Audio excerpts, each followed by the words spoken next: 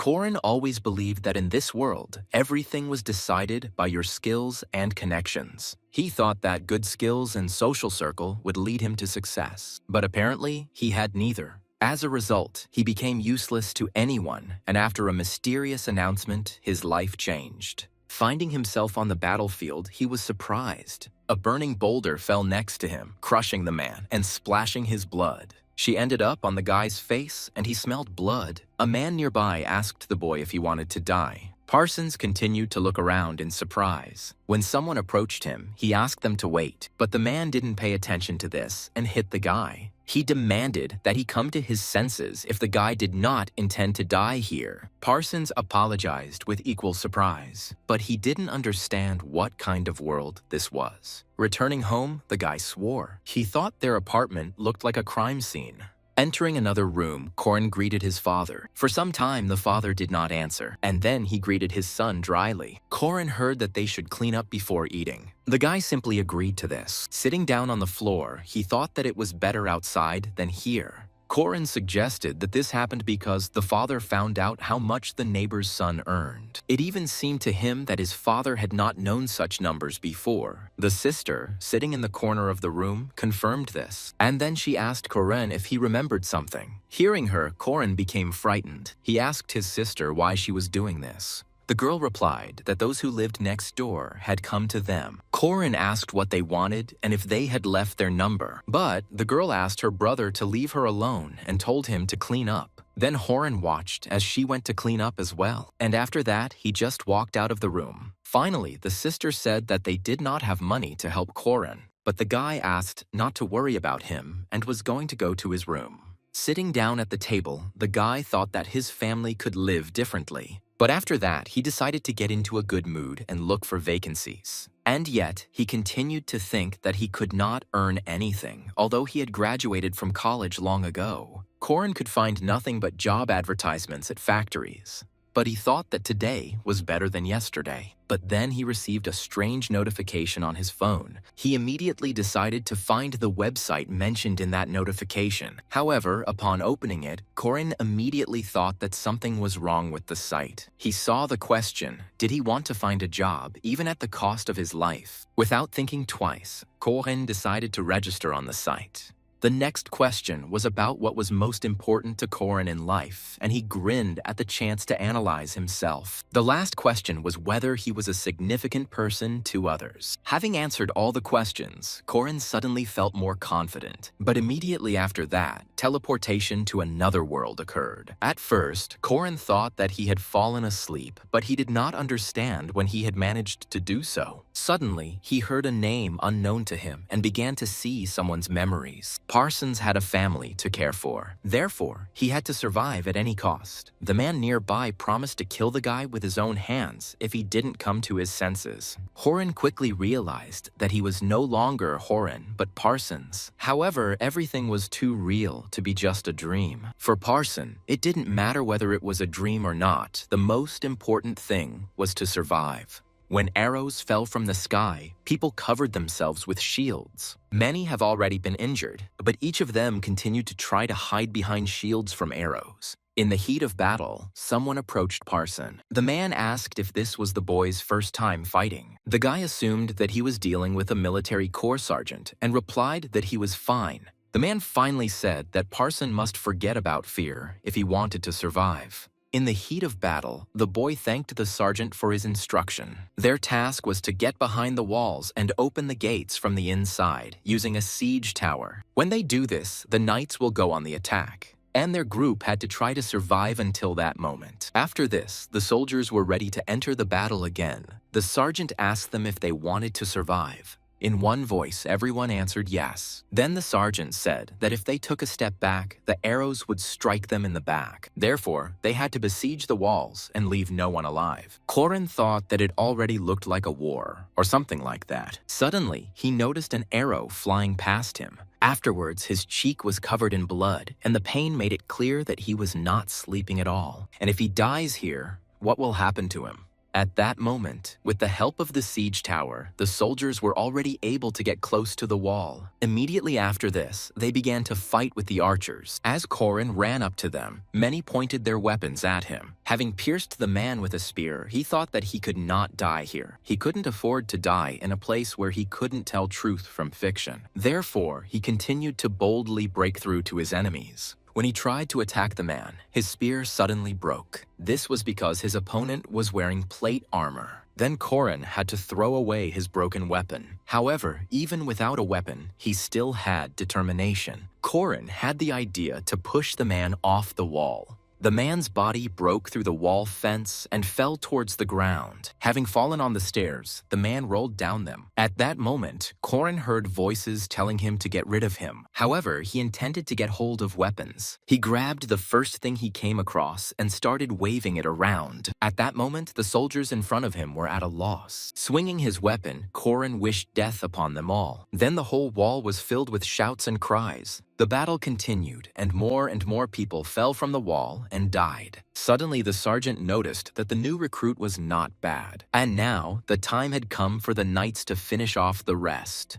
The boy watched the battle, breathing heavily. Afterwards, the guy looked around and looked down at his weapon. At that moment, Corin managed to survive. It was not a dream, because he felt pain and fatigue, and until he understood everything, he needed to remain Parsons. When the soldiers were able to break through the wall, they began to break into buildings. Some tried to stop the invaders. However, such people were immediately attacked. At that moment, those invaders were unstoppable. The sergeant was glad that they could now fully enjoy their victory. Later, the results of the victory were reported and the king was pleased. The soldiers were also delighted that they had been able to recapture the territory. Listening to the joyful cries of his people, the man smiled, and he promised his people that their feat would be remembered for a long time.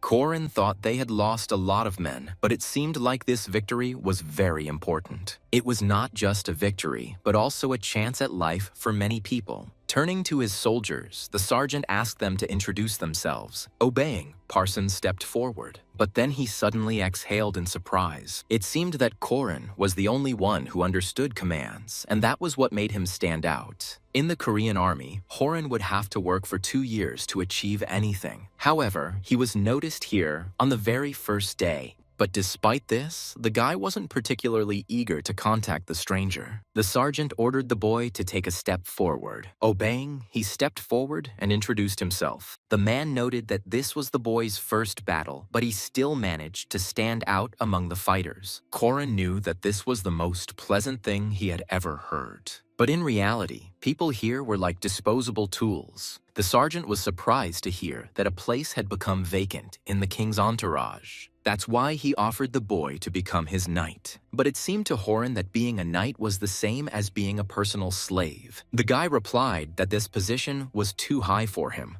The king heard that the boy was an ordinary farmer. Since many people were applying for the position, Parsons felt it was wrong to choose him, but the king was only surprised by the boy's good manners. Then Corin thought that he shouldn't have shown manners. Then he smiled and asked the man for silver. The man looked at the sergeant, surprised, but then he frowned and asked the guy if he only needed money. Looking at the guy, he decided to drive him away. As he left, Corin realized that he had most likely made the man very angry. At that moment, everyone in the area was telling him that there might not be a second chance. But Horan knew that a squire earned more than a sergeant, and no one cared about ordinary soldiers. And at the same time, for such a position, anyone can stab you in the back. After this, the hype in the area did not subside. Corin heard everyone being asked to collect the reward before they left. When Parson was given the money, he was surprised. Suddenly, the faces of the people he had killed appeared before his eyes. In his hands was money that he earned by killing someone. Until now, Corin did not know what to do. He wasn't sure if he should live here like Parsons. But suddenly, the guy's body began to fall, and when he opened his eyes, Corin found himself in his room. Looking around, he couldn't understand whether it was a dream, or maybe he ended up in another dimension, where he was a boy. However, it was all too realistic for him. At that moment, he looked around, hearing some kind of knock. Some coin appeared in his room. Looking at it, Corin realized that it was a gold coin. The next day, the guy was looking through his wallet. However, he was not happy with this situation. Corin never thought he could make money this way. The coin fetched just over 1 million won. But he was in a world where he could not distinguish truth from lies. Even so, he was grateful that he was able to earn at least 1 coin from that world. But it also meant that it wasn't a dream, so Corin really did kill people. As he thought about this, he noticed that his hands were shaking, but then his phone rang. He noticed this with a little surprise. Corin didn't know who could be calling him at such a time. And taking the phone, he saw what kind of person it was. He remembered that it was that person who recommended that site to the guy. After that thought, Corin decided to calm down. And the next moment, he answered the call. Corin asked what the call was about and how they knew his name.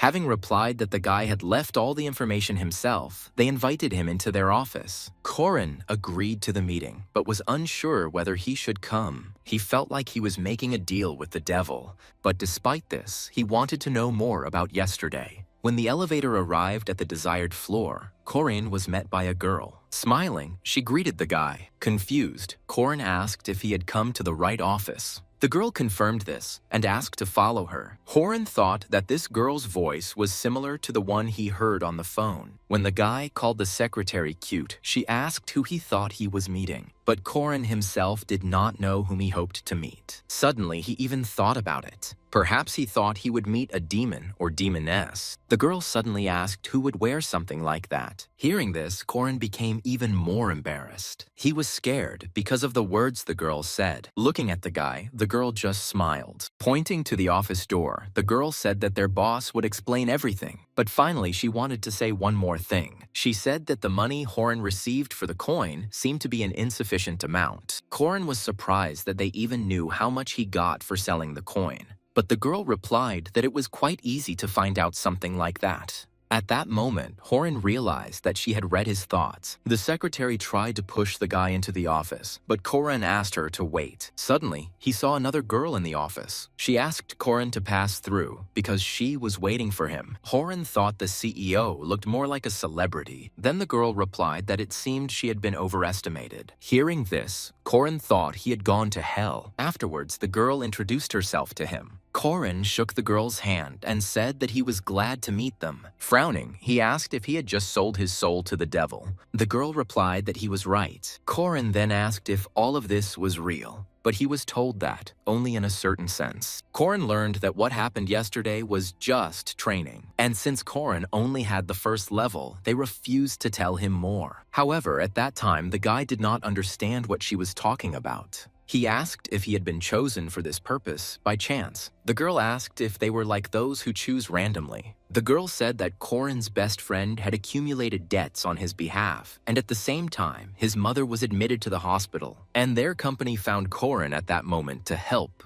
She asked if the guy felt better after that. Getting up from his seat, Corin asked what they needed. The girl did not answer his question right away. Corin wondered if they would cut him off from communicating with his family. But the girl smiled and asked him to calm down. And then she said that they had never intended to do that. Then Corin asked again what they wanted. The girl replied that at the moment, they just wanted him to level up, and they wanted him to go to that world again. He was also told that those worlds were similar to what happens in the games. The girl said that they didn't want him to get his hands dirty with blood either. Hearing this, Corin frowned. However, for all his efforts, Corin was offered a reward. And also, the contract he signed obliged him to follow these rules. But Corin didn't understand how to follow their instructions because he didn't even know who he had signed the contract with. He asked if all this was stupid. The girl replied that maybe yes, maybe no. And then she said that Corin had tired her out. After all, they were trying to protect Corin, not deceive him. Hearing this, Corin fell silent. The girl was also silent and only smiled at the guy. And then she said that parallel worlds, creating an avatar and so on, are all tasks for their clients. She asked if these things meant anything to Corin. The guy didn't answer the question right away. Parsons was just a mercenary because this was just a test. But Corin must remember that he passed the test successfully, and his skills are excellent. The girl believed that Parsons was glad of such a simple chance. Although it was difficult for Corin to understand this, he did not think that he was being lied to.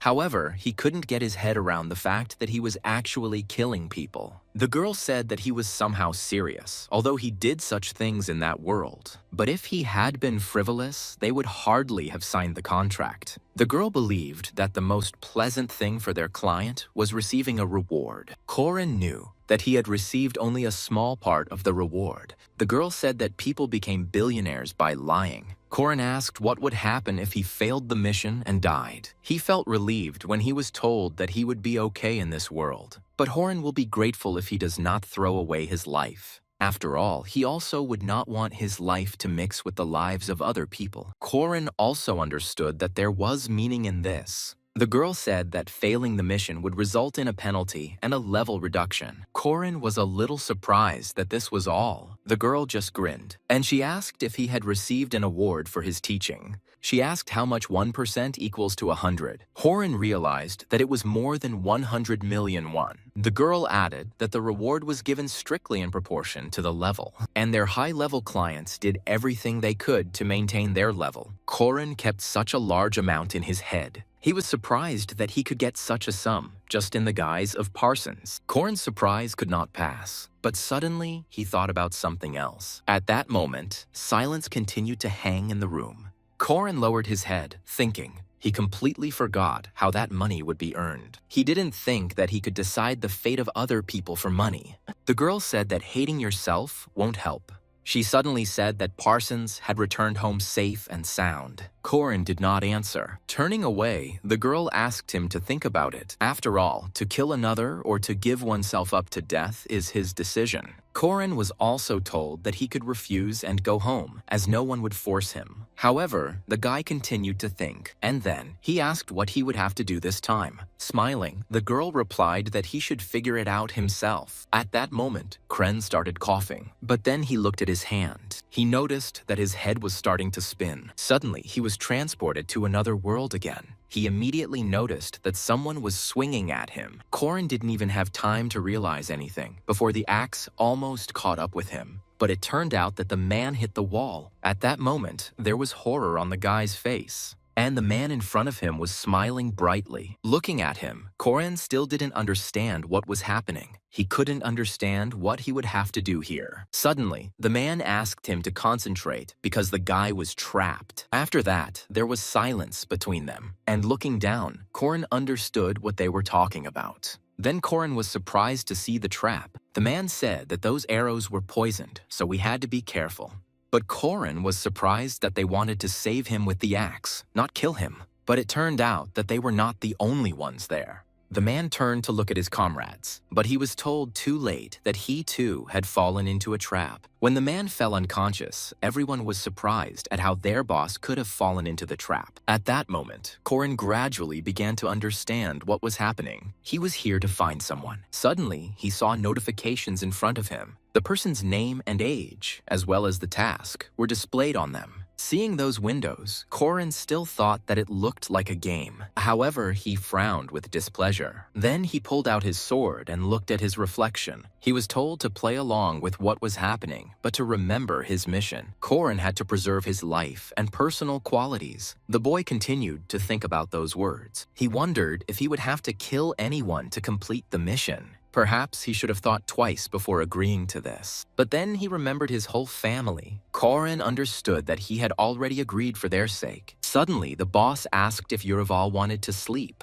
Corin was determined to do whatever he had to. He told the man that everything was fine and suggested that they move on. He was going to forget about what was happening in the other world, and also complete the mission at any cost. Yuraval was part of a family of knights and worked hard from birth to become a warrior like his father. But after his mother was shot by bandits, his life changed dramatically. At that moment, the guy was overwhelmed with emotions. His full name is Yuripil Shan. After my mother's death, my father drank constantly, and his sister became completely weak, and the guy didn't understand how to help her. But he intended to save their family. In order to obtain at least some profit, Yuraval entered into wars. But things didn't go the way he wanted. All his achievements were stolen by others. The money he earned was not enough to save his family. At that moment, he thought it was all over. But at that moment, hope shone before him. Yurival was told that the king's son had still not returned, and Yurival was asked to return his son home. The guy thought that since he was assigned this task, he was obliged to complete it. At that moment, he thought this was his chance. He thought that now he could do something for his family, and now he was glad that he continued to believe. Korin remembered those events, and then he opened his eyes. It turned out that he was lying on the ground.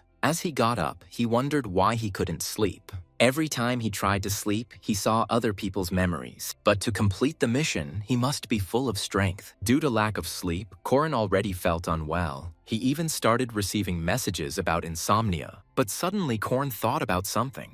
It began to seem to him that thoughts were one of the forms of torture. Because of their situation, he thought that Yurival and Parsons were similar, and Yurival was ready to do anything to save his family. Korin thought that this was because he too was ready to do anything for his family. He thought these characters were too similar to him. Korin remembered the words about how they chose worlds for each individual. Korin's thoughts were interrupted when he heard a crack, but those sounds only got louder. Korin thought he saw someone fighting nearby, so he grabbed his weapon, and then he turned back abruptly. Looking around at his sleeping comrades, he realized that one was missing. At that moment, Korin tried to wake everyone up. Meanwhile, the guy was attacked by a goblin. The monster let out a terrible roar. The guy's only weapon was a spear, which he held out in front of him. By hitting the monster, he was able to knock its weapon out of its hands. However, 2 more monsters attacked from the other side. Having managed to react, the guy defended himself from their attack, and then he started running away from them.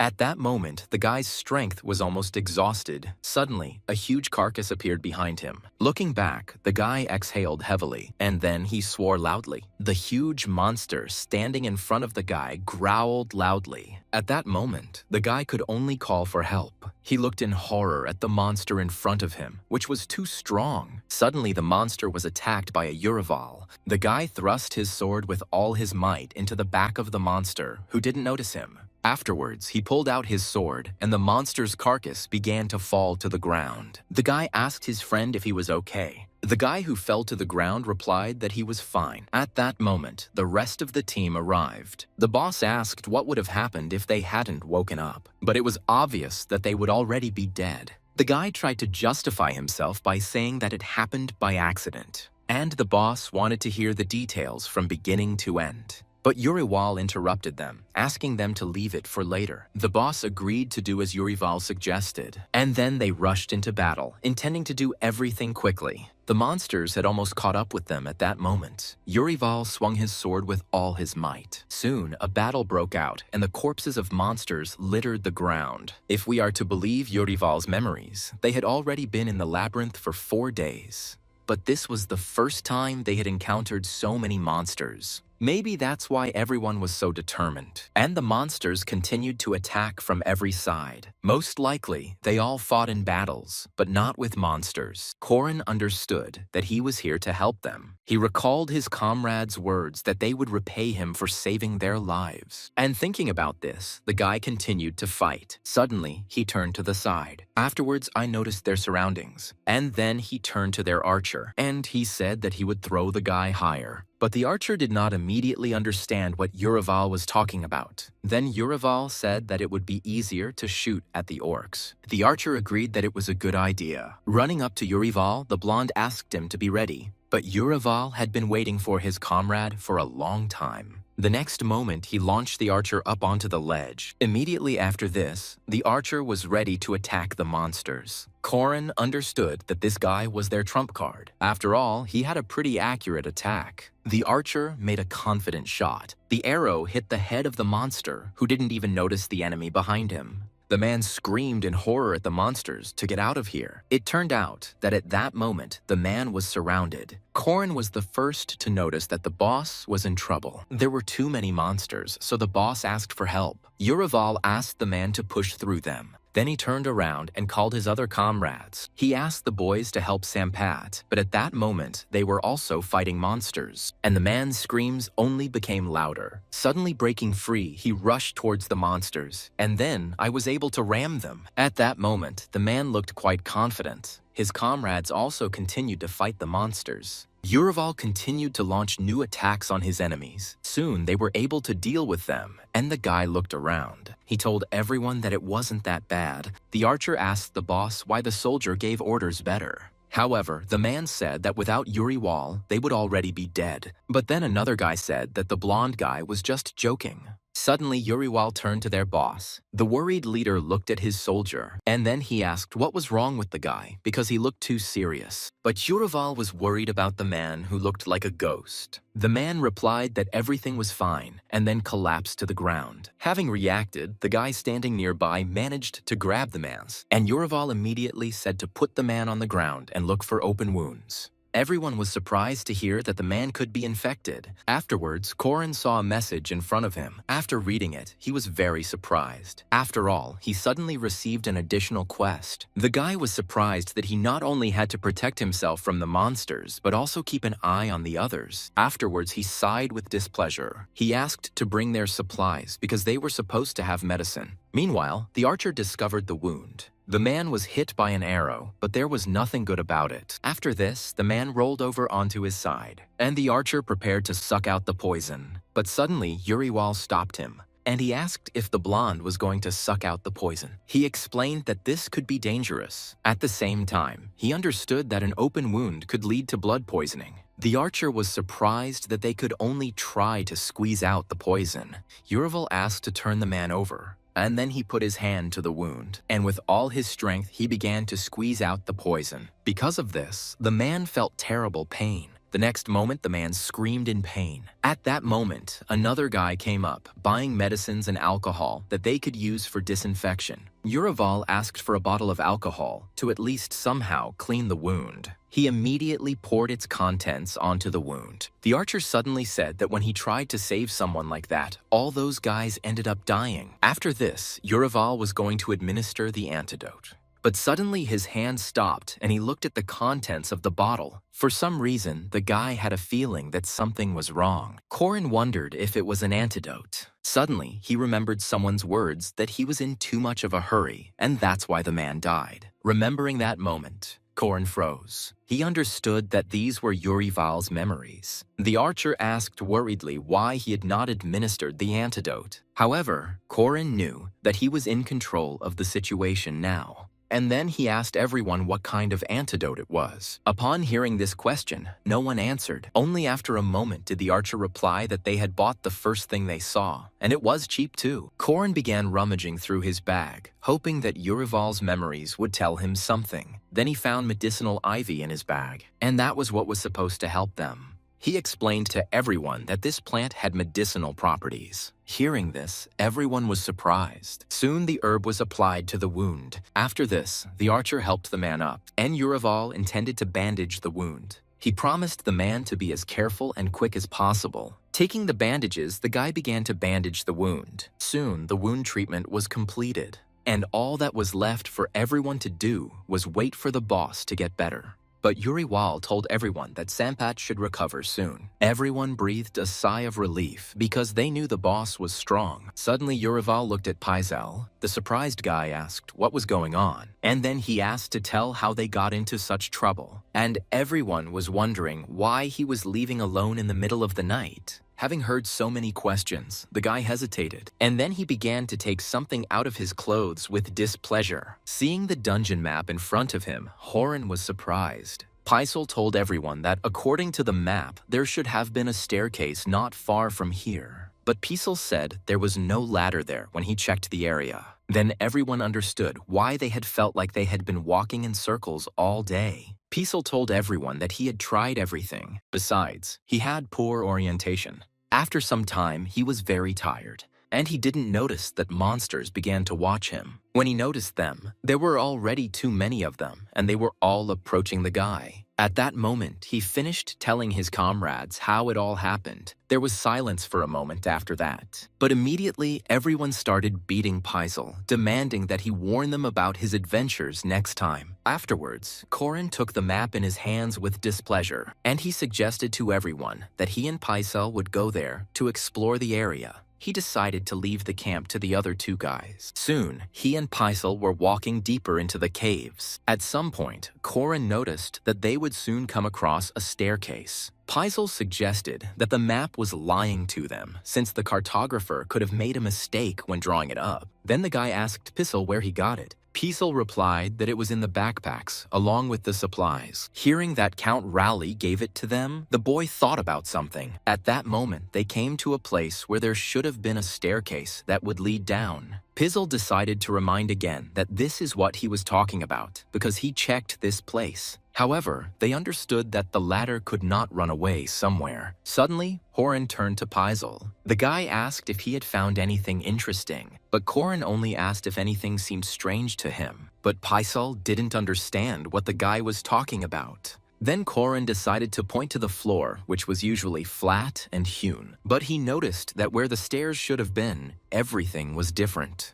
Paisel suddenly also noticed something strange. Until now, they had not encountered a single monster. But Korin interrupted the boy and asked him to look up. Looking up, Paisel saw that very staircase, but he couldn't believe that she was on the ceiling. Our heroes understood that it was impossible to build a staircase on the ceiling. Korin could only guess that it was related to magic. However, in Urival's memories, he saw how magic could be dispelled. The guy quickly drew his sword and swung, and then he swung his sword upward with all his might. With a precise throw, he was able to launch his sword into the stairs. At that moment, a gust of wind began to rise in the area. Watching this, Korin was stunned. Paisel experienced the same thing. And soon, Korin's sword fell to the ground again, and a staircase appeared in front of them. Seeing her, Paisel exclaimed with joy and surprise. And now, as expected, the stairs led downwards. However, Paisel was more surprised that Urival was able to dispel the magic. But Korin kept thinking about who gave them this map. If they were given this map, it means the Count was absolutely sure that his son was somewhere in this labyrinth.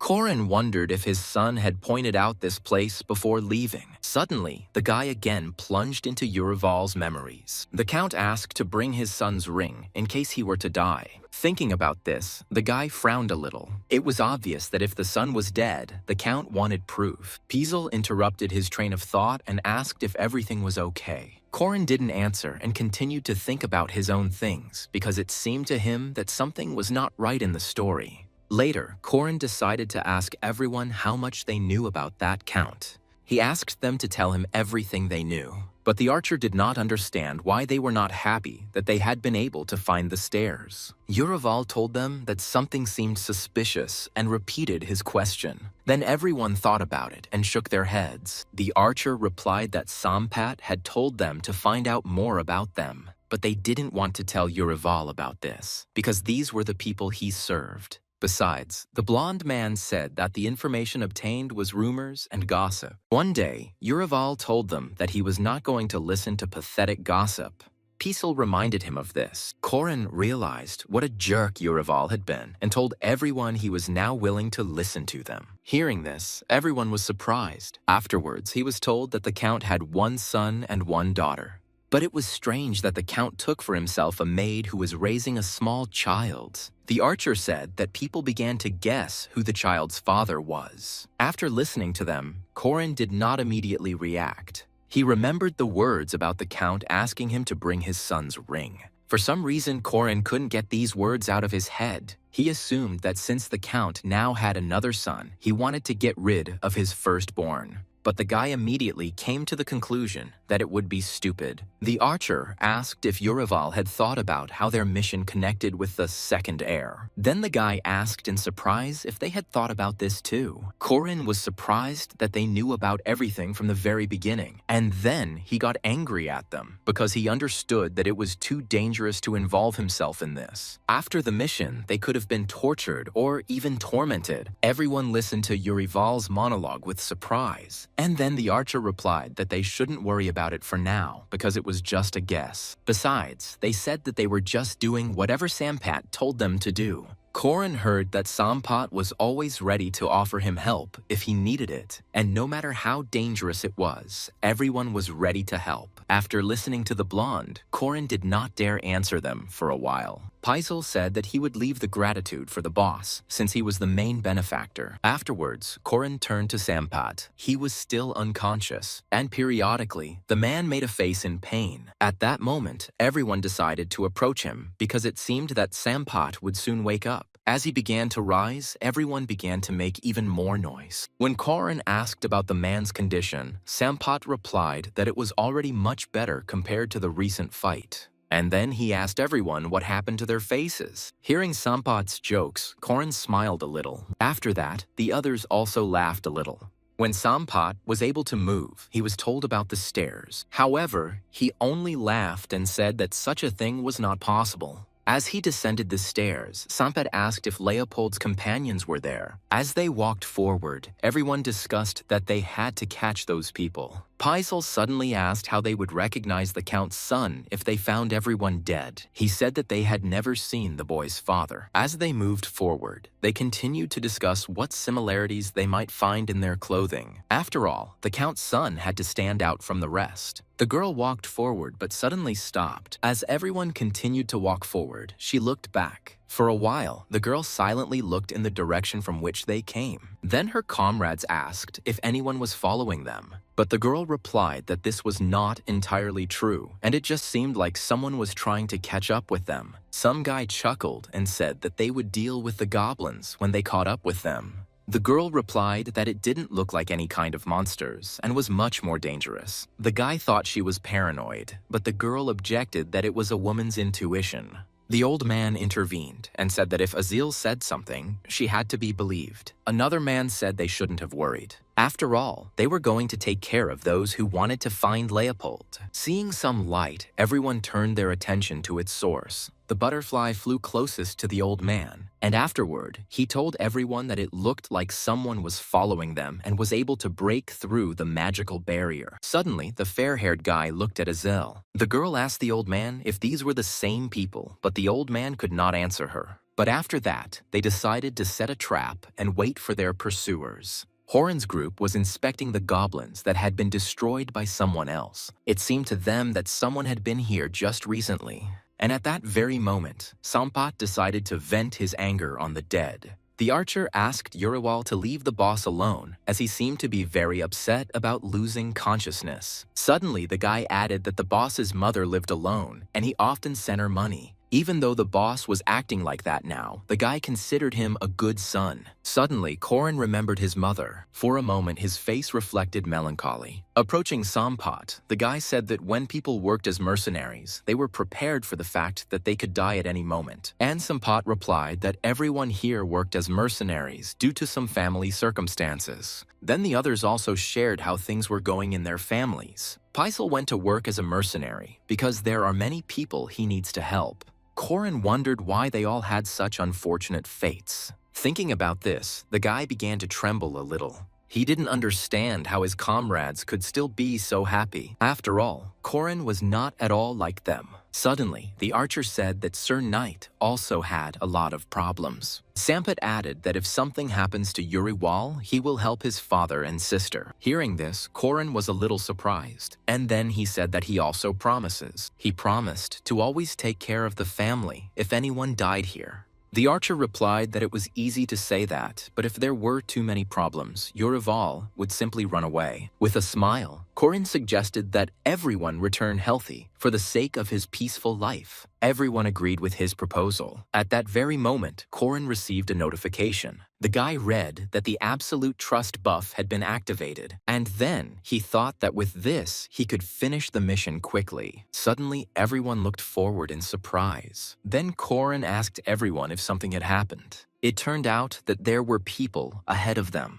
Seeing them, Korin, like the others, was surprised. The people up there thought those 5 guys weren't being careful at all. One guy said that the previous group looked more like assassins, but these ones looked stupid. However, his comrades asked him not to be so careless. The man said that when someone who looked friendly showed their claws, it was the most dangerous. The guy replied that those guys might not have been connected to Leopold. At that moment, Samput asked them if they knew Leopold. However, there was no response. The guy just asked who they were and what business they had with Leopold.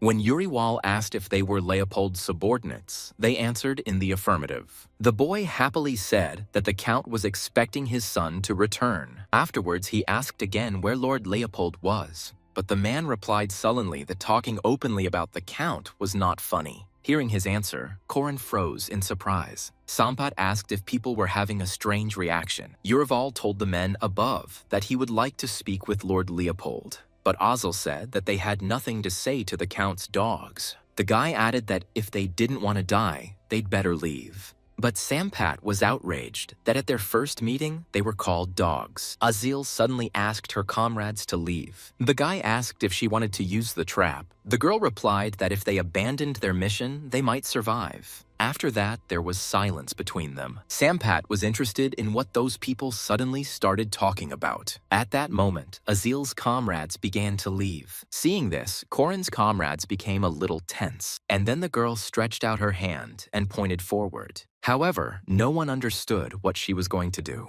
Suddenly, the archer noticed something. His gaze fell on the stone on the floor, which began to move. Korin pushed Sampat aside as a rock rolled towards them. At that moment, they noticed that the earth was shaking, and then everyone noticed that the stones began to form something, and soon everyone realized that a golem was appearing before them. Then Urival shouted out that the girl was a summoner. Meanwhile, the first golem was already approaching them. Soon, others joined him. Reacting, Sampat took up his weapon and attacked. Afterwards, he told everyone to aim for the center, otherwise the golem would be able to recover. Then everyone prepared for battle. However, Uriwal noted that this was easier said than done. He also said that the attack did not cause any damage. The archer decided to take aim, but his hand was shaking. He then released an arrow, which aimed at the golem's eye. However, having hit his head, it immediately flew off to the side. At that moment, Sampat also received a blow to the chest. Seeing their boss fall to the ground, the archer lost his fighting spirit. Hearing alarmed cries behind him, Urival turned around. Suddenly, Urival decided to approach the girl. He said that she attacked them without reason. However, Azel did not answer him. Urival asked again why she did it, but the girl said they just had to disappear. Her answer made Korin a little tense. The golems parted, and the girl said that the guys needed to hurry and leave. Putting the sword on the ground, Urival said that there was some misunderstanding here. He didn't want to fight her because everyone was on Leopold's side. But the girl smiled and asked if they should go to the Count, who was diligently trying to kill his son. Hearing this, everyone was surprised, and then Urival thrust his sword into the ground and asked the girl to stop. He asked if she was telling the truth about the Count, and Azil asked if they were pretending to be idiots or if they really didn't know. Ignoring these words, Urival asked if Lord Leopold was safe. The girl replied that he was fine, but because of killers like Urival, she didn't know what would happen to Leopold next. Then everyone exclaimed that they were not murderers. The girl replied that the previous group said the same thing, but when they relaxed, they attacked. Hearing this, Korin wondered how many times they had tried to kill Leopold already. He couldn't believe that the Count wanted to kill his son, and these people wanted to protect him. Azil asked to leave and tell the Count that Leopold was on their side. However, Sampat refused to do so. Then Uriwal intervened and stopped him. And immediately after that, he began to take off all his armor. The girl was surprised when she saw this. Everyone else also watched the guy in surprise. But immediately, everyone began to raise their armor behind Yurival. The guy asked them what they should do to make them believe them. Azil did not answer him right away, and Sampat asked the guy what he was doing. Yurival asked sharply if they trusted him, and Sampat asked the others if they would have come here if they didn't trust the guy. Hearing this, Yurival raised his hands high up. He again asked whether Leopold's life was in danger, and then he said that the least he could do was put his life on the line. But at that moment, the girl disappeared from her place. Corin couldn't even notice the moment when she disappeared from sight. At that moment, something pushed him back strongly. It was Azil who suddenly approached him, but Uriel again said that they had no evil intentions, and he only asked to be allowed to talk to Leopold. But Azil asked if he really thought he could win their trust with such nonsense. Having said that she didn't like them, the girl prepared to fight them personally. She promised to kill them all, but suddenly all their weapons fell to the ground. Noticing this, Azil was taken aback. Then everyone said that Yurival explained to them what loyalty is. At that moment, Sampat asked the girl to trust Yurival. Hearing this, the guy smiled. Then he received another notification that full trust had been activated. Having closed it, Yurival turned his attention to Azil. The girl stood still and looked at them all in surprise. Sampat asked what Yurival would do now, but at that same moment, the guy turned around at a sharp sound coming from behind them. For some reason, all the golems suddenly started moving. Azil's comrades also heard the roar. Surprised, they all turned to where Azil should have been. Grabbing their things, everyone immediately started running away, and the bodies of the golems continued to move in the sky. Sampat told Yurival to run faster because if the golems crushed them, they would die instantly. Only Azil continued to stand still. It turned out that there was a huge monster right in front of her. Bending down, he looked closely at the girl, and then he opened his mouth and growled at her. But at that very moment, someone attacked the monster in the eye. Then Azil saw in front of her Yurival, who had returned. Having hit the monster, the guy fell to the floor and rolled to the side. Looking back, Sampat was horrified to see Yurival running straight towards the monster. Then, Yurival asked them to help because they could not leave the girl in trouble. Reacting quickly, Sampat ordered everyone to change space. He divided the roles between everyone who would distract and who would attack. Meanwhile, the monster continued to stand in front of the girl. Running up to her, Yurival asked her to pull herself together, otherwise they would all die. The rest began throwing stones at the monster and attracting its attention. But when he turned towards them, fear made the bodies stop. When the monster tried to attack them, they had to dodge. While he was distracted, others tried to attack him. At the same moment, Yurival was informed that the monster was beginning to come to its senses, and now it was necessary to take Azil somewhere where it was safe. At that moment, she told Yurival that she was okay, but she wondered if she was scared. Immediately after that, she summoned the golem again. Sampat was surprised when he saw him grab the monster's leg, and then he swung and was about to attack. The next moment, the monster's blood was spilled. As soon as he got wounded, he immediately started screaming. At that moment, the archer decided to take aim at him, and his arrow hit the monster right in the eye. When this happened, the guy was glad that the monster was now deprived of both eyes. However, Sampat sensed something was wrong. At that moment, the archer became afraid for his boss. Sampat was told to run away, but it was too late. At that moment, the monster's paw almost covered the man. But suddenly the monster stopped and noticed the emerging light. It turned out that the fire attacked the monster. This was the work of Azil's comrades, who rushed to her aid. Then the magicians continued to attack from afar. More and more fire arrows hit the monster's body. Azil was glad to see her comrades. At that moment, Yurival asked everyone to continue attacking. Everyone was determined and was going to kill the monster. One after another, Yurival's comrades pounced on the monster, and soon the monster collapsed without strength. Yurival turned to the others and asked them if everything was okay, and they answered him that everything was fine with them.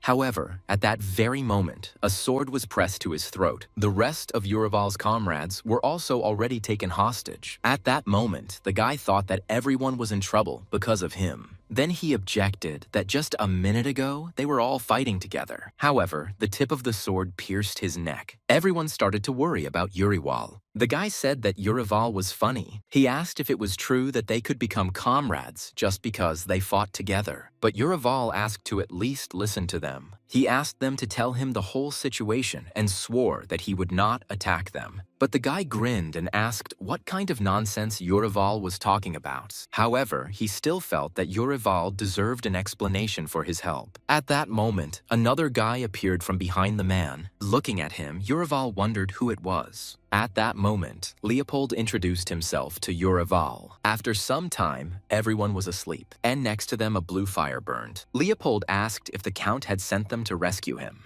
Now the boy knew that Yurival's detachment had come here without knowing anything and added that the Count had an heir. Yurival objected that the infant could not be considered a legitimate heir. Then Leopold told how one day his father got drunk and said that his wife's son was here. Yurival realized that they were not talking about the Count's son, but about the child of his wife and someone else. When Yurival asked if this was true, Leopold could not answer for sure, especially since his mother was no longer alive. And then he said that what was more important was that the Count did not consider him his son. Yurival understood that no one would make a person who was not a blood relative their successor. Then Yurival said that he would report to the Count that they had found Leopold dead. Leopold thanked the guy for this, but then Yurival added that this would require the guy's ring. And the ring meant that this man was the heir to the throne. At that moment, Leopold frowned. Leopold did not want to get the throne, but there was something personal in his behavior. Leopold said that this was the only thing he received from the Count. Therefore, this ring was very important to him. He still remembered how happy he was when he received it. He admitted that this was the only thing that connected him with his father. Then Corin understood what gave Leopold the strength to go on, and he understood that most likely the guy would not part with this ring. Suddenly, Yurival said that their team was very strong. Leopold said that they were good people who saved his life several times, and then he heard that he had to give the ring to Yurival. The guy asked if everyone would be in danger if he didn't give up the ring, but Yurival said that Leopold had misunderstood him. He said that Leopold had a big heart, so there must have been many supporters, and if he decides to go against tradition, the soldiers will split into two parts, and thus the soldiers will be killed. Then Leopold frowned. And then he hesitantly touched his ring. The guy said that he brought trouble to people regardless of whether he was alive or dead. But he asked what benefit he would gain from sacrificing the ring. And Yurival replied that this is what people from the royal family should do. Leopold was surprised when he heard this, and then he smiled. Suddenly, he turned to the old man, and he said that he wanted to give the ring to that man. The old man asked the boy if he was sure. The old man thanked Yurival for helping Leopold make a difficult decision. But Yurival replied that it was nonsense. Seeing that the old man had prepared a knife, the boy became scared, and the old man prepared to cut. This made Leopold feel afraid, and when it was all over, he winced in pain. In horror, Yurival asked why they did this. It turns out that because of magic, no one could remove the ring, and the Count did not want to kill his son without having a clear plan. Leopold asked that this sacrifice not be in vain, and he asked Yurival to accept the ring. Then Yurival found a ring stained with blood in his hands. The guy thought they had finally gotten him. But Horan wondered what would happen to Leopold's hand now, because now he will have to live his life this way. Suddenly, the guy saw some kind of light in front of him. It came from Leopold's hands. Then Koren saw how the old man began to use magic. It turned out that a severed body part could be reattached using magic. Leopold asked what Yurival would do. Leopold was glad that his hand was okay. The old man told Yurival that it would be difficult for them to return the way they came, and he said he would ease their burden. He offered to teleport Yurival's group. Soon everyone was ready to leave. Sampat said they were very lucky. The old man was about to start casting a spell because everyone had gathered. Yurival asked to take care of them. When the old man asked if everyone was ready, Yurival answered in the affirmative. The next moment, he began to cast a spell. A stream of air and mana immediately appeared. Seeing this, Korin was surprised. But from surprise, their faces took on a frightened expression. Soon, their bodies began to rise. Finally, Leopold decided to say something to Yurival. He said that they would meet again soon. He thanked the guy and said that now he was in his debt. At first, Korin did not answer, but then he smiled and said that there was no need to thank him for that. Immediately after that, they disappeared behind a stream of mana. But at that moment, Korin sensed something was wrong. Covering his face with his hand, he screamed. He experienced the same thing as when he first went on Urival's mission, and then he received a notification that the mission was completed, but he didn't understand how it could be completed if he hadn't yet brought the ring. Later, reports came out that having received the Count's ring, he had successfully completed the mission. The additional mission was also completed because he saved all his comrades. The guy thought with relief that it was good that he was able to complete the mission early, but it seemed to him more as if he was in some kind of dream. Urival did not have a distinguished background. However, he was surrounded by good friends. In fact, Horin would like to have friends like him. Opening his eyes, Korin wondered if he had returned to his world. However, there was nothing in front of him. Korin didn't understand what kind of place this was. At that moment, he received an error message. At that time, Korin did not understand what this meant. And then the movement into the spiritual world began to occur. Then Korin hung in the air. Opening his eyes, the guy was very surprised. It turns out that Korin was floating in the sky. At first, he thought it was due to a system glitch, and then he saw that other people were standing on the ground. Hearing laughter behind him, Korin turned around abruptly. Then he saw Sampet and his other comrades. Sampet asked Urival to say something inspiring in honor of the good reward they would receive. Seeing Urival in front of him, Korin was surprised. After all, this was the real Urival. Suddenly, someone appeared behind Korin. Then Korin was told that he was right. In front of Korin stood a man, exactly like Urival. The guy couldn't believe his words. This made him wonder what was going on. Urival told Korin that it was he who called him here, and then he said that obviously Korin was confused. Korin agreed, because it seemed to him that the mission was completed. But earlier, he could not even imagine that he would be able to talk to Urival. Afterwards, Urival said that what was happening below was an illusion that he simply wanted to show to Horin. At that moment, the people below froze. Urival said that Korin had a desire. That's why he came. And then he asked Korin to turn his attention downwards. Then, down below, Urival appeared before the Count. This was Count Raleigh's room, and Urival, who was saying something to the Count. There was also Pizel, who answered Urival while the Count remained silent. Frowning, Pizel was about to take something out of his pocket, and then he rushed at the guy with a knife and apologized.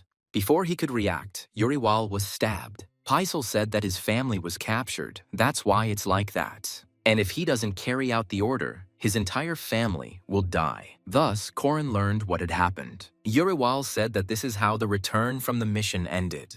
Korin was surprised that Pizel behaved this way. Pizel did not give the impression of being a traitor at all. Urival said that Korin completed the mission shortly before his death. It turned out that Urival also had his own mission. Caden and Rob died in the labyrinth, but they still managed to capture Leopold. Urival admitted that, unlike Korin, they were not looking for a peaceful solution. Korin was surprised that it seemed like Urival could read his thoughts. And Urival said again that after he became a soul, he was able to do a lot. Korin said that in order to take the ring, it was necessary to at least cut off a finger. Urival suddenly said that he never met them. It turns out that when Urival arrived, Leopold's comrades were dead. This happened before they encountered the orc. Korin began to understand what Urival was talking about. All the people he knew were dead. Urival was surprised that in Korin's case, no one died. And Korin asked what Urival wanted after his death. The guy replied that Korin had obtained the ring through negotiations. But could he convince the Count and Pizel? Hearing this question, Korin thought about it. Urival admitted that he wished that Korin could have left him alive. Pizel was forced to act on the Count's orders. Horin asked if he could consider this his final mission, and the answer was yes. Korin understood that there was at least a small chance of victory. Urival asked to show him success and said that he would wait for it. At that moment, Korin again moved into Urival's body. It was at that moment that Pizel tried to attack him. But the guy managed to react and dodged. He took a few steps forward, which greatly surprised Pizel. Seeing the guy approaching him, the Count tensed up. Korin understood that the Count must have planned what was happening, and he didn't think that a normal conversation would happen now.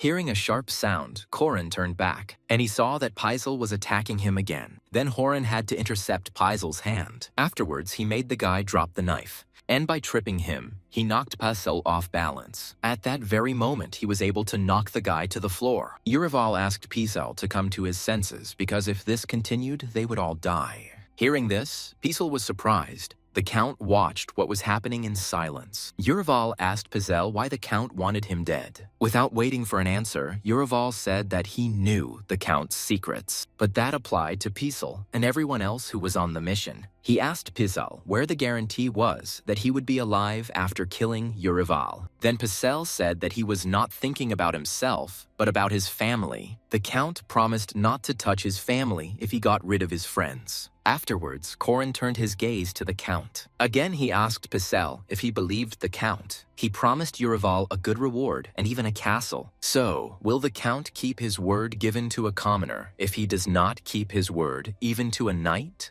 Then Paisel had nothing to say. Urival said that they would also get rid of the Paisel family, since no one should know about the Count's atrocities. Looking at the Count, Urival asked if he was saying everything correctly. The Count did not answer immediately. Paisel looked at the Count and also waited for the man's reaction. And then the Count said that Urival was wrong. He told Paisel that after the mission was completed, he would let his family go. He asked if Paisel would believe the ravings of a madman. Hearing this, Paisel was surprised, and then he used all his strength to break free from Urival's grip. Korin was surprised and could not react to this. At that moment, Paisel grabbed his weapon again, but it turned out that the guy ran towards the Count. The Count was surprised, but tried to keep his emotions under control. Paisel attacked the Count, but Urival tried to stop him. At that moment, blood spilled and Paisel dropped the knife. The Count asked how a commoner dared to go against him. He considered it a pathetic sight. While Paisel was bleeding, the Count headed towards Urival. Korin was surprised that the Count seemed to be skilled with a sword. Meanwhile, the Count came very close to Urival, and unlike the Count, the boy didn't have a sword with him. The Count was angry that he had to do all the dirty work himself. Urival's weapons were taken away, as carrying them there was prohibited. Because of the reward, the Count wanted to force the mercenaries to kill each other. But now he changed his mind and wanted to kill Urival himself. Horrified, Korin began to retreat. After all, right now he didn't see anything that he could use as a weapon. Besides, if he lost sight of the Count, he would kill the guy.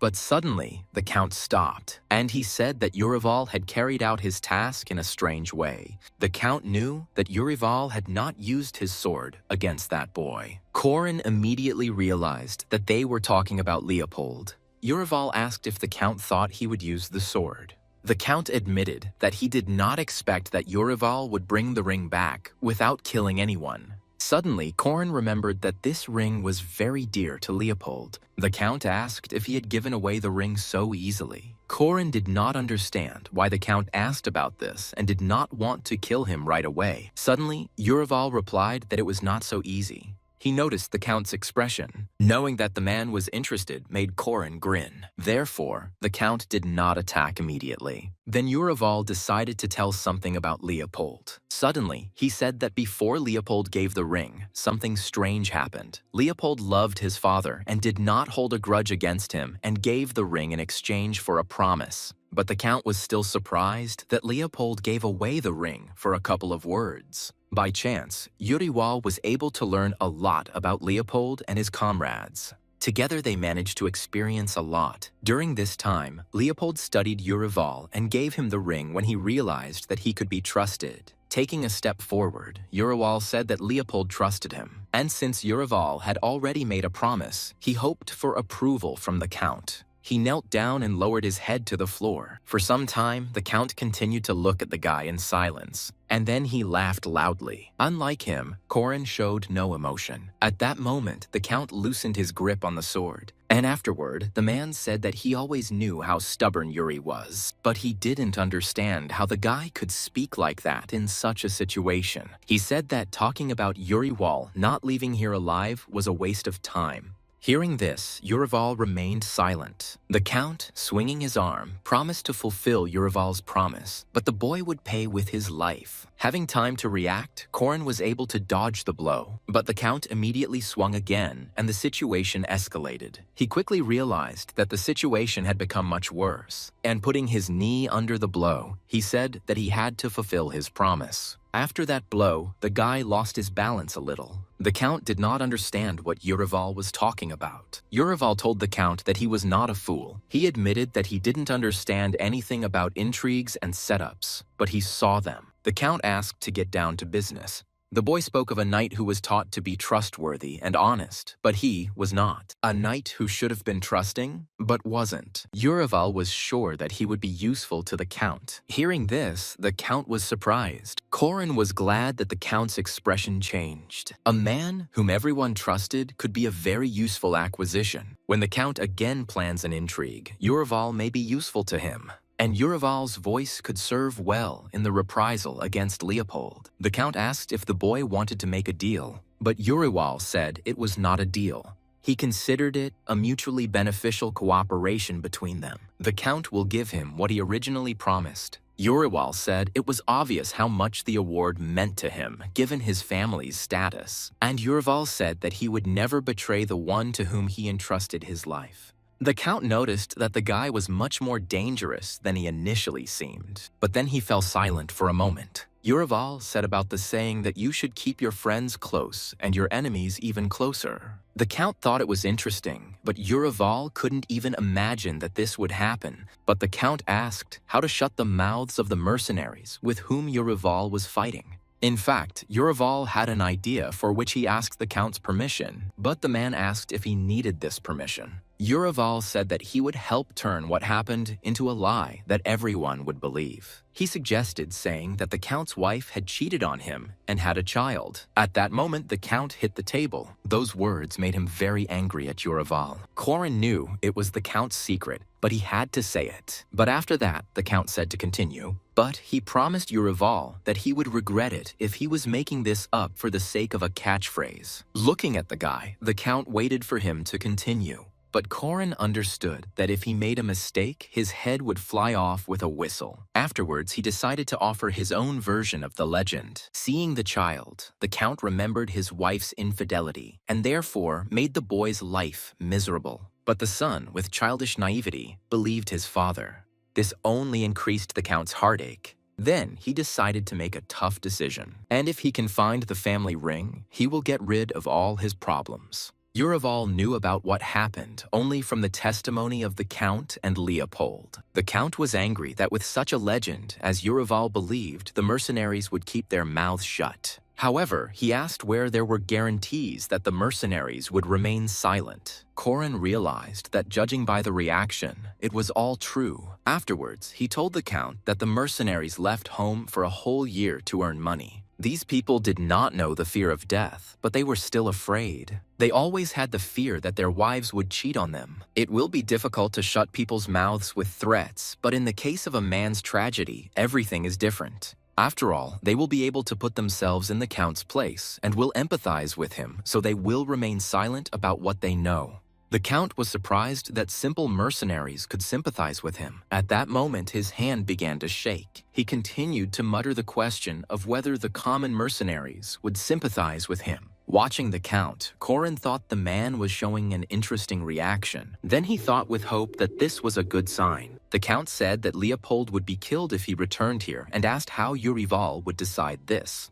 But Urival said there was nothing to worry about because he would not return here. The Count noted that Urival was sure of this. In fact, Leopold tried to care for other people and was very kind-hearted. Urival was sure that he would not return because he would take into account the possible consequences. Hearing this, the Count was surprised, and then he agreed with Urival's words about Leopold. The man looked down and said that it should make a good legend. But after that, he wanted to ask Urival about something. He asked what was most important for a knight on the battlefield. Korin didn't understand why they were asking him about this, but he answered that the most important thing was probably the spirit. The Count agreed that this was also important. The man said that the sword and shield were also important. However, the most important thing in his opinion was the horse. They were large and docile, but with proper training, they could become killing machines. Suddenly, the Count said that he considered Urival to be the ideal war steed.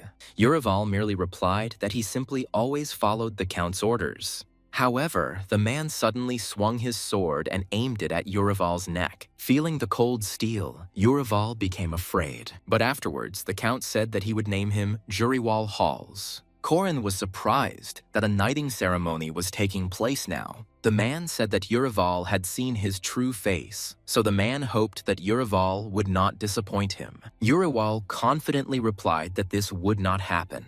When he asked if he could take Pizel to a doctor before it was too late, the Count said that Urival could do as he pleased. After this, the guy thanked the Count, but it was at that moment that Urival noticed that time had stopped. Then he thought the mission was complete. Since he was able to convince Pizel and the Count, it turns out that Urival's request was fulfilled. Then the Horan joyfully exclaimed that he had done everything as the Urival had wanted. He asked the guy if he liked the ending. However, there were many mixed feelings on Urival's face, so Korin realized that something was wrong. At that moment, Urival bowed his head and pursed his lips, and then he screamed loudly. Korin watched from the side and did not understand what had happened to the guy. For some time, Urival continued to release emotions. Korin asked him to calm down and asked what had happened. Then Urival finally asked himself why he hadn't done it. The guy began to blame himself for the fact that he had a chance to save everyone. Korin watched as he said that it was entirely possible to save everyone. And then the guy's screams filled the void again. Urival admitted that he thought that if he did everything possible, he would be rewarded for it. However, he later realized that the world was not so simple. At that moment, he thanked Korin. Urival hoped that Korin would be able to learn from his mistakes, but Korin asked him not to slander himself because in Urival's place, he wouldn't even be able to gather everyone. He was able to win hearts and trust, and only thanks to Urival was Korin able to achieve success. Korin believed that Urival had not lived in vain. Korin thought it would be cool if Urival was more gentle and listened to the advice of others. Urival chuckled and said that Sampat had always told him this. He thought that it was precisely in his heart that he differed from Korin. When Urival wanted to get something from his pocket, Korin noticed his movements. Showing Horan an unknown item, the boy said that he would like to give it to him as a gift. The boy said that it was a piece of his soul that Korin was worthy of possessing. Korin didn't know where he could use it, but he thanked the guy. But when he accepted the gift, he felt strange. Suddenly, he was transported to a new place and wondered where he was now. Ordinary people took a break from their work and were happy to greet the Lord. They called Urival, who also greeted everyone, Lord. He looked carefully at all the people who greeted him. People of all ages were always glad to see him. They also greeted the girl who was riding in the carriage and who also greeted ordinary people. After some time, she got out of the carriage and began distributing food to people. Korin realized that it was Urival and his family. Urival explained that in exchange for his soul and life, this was the reward he was promised. Urival had to wait a long time for that mission to be completed. However, in the end, Korin managed to complete it. However, Korin understood that what was happening was not reality, but just a lie and a dream in which the guy would be fine. He asked for such a scene for his soul. Urival did not crave wealth and power. He just dreamed of his family living in peace, but he lost everything. Korin thought it was cruel that all this had forced Urival to suffer for many years, but he didn't understand why a man like Urival would agree to sell his soul. At that moment, Urival admitted that he wanted to ask Korin something. He asked why a man who could read people's hearts decided to take on such a job. Hearing this, Korin was a little confused. Korin replied with a little embarrassment that his world was not so simple. But suddenly, a white flash appeared in front of the guy. Seeing a strange light in front of him, the guy was confused. Covering his face with his hands, he wondered if he was being moved somewhere again, and he hoped that this time he would go home. Those watching what was happening on the screen could not believe their eyes. The girls were surprised that Korin was able to win without scoring, and they also knew that Korin was bound to lose in the end. Afterwards, the girl ordered her assistant to find out everything about Korin, and she herself continued to look at the screen and wonder what was actually happening now. Afterwards, the girl congratulated the guy on his successful completion and said that he was like a wizard. She also said that Uriwal's soul was grateful to him from the bottom of its heart. Listening to their conversation, the secretary decided to look back at them. However, something still continued to bother Korens. He recalled Uriwal's words that he was the first person who had managed to complete this mission. He asked if they sent him there expecting him to fail, but the girl asked how they could do that and said that they were just trying to do what would be convenient for the guy. When Horan got angry, the girl asked if it wasn't better to kill monsters rather than people. They tried to make the mission interesting for him, but did he really want to return to the battlefield? And what difference did it make if he won in the end? The girl said that now Korin could breathe a sigh of relief. But no gratitude was required from him, since no one had informed him about the mission. Afterwards, the girl suggested calculating the income. In the end, 15% was counted. The girl also suggested recounting the coins at the current exchange rate. Horan heard that it was almost 5 million won. However, he considered it a small amount, considering that he had completed the mission perfectly. The girl replied that in Parsons' case, there was extra money due to robbery. But this time, territories and titles were not taken into account. It was Urival's personal question, and the true mission was simply to obtain the ring. Korin thought he should stop working for free. The girl explained that the guy himself chose a different award. Korin was surprised that they were talking about Urival's soul. Suddenly, a light appeared next to him. At that moment, the girl said that they would pay a good price for such a unique item. She offered 8 million. Korin understood that this was almost twice as much as during the entire mission, but Korin had the feeling that Urival had given him the most precious thing he had. Then he asked if he was obliged to sell the item right away, and they told him that he could do it whenever he wanted, and he could also use it at his own discretion. The girl explained that it was possible to use the item's properties, such as strength and courage, which would be useful on missions. Hearing this, Korin became thoughtful. Suddenly he asked if Urival would stay in that world, and the girl replied that until the next contractor appeared. But thanks to Horan, he will have a very pleasant sleep. And when someone starts a new mission, the world will return to its starting point. Hearing this, Korin felt a little sad. This agreement forced Uriwal to relive his mistakes and death over and over again, and he was constantly forced to endure that pain. Korin thought that he would go crazy in such a situation. For example, if the situation from 3 years ago was constantly repeated. Suddenly, the girl asked to listen to what she was about to say. Korin noticed the sudden change in her mood. The girl said that they decided to launch the simulator based on the information about it. Korin was surprised to hear that they felt as if someone was playing with Korin. The girl said that he needed to do something about his karma, otherwise a great tragedy awaited him. Then Korin asked what would happen to him. However, they couldn't give him a definitive answer. However, it was assumed that a situation too tragic could have arisen, leading to death. Hearing this, Korin thought it was nonsense. He asked if it was possible to predict the future using the simulator, and could they really change his level of failure at will? The girl said that she could explain it again, but there was no guarantee that he would understand. However, he could be told how to change his karma. Frowning, the guy asked how to do this, and he was told that he needed to reach level 10. Income and reward will be on a different level, and it will become a different life. And with those resources, he could easily change his destiny. The guy was a little surprised when he heard this. He thought that this was quite possible to achieve, since in just 2 missions he had risen to level 3. Then he agreed and asked when the next mission would be.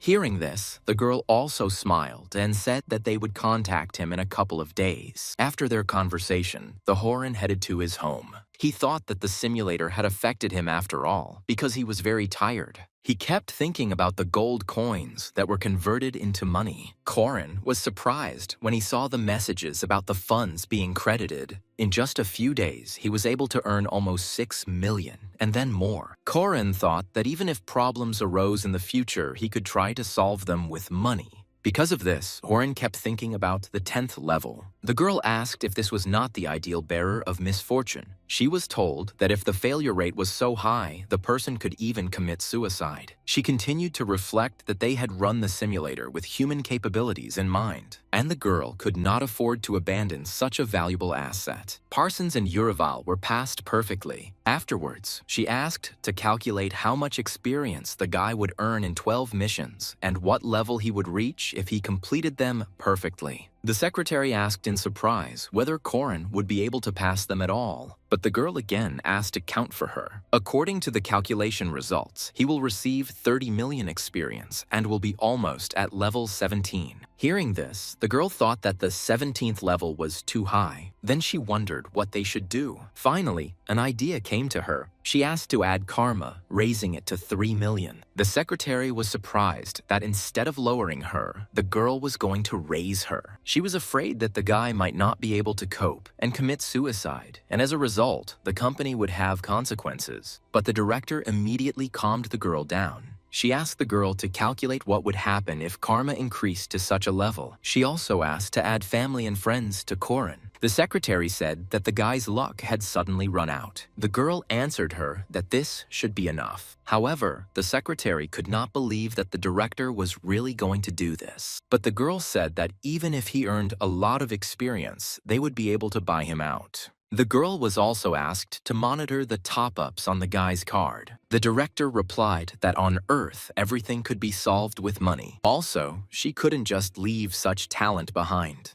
She wanted to organize enough support for Horan to rise quickly. Once inside the store, the guy couldn't wipe the smile off his face. After all, for the first time in a long time, he was buying good groceries for his home. He suddenly thought that money was power anyway. The anxiety is past, and now it is time for stability for Corin. Suddenly, he began to estimate how much he would be able to pay for now. It turned out that 3 million would fly away instantly. Besides, the guy didn't understand how to explain to him where such money came from. Continuing to think about this, Horan came to his house, but suddenly he heard someone calling him. Some man greeted Corin. Seeing him, the guy threw down the bag of groceries, and he immediately attacked Mika with his fists. Horan was about to get into a fight, but Mika asked him to wait. Despite those words, Corin still hit the man. From that strong blow, Mika fell to the ground. Corin was too angry at this guy. He asked if Mika was tired of living. The guy couldn't answer because he was trying to endure the pain. Horan told Mika that he destroyed his family. Then the man finally said that he was here because of Corin's sister. Hearing this, Corin stopped. Mika asked Corin to calm down for at least a minute.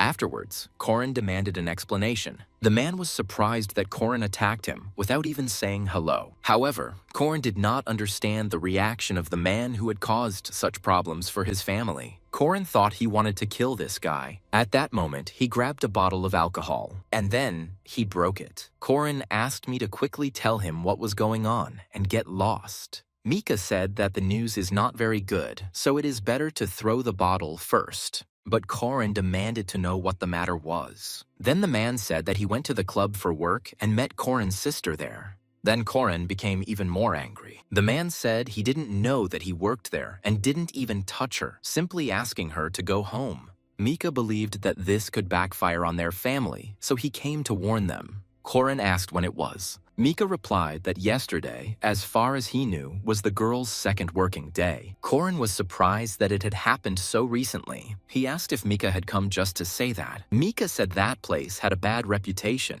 but Horan didn't believe that Mika cared. Then he squeezed the bottle hard. He had heard that killing was only hard the first time, and then it was supposed to get easier. But immediately Corin realized that this was wrong. He threw away the bottle, thinking that the only thing the family needed was a murderer. And then he demanded to know where that place was. Taking a taxi, Corin got there in no time. And soon, that bar appeared before him. He didn't want to leave his sister in such a place.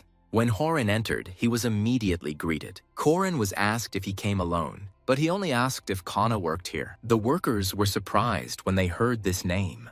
The man asked Corin what he had come for. But Horan said that he knew that she was working here because of Mika. The guy said that Mika asked him to give the girl a message. He thought it was better to lie than to say that he was her brother. After this, they agreed to bring him to Kana. The girl replied that Kana had just gone to serve customers. However, the man replied that they could not pick her up in the middle of service. Then Korin was offered to wait or give them a message. However, Korin ignored them and moved forward. Pushing the man, Korin walked forward. The man tried to stop him and said that he shouldn't be so persistent. He was told that such behavior was unacceptable, but Korin ignored them again and broke free. Because of this, he pushed the man hard, and after that, he ran to the room the girl had mentioned. Having found the room, he burst into it. It turned out that maintenance was already underway there. The man asked why Korin had come if he had not been invited, but Horan asked Kana what she was doing. The girl was surprised when she saw her brother. Another man stood up and asked Korin who he was. However, Korin was angered by the man's tone. Seeing the guy's face, the man even got scared, and then Korin took Kana by the hand. Ignoring everyone, he tried to take his sister away. Kana asked if Mika had told him about it. Korin ignored her too, and then he asked her to keep quiet until they got home.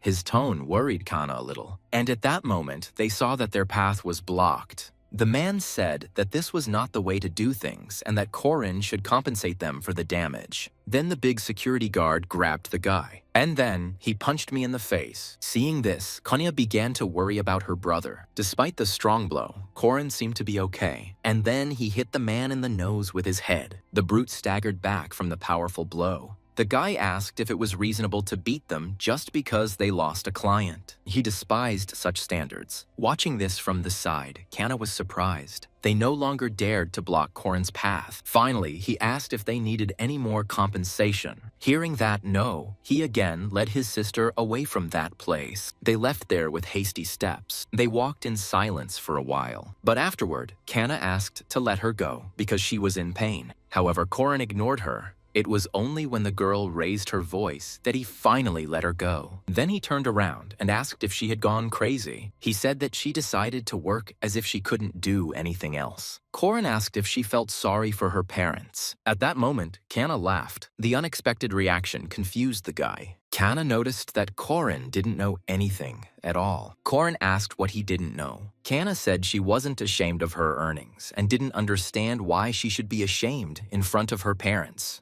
Hearing this, Korin did not understand her. Afterwards, Kana asked if Korin knew how much debt they had. The guy thought and did not dare answer. Kana said that when her mother was hospitalized, he and she paid the debts. They paid for the medical bills and living expenses, but did it cover all the expenses? Kana said that even the director's salary was not enough for this. She asked if Horan thought she was doing it to drink and have fun. Their debt was 100 million won, and Kana felt that Horan, who didn't come out of his room, had no right to lecture her. Hearing this, the guy couldn't answer anything. But Kana couldn't bear it and burst into tears. Korin understood that he had nothing to say in response. He couldn't judge Kana, who was trying to pull her family together. Korin said he should have been told before taking on such a job. But Kana replied that if money were that easy to come by, they wouldn't have any problems. Korin asked how much money he needed, and Kana replied that she was paying when he broke in. At that moment, the guy didn't understand her, and then he asked if she had borrowed money from them. Afterwards, he asked how much exactly she had borrowed, and Kana replied that it was 40 million won. At that moment, various emotions overcame Korin. Kana only said that she understood what she was getting into. Hearing this, Korin was stunned. He wondered if his sister had always been like this. Then he remembered the words that his failure rate was too high. Slowly, Korin began to realize what the problem was. It angered him to think that Kana had gone so far because of him. Koren said that she would find another job or just sit at home. But Kana asked if he had listened to her at all. Koren said that yesterday she met with Mika and who will be next. He asked if she wanted her father to die completely. Kana countered that she had no other choice. After this, the girl burst into tears again. At that moment, Koren took his sister's hand, and he asked me not to worry about money because he would solve everything. The girl asked how he was going to do it, but Korin only promised to do whatever was required of him. Kana grabbed his hand sharply, and she asked what he was going to do. She asked if he was going to do anything illegal, but Korin asked her not to worry. But then Kana asked how else he would get money. At that moment, Horan decided to take out his phone. He decided to show his sister his income. Then Kana asked where he worked. Korin only said that he was lucky to find a good job. And now that Kana knew about it, he asked her to resign. With a smile, Korin asked them to believe in him. Kana burst into tears even more, but agreed with her brother. After that, they stood on the street for some time. The next day, Korin was full of enthusiasm. He came to their company's office again, but for some reason, the director was not at all surprised by this. Korin asked to be given the most precious mission. The guy said excitedly that he agreed. The girl noticed that Korin was stubborn. Korin said that no matter how difficult the mission was, he always risked himself to complete it. And he believed that he shouldn't have any further difficulties either. The girl guessed that he came here because of his sister. Korin immediately realized that she was using telepathy. The girl apologized for interfering in his personal life. Then Korin decided to tell her directly. He wanted to get a mission for 40 million won, if they had one. The girl said that of course there was one. Korin immediately said that he would take it for her. However, the girl showed him a strange reaction. Because of this, Korin asked what was the matter. She said that if Korin went there at his current level, he would die. And then Korin heard that this was 100% probability. But afterward, he asked if it was possible that he would be lucky and survive. The girl noticed that she had not spoken to him about the risks of the mission. Korin asked what it was. It was then explained to him that this was also called the synchronization level. The higher this level, the more damage Korin took during the mission. And if Korin was at the 3rd level, then the body's level of protection was about 1%. And the higher the reward, the more the risk approaches 100%. Things could end badly if Korin wasn't careful. The girl said it was like suicide. Korin was surprised that he had no chance at all of surviving that mission. He was a little upset that he wouldn't be able to solve the problem in one mission. The girl said that his death would not help the family in any way. Korin knew that this company was an opportunity he couldn't pass up. He had to be patient and had no right to die. Then he asked what was the most precious mission he could carry out. And the girl said that they had no missions for him at the moment. The guy asked when he could continue, and the girl said she wasn't sure about that. But Korin wasn't sure that there really were no missions. Afterwards, the girl said that they would contact him if anything was found. After this, Korin walked down the street. He tried to persuade his sister because he thought he could earn money, but he was refused. He didn't understand where he could get such a large sum. Korin thought he could borrow, but I realized that this was too much money. However, he still thought it was worth a try. Korin believed that there was always a chance. But at that very moment, he refused this because then all his friends would turn away from him. Korin knew that loans could be obtained in many places. It would be best to go to a bank, but they won't give him a loan due to his bad credit history. Korin wasn't sure he should borrow money from places like that. At that moment, he felt desperate. Because of this, he had to return. The girl immediately greeted the guy. Embarrassed, Korin asked her to lend him 40 million won. Hearing about this, the girl was interested. She chuckled at the fact that first he promised his sister to repay the debt, and now he was getting into debt himself. Korin replied that this was the only place where he could get money, and he didn't care whether they refused him or forced him to do something.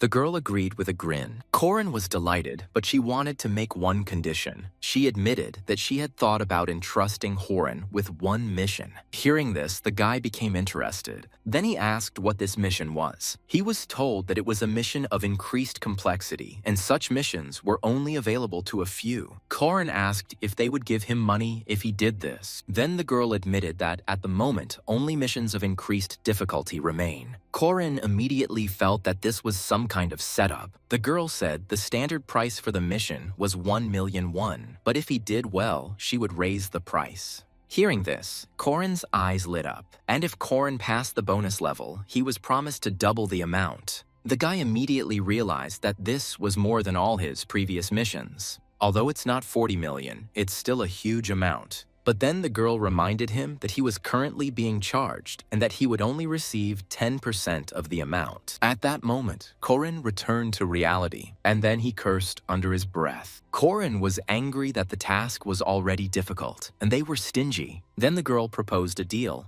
Korin asked under what conditions this would be. They told him that the risk would be increased and that Koren would have to endure more. Korin decided to check if there would be more pain and injuries. Although this was true, the guy became interested in the fact that the amount would rise by 50%. He agreed to it almost immediately. The girl admitted that she liked the guy's assertiveness. But when they immediately decided to send Korin on a mission, he was outraged by this. But finally, they wanted to tell him something else. Korin didn't understand when he was told to try not to lose himself. The girl added that she hopes he will return in one piece. Korin wanted to ask what it meant, but didn't have time.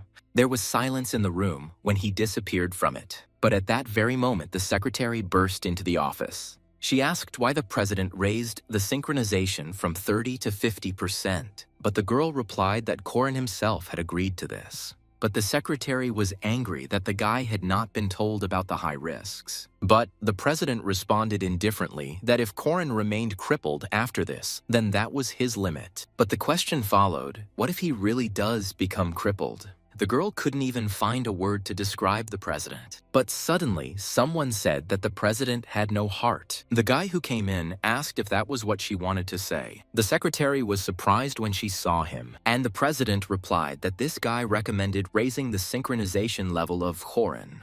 The girl objected that Korin was a newbie and could even die. The man replied that he wanted to understand whether Korin could withstand the mental pressure and whether it was worth working with him in the future. The president agreed that this mission was to completely change Korin.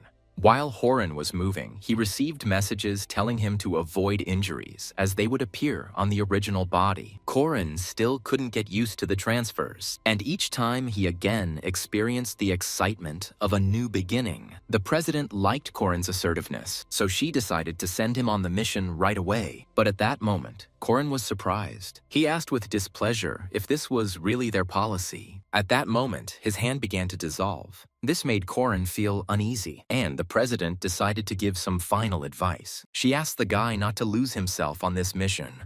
Korin was surprised and did not understand what she was talking about, but the president also hoped that the guy would return in one piece. When Horan transferred, he received warnings that his original body would be damaged, but he didn't seem to pay any attention to them.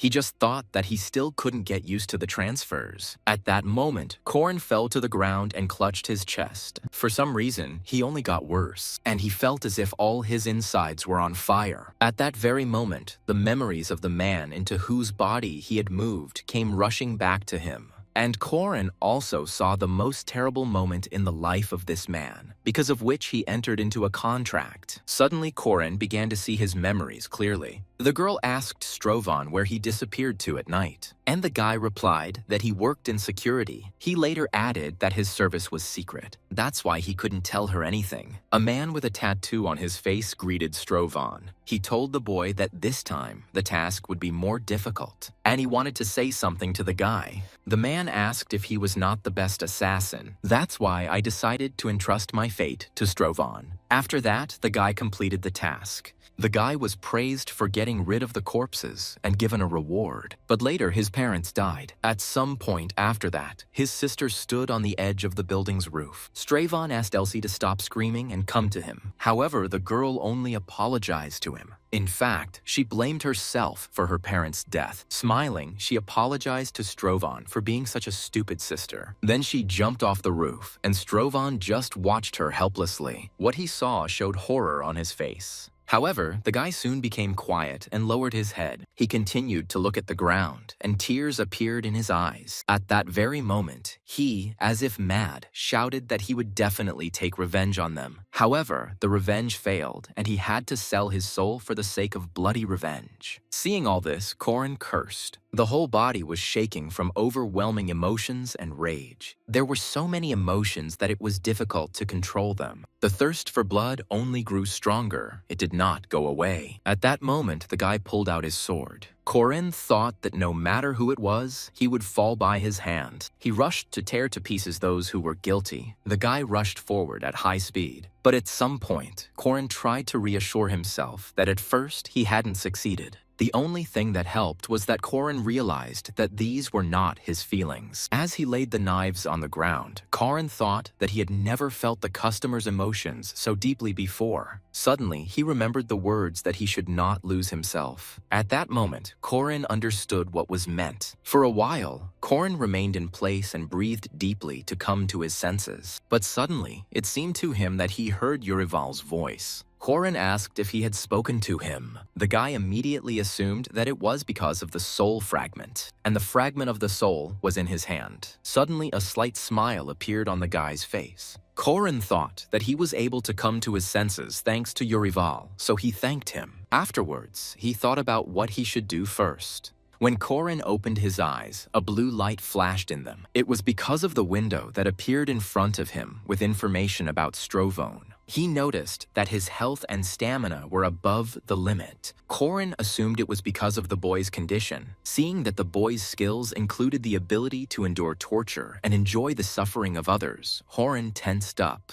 Strovon was a man who chose the path of the assassin and darkness, and Yurival was a knight who was able to win the trust of his comrades. Yurival and Strovon were too different, which surprised Korin. Suddenly, Korin assumed that such skills were not without reason and he would have to torture someone. Korin didn't like this arrangement, but he immediately assumed that the enemies of Strovon's parents would have to be tortured. Korin realized that the entire mission was most likely built around killing people. Korin was warned that there were no missions for him. It was then that he found out what his sister was doing. After talking to her, Korin promised to find money and help, but he was angry that everything led to the murder of some people. However, he knew he had to do it to help his family. Korin understood that it was not time to give up because he knew about his family's situation. Because of this, the guy was even ready to commit murder. He wanted to focus only on his task, to avenge the Stravon family. Strovon killed many people and obviously made many enemies. But they didn't target him, but his family, who couldn't even resist. And the sister committed suicide, unable to bear what had happened. It was all too harsh. As the older brother, Korin understood Strovon's feelings. So he was willing to do it, especially considering the guilt he himself felt. At that moment, he was determined and ready to take action. First, he ran forward through the forest. He was going to get to the city, which was 4 kilometers away. However, he understood that Strovon had special skills. At some point, the muscles in his legs began to work harder, and the next moment, Korin rushed forward. With great leaps, he could move forward quickly. He also felt that his body was incredibly light. But while thinking about this, Korin did not notice that he was high in the air.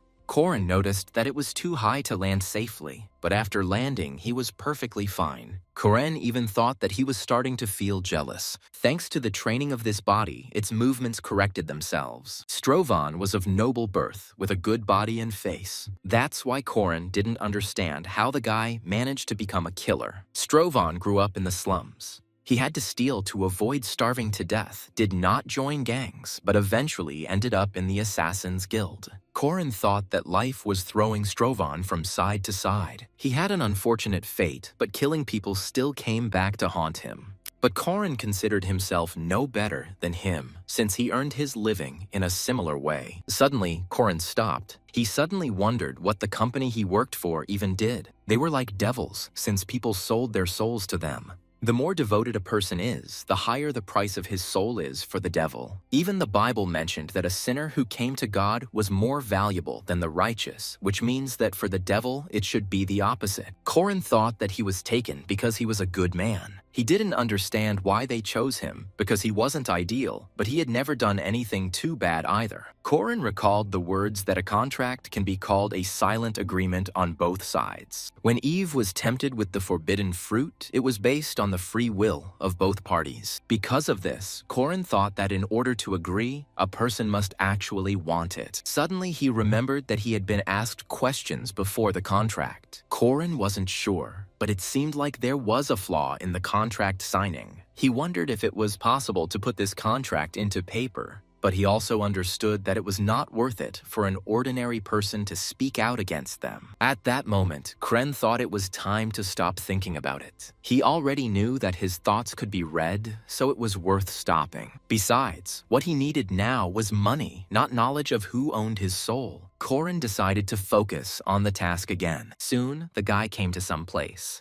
It turned out that the bodies of the Strovan family were supposed to be here. Wanting to find clues, Horson activated his keen eye skill. Then he looked down at the ground and examined it carefully. It turned out that some tracks led inside the building. He decided to take a closer look at them since it was not clear whether they were left by a person or an animal. But suddenly, something made Korin tense. It seemed strange to him that the area was so quiet. As soon as the guy turned around, some object flew at him.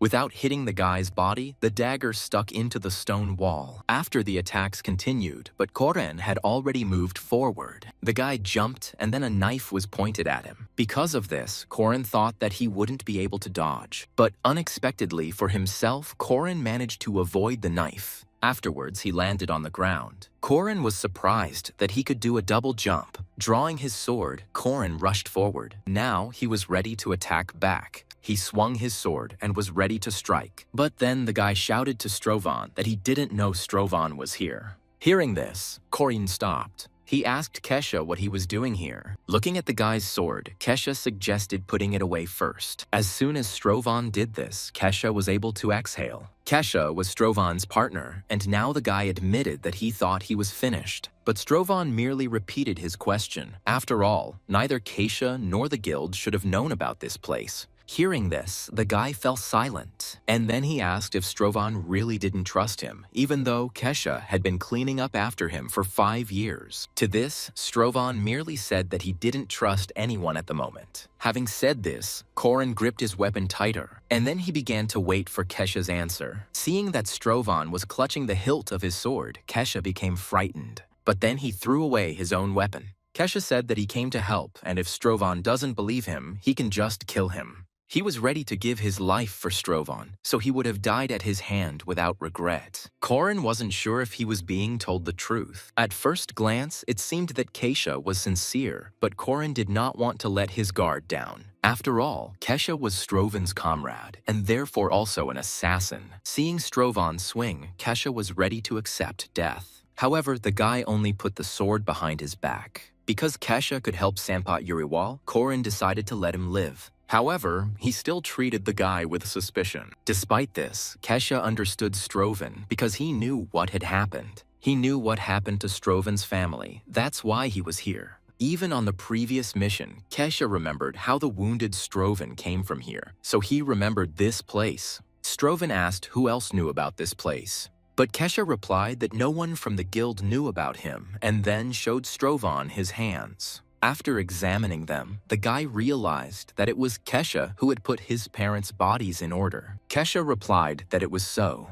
Kesha did this because he thought that Strovan would not be able to do it himself. Hearing this, Strovan grabbed the sword again. He was angry that the evidence on his parents' bodies was erased by Kesha. Kesha even trembled in front of Strovan out of fear. Strovan was angry that, given what had happened, Kesha was surprised that Strovan didn't believe him. Then Kesha fell silent, but the next moment he got angry and told Strovan to stop. He said it was too much even for Strovan. Lowering his head, Kesha repeated that it was too much. He said that even if Strovan's heart was encased in steel, he would not have been able to perform an autopsy on the people who raised him. So he decided to do it for him and drew every wound. Feeling his heart breaking, Horan realized that these were Strovan's emotions. Putting away his sword, the guy said that it looked like he had caused trouble. Kesha admitted that for a second he thought that he would actually be killed. From Strovan's memories, Korin knew that Kesha never lied to him, and apparently the guy could be trusted.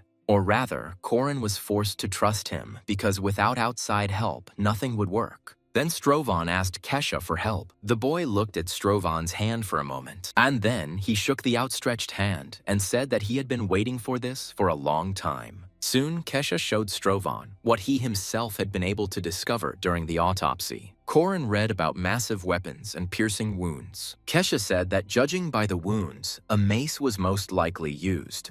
Strovan knew that the mercenaries preferred axes, so it was either the knights or the soldiers that were to be suspected. Kesha thought that it was more worth suspecting the soldiers because he questioned an old woman and she said that she saw a group of soldiers that night. Hearing this, Strovan became angry and asked why the soldier would do this. Kesha asked the guy to calm down and said that he was shaking from the thirst for Strovan's blood. Korin thought that his partner was right and he shouldn't let Strovan's emotions control him. Afterwards, he decided to classify the mission as in a game. It is a riddle or a hunt. Games were more often focused on finding riddles or hunting monsters. He could get a reward for a successful decision or just run after monsters. The mission with Urival was more like a riddle, and Parsons' mission was a regular hunt where he had to kill everyone in sight. But Korin didn't understand where he should take Strovan. He asked Kesha to find out which unit the soldiers belonged to, but the guy had already found out how many of them there were then.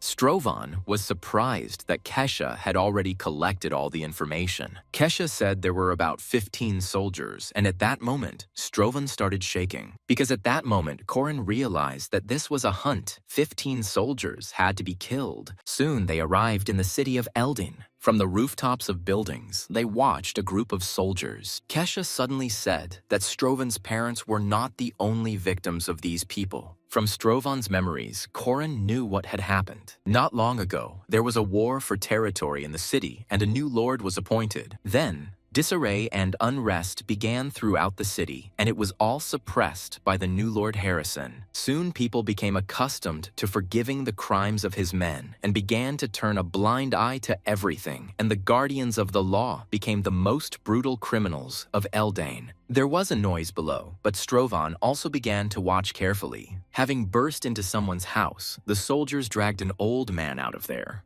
Bending down to pick up the pebble, the girl demanded that he let go. Afterwards, she threw a pebble at the head of one of the soldiers. The man turned to the girl with displeasure. The girl said that they did not steal anything, and the soldiers just wanted to make fun of someone. The man heard the girl asking to take her instead of her father. At that moment, the guard released her father. Having said that she was a good daughter, the guard swung his spear. At that moment, Strovan understood what would happen next. His fears were justified because the girl was pierced by a spear. Strovan immediately decided to go down, and Kesha was unable to stop him. The man chuckled that her father would soon join her, so the loneliness would not last long. When Strovan landed, everyone turned their eyes to him. Instantly, everyone tensed up and looked sternly at the guy. The guards immediately asked who he was. Strovan didn't answer, but lowered his head and laughed. The guards only had more questions, but then one of them suggested stabbing the guy to shut him up. Approaching the guy, they told him not to move. Strovan continued to laugh and, to the guards' surprise, thanked them. He thanked them for being such scumbags. Hearing this, the guard gritted his teeth. The man pulled out his sword and told him he was crazy. At the same moment, he swung at Strovan, who continued to stand motionless. For some reason, he was unperturbed. With a grin, the guard called Strovan a presumptuous fool, but at that moment, he noticed that his sword was already broken. Sensing something was wrong, he turned sharply to look at the guy in front of him. He didn't even notice that Strovan kicked him. At that moment, the guy pulled out his sword. After that, he was going to get to the other guards. But before that, he inflicted many wounds on the one who was in front of him. The man was killed instantly, and then he was thrown back to his comrades who were standing behind. The first to tense up was the one to whom the dead man was closest. But immediately, his reaction was adopted by everyone else. The silence was broken only by Strovan's laughter. The guy thought he might be crazy, but he wasn't the only one here. Finally, the guards came to their senses and got angry at Strovan. One man called everyone over and said that the guy in front of them was crazy. At the same moment, Kesha came down to Strovan. He told Strovan that they needed to retreat as the guards were calling for reinforcements. However, Strovan didn't care. On the contrary, he was even glad that he wouldn't have to look for each guard separately. Afterwards, he rushed into battle and again ignored Kesha. As the boy approached, the guard held out a spear in front of him, and then he lunged, trying to pierce the guy. However, Strovan easily dodged the blow, and then he turned around and cut off the man's hand. Seeing that the limb was missing, the man screamed in horror. While he was confused, Strovan struck him in the neck. At that moment, there was a creepy grin on his face. Watching this, the other guards thought the guy was a demon, so they decided to attack at once. Using his mace, the man rushed at Strovan. But at that moment, the guy stood motionless. Even when they were about to attack him, he did nothing. However, at the same moment, the attacker received multiple wounds. Bleeding, the man screamed in pain. Strovan told Kesha that this soldier had a mace and asked him to make sure he didn't die. Kesha heard him and was about to take out his weapon. At that moment, other guards approached Strovan. One of them asked apprehensively when reinforcements would arrive. Another agreed that they had little chance of surviving, so they decided to flee. But at that very moment, Strovan, who was behind them, disappeared, and he crushed the fleeing guard with his body. But immediately, Strovan turned his attention to the second guard. He ran away, not paying attention to his comrade. At that moment, Strovan threw his sword, which pierced the guard's back. After this, all the guards were killed. The only survivor begged the guy for mercy. However, Strovan did not even think of leaving him alive. The guy said not to ask for mercy until he was finished. But the man, in fear, began to ask for forgiveness and mercy. He tried to shift all the blame onto his comrades and clear himself. Ignoring his words, Strovan grabbed his head, and then he began to squeeze the man's head with force. In a harsh voice, he demanded that the man remember something. But the man asked what the boy was talking about. Strovan told him to remember the people he had killed, even though they had begged for mercy. In a cold voice, the guy said that he hoped the man would be able to do it. Then the man said that he truly remembered each of them. Strovan said that if the man could name the 3 people he killed 3 days ago, Strovan would do nothing to him. The man replied that it was Emily, Park, and Lamy. But Strovan said he would kill the man if he got even 1 letter wrong in his name. The man got angry and said that he couldn't remember everyone because there was a war going on and they were under martial law. However, Strovan was not surprised to hear his answer. At that moment, the rest of the guards heard someone's screams. Then they all started moving in that direction. And when they arrived at the right place, they saw that their comrades had been killed. They were surprised that only 2 people killed everyone. While everyone was preparing for the attack, Strovan chuckled again. When it was all over, Strovan used water to wash the blood and dirt off himself. He wanted to erase the traces of what had happened from himself. Strovan suddenly said that this reminded him of Parsons' mission, but in reality, for Corin, it felt even worse. There was a war on Parsons' mission, and Strovan was acting like a butcher. He was not content with simply killing, and he even hunted his victims like a predator, and then he listened to their dying cries. And I felt genuine pleasure in doing so. Continuing to think about this, Strovan poured water on himself. And then he told himself that he had lost. The guy even thought that perhaps he shouldn't have taken this mission at all, but immediately he told himself to think about his sister and father. Corin tried to convince himself that it was just a game he was being paid to play. It was as if Corin had a choice, kill in the game or die in reality. Corin risked getting seriously injured here, but at the same time, with the money he received, he could help his sister. The reward had increased 5-fold, and now he simply set himself the goal of completing the mission perfectly. Kana said she borrowed money from the club. And now, if they didn't pay, their family could be killed, and their sister could be taken as a slave. Corin didn't understand how Kana could sell herself for them. And he was going to kill anyone who touched her with even a finger. At the same moment, Corin's level increased, and he received messages about it. He was given the ability to empathize more, so he began to hear someone's voice. Corin immediately felt as if his blood was boiling inside him. Afterwards, the skill was forcibly disabled, and the emotions immediately subsided. Corin was surprised by what happened, and falling to the ground, he sighed heavily. But almost immediately, the guy burst out laughing. Then Corin began to understand what kind of empathy this was. The massacre that was carried out was the will of Strovan, because then he managed to enter his body. This means that this madness was more related to Strovan than to him. Corin thought that perhaps he should be glad about this, but then the guy shouted that he would not run away. Corin thought that since it wasn't entirely him who killed them, then it wasn't entirely his fault. But he thought that he should not run away and take part. He was going to guard the killer's last truth, just as Urival guarded his pride until his last breath. Suddenly, he saw notifications about the Bloody Avenger. Not understanding what this skill was, Horan began to read its description. He then discovered that he had already killed several people, but Strovan was only half satisfied. He wondered what would have to be done to make Stravan satisfied. Now he didn't understand whether he left one guard alive for the sake of information or for some other reasons. At the time, he couldn't think clearly, but now he realized that Strovan had another skill. It reminded him of a scene from Law-Abiding Citizen. The hero did not want to give the murderer an easy death and dismembered the culprit alive. And while the torture lasted, he received genuine pleasure. Then Koren thought that only this method would help in satisfaction.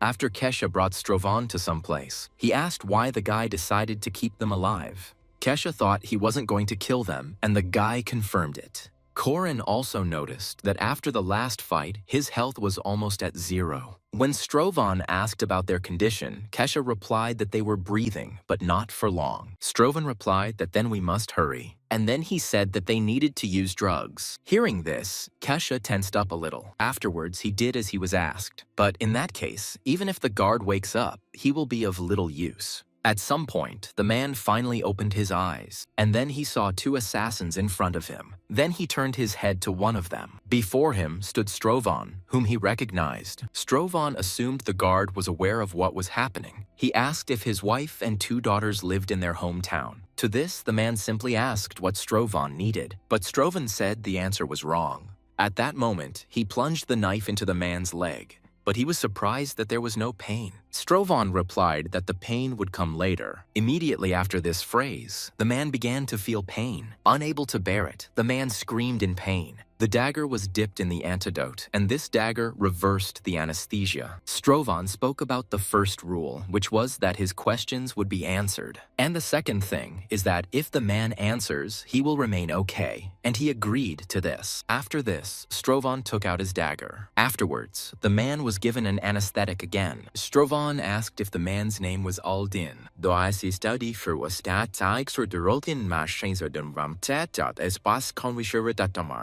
At first, Strovan asked easy questions, because that was how it was done during torture. He continued asking about the man's family, already with doubt, but the man said that it was so.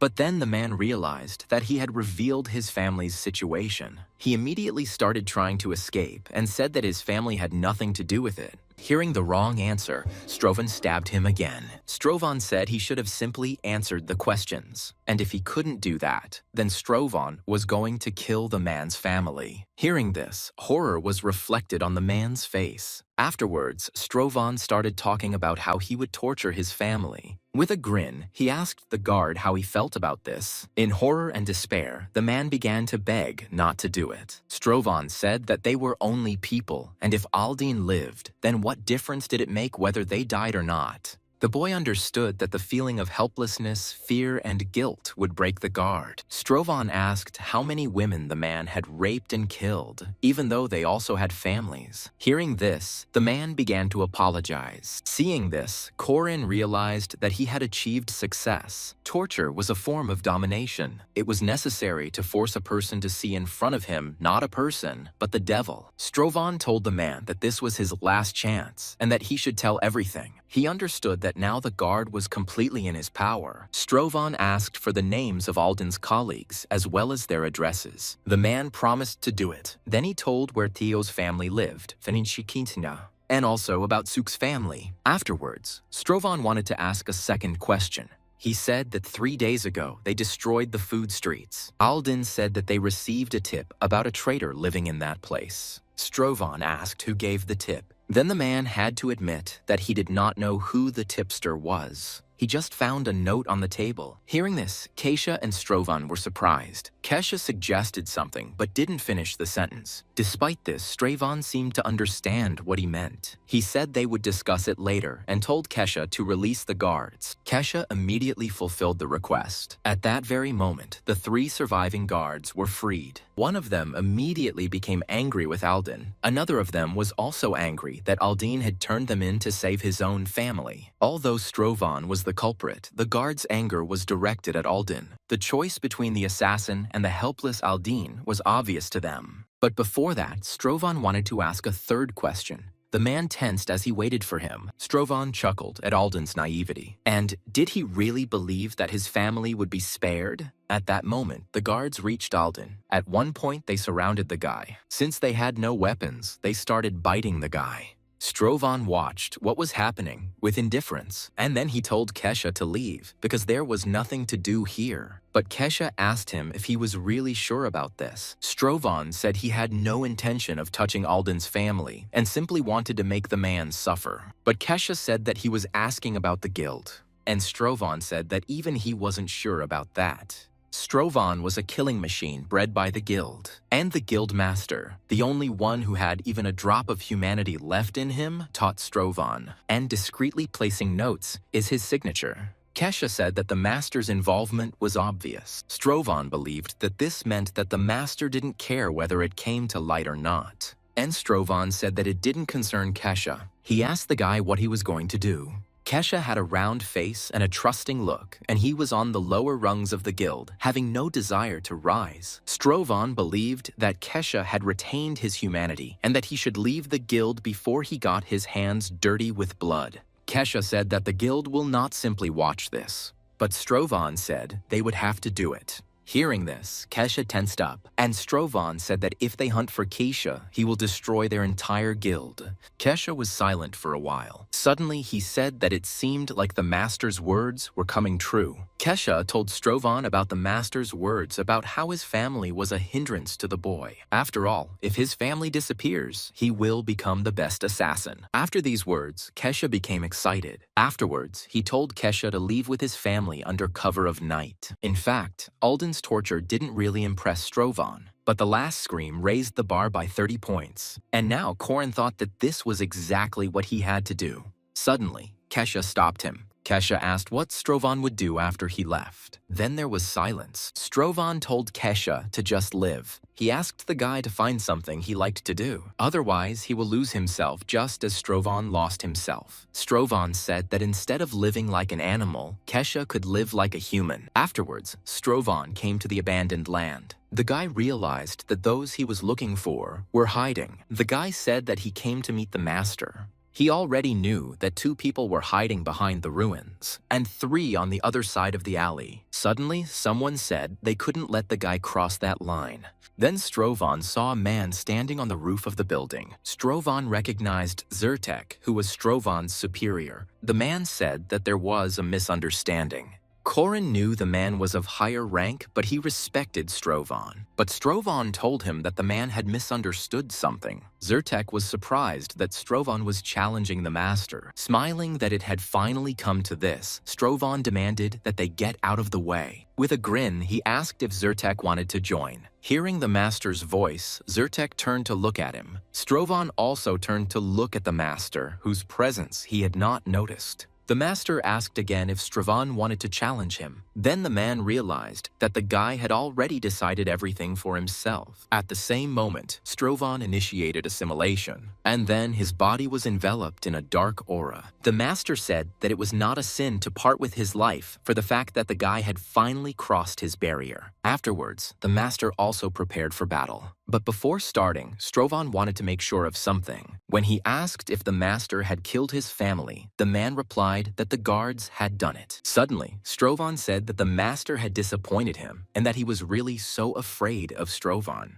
But in fact, he was deliberately teasing the master. Unexpectedly, the master said that the cause of death of Strovan's family was Strovan himself. The master was dissatisfied with Strovan's lack of understanding, but agreed to explain. Later, he admitted that it was he who left the note for the guards. Strovan briefly thanked him for the answer and prepared for battle. And now Corin was beginning to assimilate with Strovan during the mission. Suddenly, he remembered his sister. The guy's whole body tensed up, and rage no longer made his heart beat. It seemed to Corin that time had stood still around him, and his body was screaming in pain. But at the same time, he felt that he had become invincible. At that very moment, he suddenly disappeared from his place. Noticing his disappearance, the master became a little tense, since he didn't even see any traces of Strovan. It was at that moment that Strovan appeared right under his nose. Realizing that the guy needed to be stopped, the man used some skill. However, this did not faze Strovan at all, and he attacked the man. At that moment, he was truly unstoppable. It was then that he furiously chopped off one of the master's hands, and then he continued to hit the man multiple times. At some point, the man lost his second arm, and all his clothes were stained with blood. Having lost his strength, the man threw his head back, and after that, he fell to his knees. Looking down at the man, Corin thought that this was the end. However, Strovan's satisfaction level only rose by 2 points. At that moment, the man said that he had not been mistaken and that Strovan really did have talent.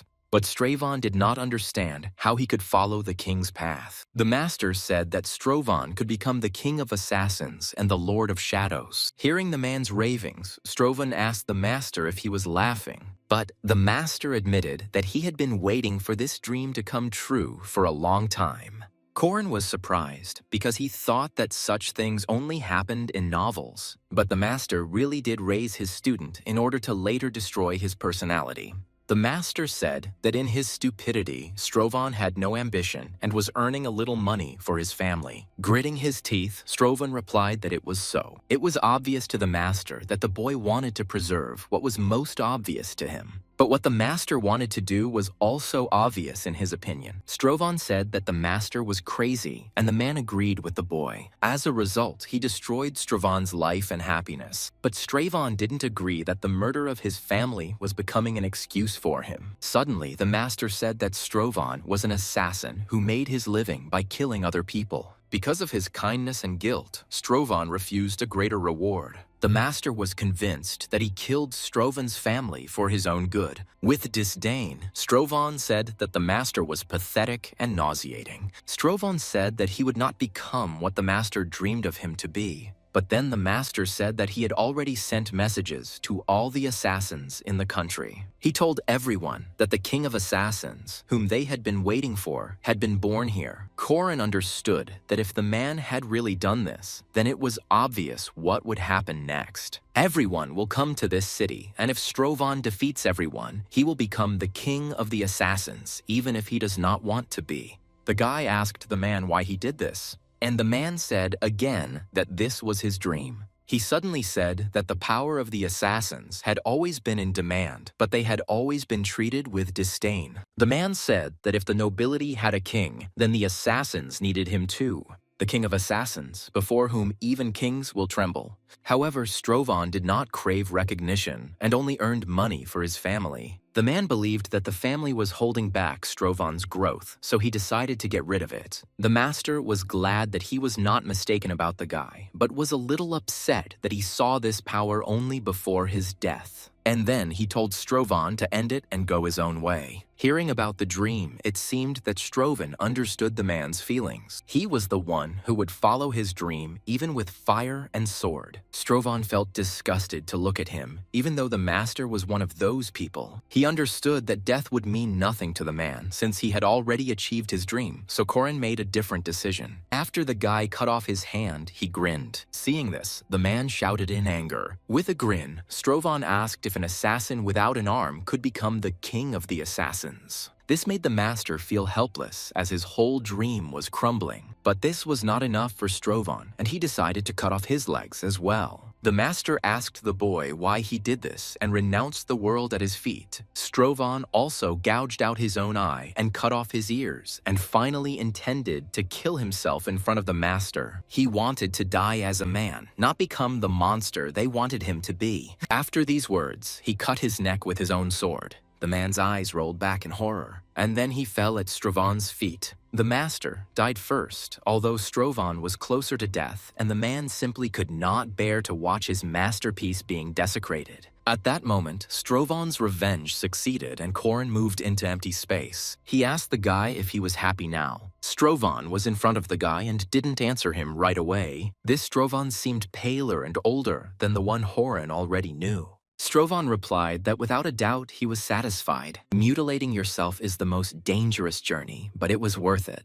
And even if Strovan kills himself, it will happen after the mission is completed. However, Corin still understood that it was dangerous. Strovan thanked the boy and said that he had also killed the guild master, but was unable to take revenge on him. The man admitted that, as the master had wished, Strovan had become the king of the assassins and ruled the entire shadowy part of the country, but he never smiled until his death. Strovan admired Corin's courage at the last moment and wondered if he had been afraid of death. But Horin told him that this was not so. Corin believed that Strovan had lost everything, and he did not have the strength to think about anything else. Although Strovan was able to kill the master, he lost the meaning of life. Strovan was surprised that Corin supported him, although Strovan lived like a beast. However, Horin simply understood the man's feelings, and he knew what it felt like to never see your family smile again. Corin admitted that he had been in a similar situation, and the result was the same. Strovan noted that Corin had never killed, but he understood the king of assassins. Finally, he said that Corin was a strange man, and then they moved to the cemetery. Strovan came out to 3 graves. Corin immediately guessed that these were the graves of the Strovan family. Corin asked if this was Strovan's reward, but Strovan asked if the boy thought the reward was too great. Excitedly, Corin asked why the reward was like this. After all, it was completely different from Urival's award, which exuded nobility and calm. And even though it was just a dream, Urival was happy. So why was Strovan's family still dead then? But Strovan turned to Horin and said that he already knew. Corin guessed that it was a matter of awareness. How the king of assassins, Strovan, killed hundreds and thousands of people while their families suffered from helplessness. Therefore, Strovan considered himself unworthy of family happiness and left for himself only the bitterness of loss. However, Corin became angry and said that he did not want to receive something like that. After all, Strovan could have wished for a happy and well-fed life in a golden palace with his family. And if he was so disgusted by killing people, then why did he do it? After listening to all of Corin's anger, Strovan unexpectedly thanked the guy. And afterward, Corin said that he would never live like Strovan.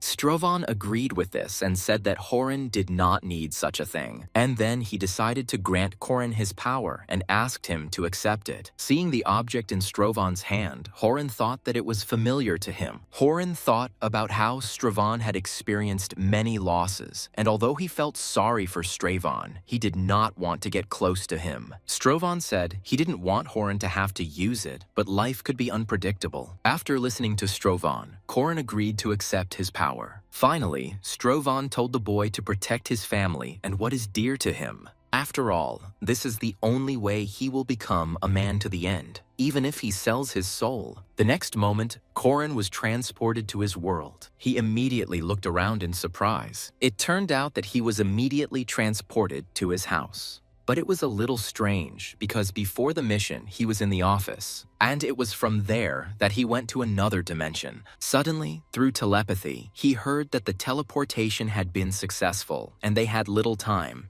The guy was told that they thought something important was about to happen at his house. At that moment, the front door swung open. When he left the room, Corin saw some men trying to take his sister away. Upon seeing Corin, Kana immediately became worried. At that moment, the guy rushed forward. He tried to get to his sister as quickly as possible, and as soon as he was able to do this, he grabbed her hand. Having defended Kana, he asked the men who they were. The men were surprised that there was someone at home, and it was their brother at that. One of them asked if the boy's name was Korin, who was the wayward brother. Frowning, Korin asked them again who they were. The man apologized and noted that this was only their first meeting and threw Korin a business card. Afterwards, Korin asked what such people were doing in their house and where they wanted to take his sister. The man replied that Kana had financial problems, and she said that she would work off the loan and even add on top. But after that, she didn't come to work, which became a serious problem. Korin noticed that the man spoke slowly and in a businesslike manner, which only frightened him more. The man asked if Korin knew what kind of trouble his sister was in, and Korin admitted that he found out about it yesterday.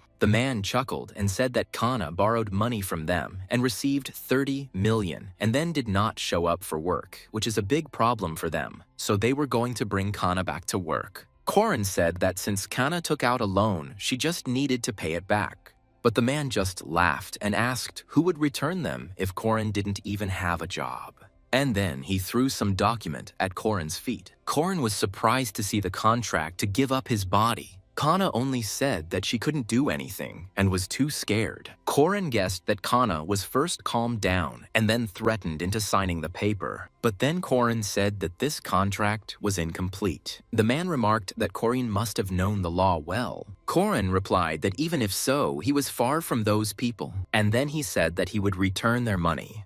But the man refused to wait. He didn't understand how he could trust someone with a bad credit history. Then Korin promised that he would return it tomorrow. Then another man intervened and said that the guy could have been hit by a car. Pointing to the Kana, he said that she owed them 30 million. But Korin was angry that his sister was being threatened again. The man began to provoke Korin and told the guy that he could hit him. Korin only said that they needed to contact the company for labor discipline. This angered the man, and then he was the first to decide to hit Korin. Korin did not dodge and took the blow. After the blow, the man grabbed the guy by the collar of his clothes. And then he said that Kana wasn't even fit for a hostess bar, and maybe she should have just sent him to a brothel. Angered, the Horin asked to repeat it. Seeing how the guy's gaze changed, the man fell silent. Korin understood that in his usual state, he would not be able to win. So, he should have remembered what Strovan was like. And at that moment, he hit the man's head against the wall. The blow landed right on the forehead, and after that, the man slowly rolled down. Afterwards, Korin turned to look at everyone else. The sister was surprised that he knew how to fight, and the man also did not expect this from Korin. While everyone was silent, Korin exhaled heavily. The men asked Korin if he wanted to get into a fight. Korin said that he was hit first, and he was only defending himself. Afterwards, he said that they could call the police and sort everything out. However, the men remained angry. Then Korin realized that everything was as Strovan had said. He didn't want to use that power, but he had no choice. Korin was going to kill anyone who could harm his family. Suddenly, the man turned to his subordinates. To the surprise of the others, he asked to take away the one who was lying unconscious. Afterwards, he said that this family was different from what he had heard. Korin continued to watch the men closely. They were muscular, and if he missed even one blow, he would be finished. Strovan gave him the power of an assassin, but will his body be able to withstand it? But even with half that strength, Korin was confident that he could kill those people. The man said that they really needed to talk like civilized people. Hearing this, Korin was surprised, and the man said that Korin knew how to kill. He said that people like them saw it in their eyes, and Korin killed more than once. The man said that he always has openings for employees, and if they fail somewhere, he will not be able to run the business. The man said that the compensation for their arrival would be 10 million won. Horin was told not to even try to break the agreement if he couldn't pay. Afterwards, Korin replied that he would deal with this issue right away. The guy immediately dialed someone's number, and then he asked the person on the other end if they remembered his situation. The guy asked to send money to his account, and they immediately agreed to do so. However, Korin was surprised that they were ready to do this right away. The man asked if anything had gone wrong, but Korin said that the money should arrive now. When the men checked their account, they discovered that the money had indeed arrived. The man praised Korin for being able to get 40 million so quickly. After that, he took his people and began to leave. As soon as the door slammed, Korin immediately fell to the floor. Exhaling heavily, the guy thought that this was wrong, and then he turned his gaze to his sister. Then Korin asked Kana never to get involved with those people again because it was too dangerous. Feeling a little guilty, Kana said she would never do that again. Korin said not to even approach the club, and if she noticed them, she should run away immediately. He also asked her to buy her pepper spray and install location tracking apps so he could always know where she was. But Kana asked him to calm down because everything was already behind him. Horan agreed when Hannah said she simply wouldn't go out. And then Kana demanded that he tell her everything. She asked to tell where Koren got such a large sum of money so quickly, but the guy only replied with a smile that he had promised it. He did this regardless of how the money was obtained. Koren was even ready to sell his soul to protect his family. But his sister still demanded to know, and this began to spoil Koren's mood. The girl said that if it was a small loan, then next time they would come for him, not for her. However, Koren did not understand how to explain how he earned this money. At that moment, he asked anyone to help him, even if it was the devil. Suddenly, he heard someone's voice offering his help. After a brief telepathy, Koren learned that an office worker would soon arrive to help him sort out the situation. When there was a knock on the door, Kana thought the bandits had returned, but Koren was surprised that the worker had already arrived. When the guy opened the door, he saw a man in front of him. The man immediately told Koren that he had not been here for a long time. Koren hesitated a little, but then agreed with him. The man apologized for coming unannounced. Then Koren asked Kana to make them coffee. When his sister left, Koren immediately asked what they were doing. But the man asked them to pretend that they were friends and that he would take care of everything. When everyone sat down at the table, Hans introduced himself to everyone. He told Hannah that he and Horan had met at university and now he had his own business. Hearing this, Kana responded approvingly. She then asked what the businessman had in common with her brother, who had no similar business. But Hans said he was more of a co-founder than an owner. Then Kana asked who the second person was. Hearing that it was Horan, Kana was surprised. The girl immediately assumed that this was a lie because her brother was not like that. But Hans replied that Kana's brother was a genius and made a lot of money. But Horan could tell from Kana's look that she didn't think he was capable of such a thing. Hans asked if Horan hadn't told them anything yet. Sighing, the guy said that the conversation hadn't gotten to that point. The man replied that it was worth telling because it was honestly earned money. However, Koren still continued to hesitate. Koren was stunned by the situation, having to answer as if he understood what was being said, even though he didn't. Kana asked what they were actually doing. Hans replied that it was difficult to talk about it openly, and the story was long. The man said that back in university, they joked about starting such a business. But according to Hans, once they started, things took off. He then added that their net income was 400 million won per year. Kana was surprised when she heard such a sum. It was such a big amount for her that she couldn't believe it. Hans said that they were the ones they were looking for in Korea, and there were also a lot of competitors. But Kana couldn't believe it, so she thought that she was being played, and even then, her brother would have behaved differently. But Hans replied that things were going well, so Horan relaxed. Hans also believed that Horan was always depressed, but the boy understood that his sister would not believe that. But surprisingly, she agreed. But their company only started to turn a profit this year, so they are paying off their investors. The girl asked why they came so suddenly then. Hans admitted that he heard Hannah was having problems. Kane could only admit it. Hans said that she had been through a lot, so Horan decided to talk about it. And then the man said again that it was difficult to talk about what their company does. Kana asked what kind of company they had. Hans said it was hard to explain and could understand why Horan hadn't told him. Afterwards, Hans decided to take out his business card. Then Kana read that their company makes toys for adults. She asked if it was something like the expensive Transformers. Hans was embarrassed and said that not quite. Suddenly, the girl jumped up from her seat, and then she asked if that was what she was thinking. And Hans replied that judging by her face, she was right. At that moment, Horan grabbed Kana's hand, but the sister said with disgust that she now understood why he remained silent. and now she understood why he had sat at home for a whole year and not found a job. But she didn't want him to come close to her anymore because she didn't want to become a pervert. Afterwards, she left, slamming the door and leaving her brother in despair. The next day, Corin came to the company office. The girl asked him if something good had happened because he looked happy. After yesterday's disaster, everything at home got better, but Corin didn't say anything about it.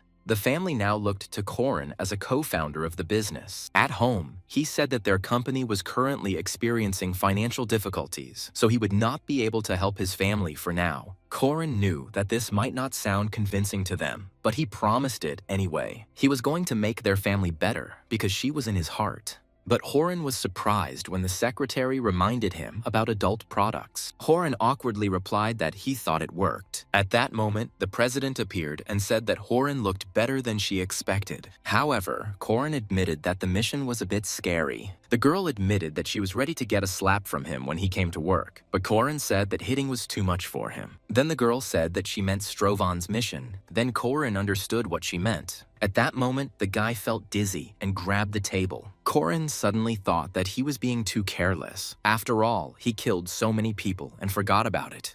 The girl noticed that Horan seemed to be concentrating hard and was difficult to distract. Then Corin asked why this particular mission was chosen for him. The girl replied that it was shock therapy and she wanted to push him a little. Hearing this, Corin became angry. The president said that Corin was a moral man who could not kill, but that it would hinder the progress of his missions. Corin remained silent because he could not help but agree. All missions were given by people who were pushed to the limit. Not all missions were bloodless, as was the case with Urival. Corin knew that sending him on such a mission was a gamble, and he was very angry, but he admitted that he had decided to do all this. It was the killer's final atonement. It didn't matter to Corin that the money earned for his family was earned in blood, but it sounded like he was a mercenary. The president noticed that Horan had decided to become strong and was surrounded by a pleasant light. Then Corin was surprised that they not only read his thoughts, but also saw his aura. Entering another room, Corin was surprised by this distorted space. At that moment, the girl's eyes lit up, and she asked their shelter to open. The president explained that from the outside, it might look like magic, but it was something completely different. Corin knew that they wouldn't tell him anything because he had a low level. Afterwards, he asked for information about the task. The girl said that the circle would protect his body because he would be absent for a long time. She also said the guy could have raised the risk to 50%. Horan understood that he would then receive 175 million won. The girl said that the customers specially chose Corin for this mission. Corin immediately thought that that mission might be the same as Pasran's, but then he received only 1% of the total reward. But since the mission was supposed to be long-term, Corin decided not to raise the risk above 30%. But he also didn't want to experience the fusion of two minds anymore. Corin was promised a bonus for the long-term mission. He could exchange the points he received for experience points. Horan liked the opportunity to advance quickly, but he was more inclined towards money. The girl said that it was a good opportunity to prove herself to interested clients. If Corin successfully completes the mission, he will be able to pay off all the family's debts. Afterwards, he was thanked for listening to the long instructions. And at that very moment, Corin began to be teleported. Immediately after this, the merger with Kasain took place. Soon Corin arrived in the new world. He immediately noticed that it was too hot there, and it turned out that he was on the castle wall. At first, Corin decided to focus on Kasain's emotions. At that moment, he began to see some memories. Kasain reported that they had discovered a group of orcs, and if they do nothing, the city could be destroyed. Therefore, it was decided to gather troops. But suddenly, Kasain was informed that the king and the soldiers had disappeared. Kasain was angry that Gauss had escaped and left everyone to be eaten by the orcs. The man continued to say that Gauss took not only the soldiers, but also the money. Kasain was informed that the food warehouse was also empty, and now it was unclear whether the orcs would eat them or whether they would kill themselves. Corin knew that Kasain was fair and noble, and he was the leader of the city's guard. But his burden was much heavier. When the city was surrounded and soldiers stopped patrolling it, people began to attack their neighbors. The Kasains reported that they found out what those people were cooking. Human bones floated in the cauldrons. They had to do something because people were becoming cannibals. The guards were forced to kill the townspeople they could not control. But Kesane saw something cruel. One woman was cooking soup for her child, but she prepared it from the neighbor's child. Kesane had to kill her, who was unable to lift the sword. Kesane said that if he could survive all this, the devil could take his soul. Korin felt uneasy at these memories. He suddenly realized that he was on the castle wall again. But unlike the first mission, now he did not attack the city, but defended it. But Korin immediately noticed that the situation was hopeless. They had no money, no food, no soldiers, and the city was surrounded by monsters. Korin knew nothing at all, so he needed help. At the same time, additional tasks to the main mission appeared. And now Korin had to think about everything calmly. If the guards are stronger, they will be able to restore trade routes. But they still didn't have any money. While Korin was thinking about everything, a guard approached him. He reported that there was unrest in the central village. Korin was angry that he was not given time to think, but decided to deal with the problem. He also thought that if he saw the real situation, he might get more answers. Soon, Korin saw that one of the houses was being robbed, and the guards were simply watching. At that moment, Kesane ordered it to be stopped. Upon seeing the leader of the guard, everyone immediately froze. The guy said that if anyone resists, he can be killed. Afterwards, everyone pointed their guns at the robbers. Korin wondered if their problem was now solved. When a man approached him, Kesane immediately recognized Boroval. For Kesane, he was like a brother, but unlike the knight Kesane, he became a mercenary. As they started talking, Horin thought that if he talked to more people, he could get more information. From his memories, Korin knew that Boroval was an intelligent man, and his patron was the brother of Lord Gauss. Kesane asked him to explain this disorder in the city, but Boroval simply said that they had not been repaid the money they owed. The girl replied that they had already paid Lord Gauss. Then Boroval asked where the receipt confirming this was. The girl could not answer this. Boroval continued that they had a promissory note with them. Boroval said that he only wanted to take what she owed. Korin understood that Boroval was simply robbing that girl. He understood how unfair it was to the girl because the lord simply ran away with the money. The girls said that they had already repaid their debts, and if they were robbed now, they would not survive. Suddenly, Kesane said that he would confiscate everything. Hearing this, everyone was surprised. Since they couldn't determine the truth, the guards would simply take away the source of the problem. But the girl wasn't happy with this, and Boroval showed a paper confirming that all this belonged to the lord. Kesane replied that Gauss' name was there, and Shios had no right to collect money. And although he was Gauss's brother, according to Kesane, he was an outsider. And if Shios tried to take over Gauss's property, then it was treason. Kesane said that Gauss was still the lord of the city until his death was confirmed. Then Boroval fell silent, and Kesane told the guards to confiscate the things. The girl began to cry because she considered them all thieves. Boroval said that Kesane shouldn't do that. But Kesane said that while the lord was not in the city, he, as the head of the guard, was his representative. Boroval could not deny this, and then he just had to leave. The girl's family was in trade, so now Kesane had food. He thought something good could come out of this. Although he felt sorry for that girl, he could now feed his guards. There was only enough food for the guards, and the residents only saw how the guards robbed the house. And then the mood of the townspeople began to deteriorate. Korin noticed that there were significantly fewer positive citizens. The guards were the only ones who could do their job, so they were Korin's priority, and he couldn't allow the mission to fail. Afterwards, Kesane decided to come to someone. Kesane came to the vice lord of the city. Kesane thought he knew how to solve the food shortage problem. Zepiro asked how to do this, and the guy said that under the guise of war, they should take food from the residents. Zepiro was surprised. He was angry that the guards would steal from the townspeople.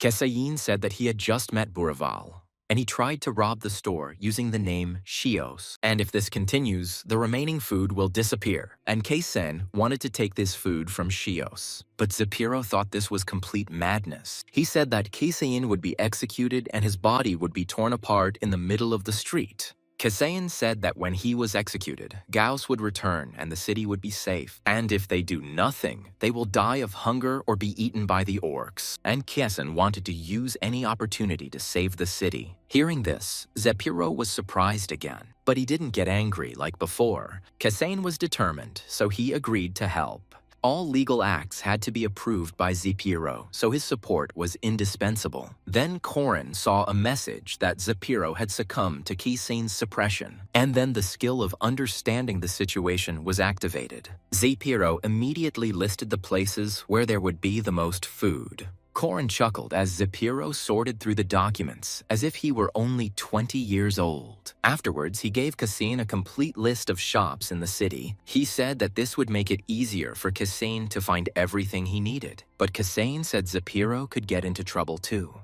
But the man said that times of war require sacrifice. But Kasane said that if they survived, they would be taken to the scaffold. Suddenly, Hepero wanted to tell him something. Zepiro said his parents and his son lived here. And when he saw that a foreigner was risking his life, he could not stand aside. Kasane said that if Zepiro wanted to help, he'd better stay close. But the man said that he was not close, but much ahead of him. Seeing the seal of Gauss, Kasane raised a cry. When the sun rose, he gathered all the soldiers. Gaius took all the good soldiers with him, so these were in bad shape. Kasane immediately showed everyone the permission signed by the Vice Lord. But in the Middle Ages, few people were educated, so people didn't even understand what it was. And even if Kasane says that he is the new Minister of Defense, he will not be understood. Suddenly he asked if they wanted to die. Everyone will answer this question the same way. Kasane wanted to live, but asked everyone to look at what had become of their city. He said that they would die of hunger or become food for the orcs. In their situation, they had to think about death, and Kasane was going to let the soldiers' hidden fear come out. The speech before the battle raised morale. The soldiers were indignant and asked if Kasane wanted to send them to fight the orcs. Kasane said they had a way out. Then there was silence. Kasane said that he had declared a general mobilization and had the right to do so. He wanted all the men to lift spears and the women to cook. Hearing this, everyone thought that Kasane had gone crazy. Kasane noticed that everyone thought so,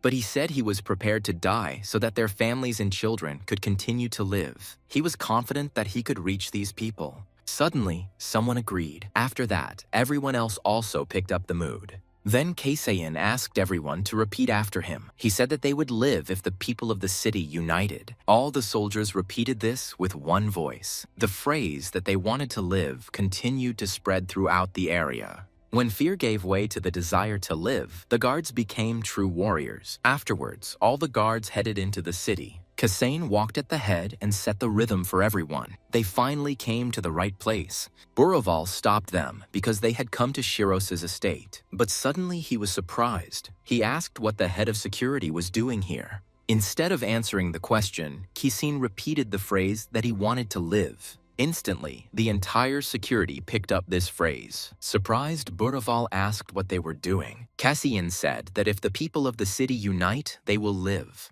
Everyone also picked up this phrase. Watching this, Buraval continued to be amazed. Afterwards, he got angry and was ready to draw his sword. Kasane replied that they would take the food. Hearing this, Buraval became a little angry, and then he put his sword to the guy's neck. He asked Kasane if he wanted to die, but he didn't answer right away. Only a moment later, he took a step forward and said that Buraval could kill him. But he asked if Buraval would be able to resist all those soldiers. Taking a step back, Buraval asked why he needed all this, but Kasane only took the man by the shoulder. He said that Gauss had run away and left them, and they could all have died.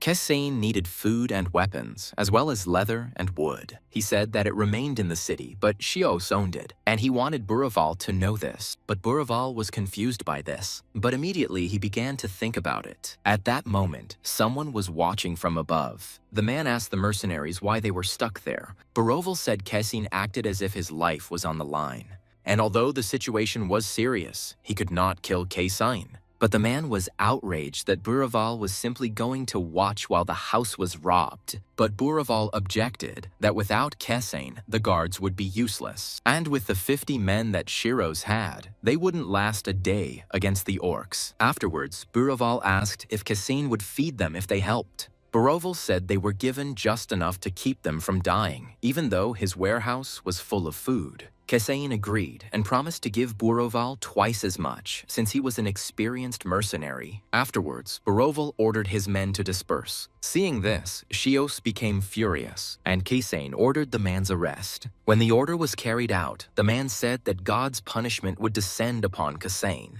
But he didn't understand what kind of punishment they were talking about, because they had obtained a lot of food. Even though it was a robbery, Korin felt better, and then he started giving everyone food. A bowl of food was placed on the man. Suddenly, a message appeared in front of the guy saying that the number of people starving was decreasing. Korin solved the problem of hunger, but he still could not give new hope to people. It was understandable that people were upset, as the city was still isolated. While everyone was having dinner, Kesein stood to the side. Suddenly, someone called out to him. Boroval asked where they should patrol, but Kesein said he wanted to ask for something else. He said they needed coaches. Then Boroval said that he would choose 5 people for this. When Kesein asked what Boroval was going to do, the man said that the Lord had a white horse. Kesein understood that having a scout on horseback would be an advantage. Korin was glad that Boroval was on the same side as him. Boroval asked if Kesein was worried that Boroval might escape on this horse, but Kesein only grinned. And then he turned around and said that Boroval wouldn't have to run away. Boroval asked why this was so, and Kesein replied that he could save this city. Suddenly, Kesein crossed paths with one of his men. He asked the man if something had happened. The man reported that they had collected the metal and the blacksmiths were already working. Kesein was glad that the weapon would be ready, and the guards obtained the tree by destroying rich areas. Even though the rich people complained, it was worth it. The rich were fools because they did not understand that if the city fell, everyone would die.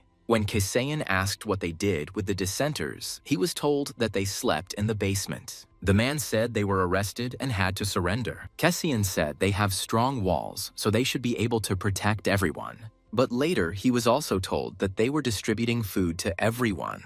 However, Korin could not reduce the portions, as this would destroy the people's optimism. The man added that now they had coaches, so if they had time, they should be able to handle everything. But Kesein replied that they had as much time as they had food. But Korin knew that the situation was better now than yesterday. He always felt like he was moving in the right direction. It seemed that the city could not be saved, but he managed to partially solve the problem. But where to find the key to solving the main problem? Korin knew that depending on the tasks, the course of the game changed. All the tasks had a certain meaning. Korin could even see how many well-fed and positive townspeople there were. Kesein asked if they could somehow trade with other cities. He said that trade needed to be restored somehow. However, they could not answer him. But suddenly, the man said that his father had a magical artifact. He said it was a teleportation scroll, but it was only for one person. Hearing this, Korin became cheerful. Then Kesein suggested sending Zepiro and asking for reinforcements. But the man said that this was impossible.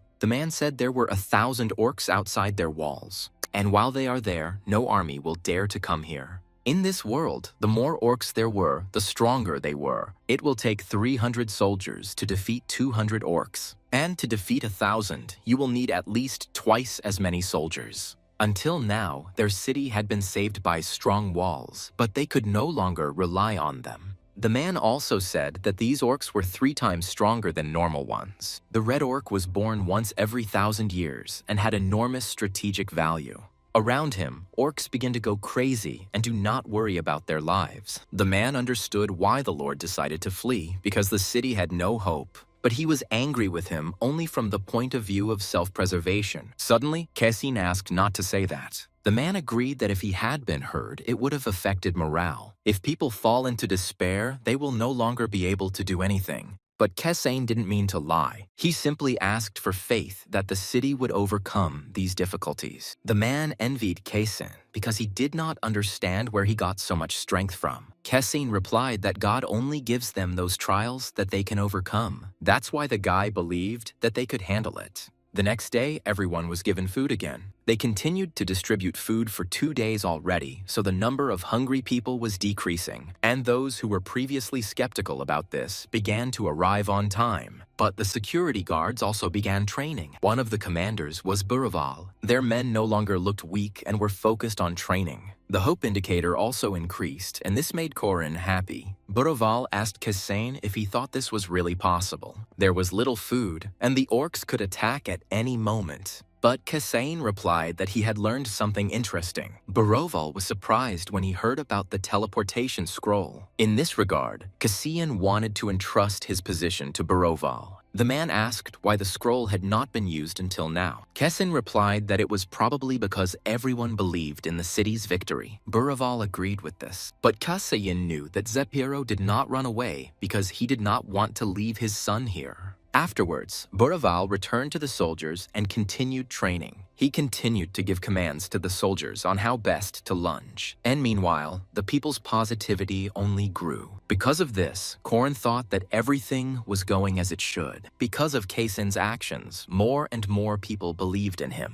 But suddenly they decided to report something to Kassane. With an impassive expression on his face, the guy asked what happened. The man hastily replied that they were already here. Hearing that they were talking about orcs, Kassane tensed up. At the same moment, he shouted the command to summon all troops. The emergency call immediately caused a stir. One by one, people began to learn about the state of emergency. Buraval immediately sent all the soldiers to the castle walls. One by one, the soldiers began to climb the wall. The archers were the first to take the stage. Kassane immediately checked that all the soldiers were in their positions, and they all began to repeat what Kassane had told them earlier. Suddenly, Buraval said that he had not experienced such a feeling for a long time, and Kassane said that thanks to him they became real soldiers. Buraval replied that he was glad to help Kassane. Zepiro said the soldiers were determined, and it was like a miracle. At that very moment, the enemy appeared on the horizon, and his appearance raised a cloud of dust into the sky. The orcs rushing towards the city looked quite terrifying, but Corin understood that if they remembered that they were together, they would definitely survive.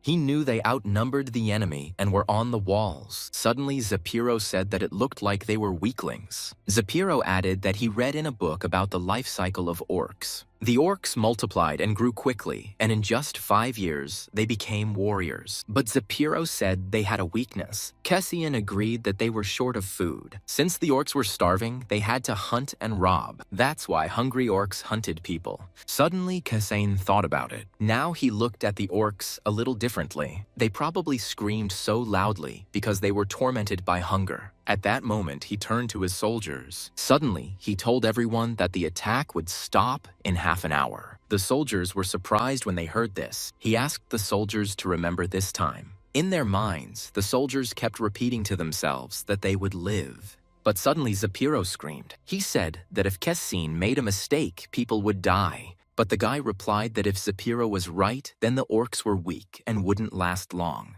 But Zepiro countered that the orcs were resilient. Then he decided to tell Zepiro something else. The man agreed that the orcs were stupid, but he wasn't sure the plan would work. Kisayan said they must use their power wisely. After Zepiro started to leave and said that he would prepare everything. At that moment, the battle began, and the people raised their crossbows and were ready for battle.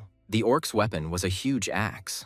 Approaching the wall, the orc raised his axe. And then everyone, just like him, started hitting the wall. Buraval asked the archers to wait for the command, since everyone had to shoot at the same time. Everyone stood quietly and waited for Buraval's command. Finally, the man lowered the flag and gave the command to attack. At that very moment, many arrows flew down. Without reacting to them, the orcs took the attack with their bodies. But this angered the surviving orcs. Because of the arrows, the orcs were unable to fully attack the wall. But even if so, they were already starting to break through it. Then Kaysane ordered the archers to take a step back. This was done because they wanted to attack the orcs with stones. Noticing the stones, the orcs were caught off guard again, and they had to take the attack again. One of the orcs roared in anger, and then he threw his weapon up. The axe hit one of the archers right in the neck.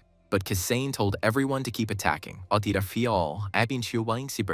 But it turned out that at that moment, someone threw an axe at Kessin. Having reacted, the boy was able to defend himself from it with his own sword. And because of the reflected blow, the hammer hit the head of one of the orcs. But Kessin understood that they needed one strong blow to win. Then he was informed that the orcs were breaking through the gates. Kessin immediately moved towards the gate and reminded everyone that there were still 20 minutes left. However, the axes were already beginning to destroy the wall. Holes began to form through which orcs could be seen. Spearmen stood in front of the wall, waiting for it to be breached. Kessin understood that the gates would be breached at any moment. And he understood that if this happened, all the soldiers and residents would die. Suddenly, he realized that he didn't need the 8 million won. He understood Kessin's feelings when he wanted to protect people at any cost. Having retrieved the fragment of Yuraval's soul, Korin asked for his help. Then the fragment began to disintegrate. This shard allowed one to acquire Yuraval's physical strength and courage only once. Immediately, Kessin's body was enveloped in a blue aura. His eyes also changed color to blue,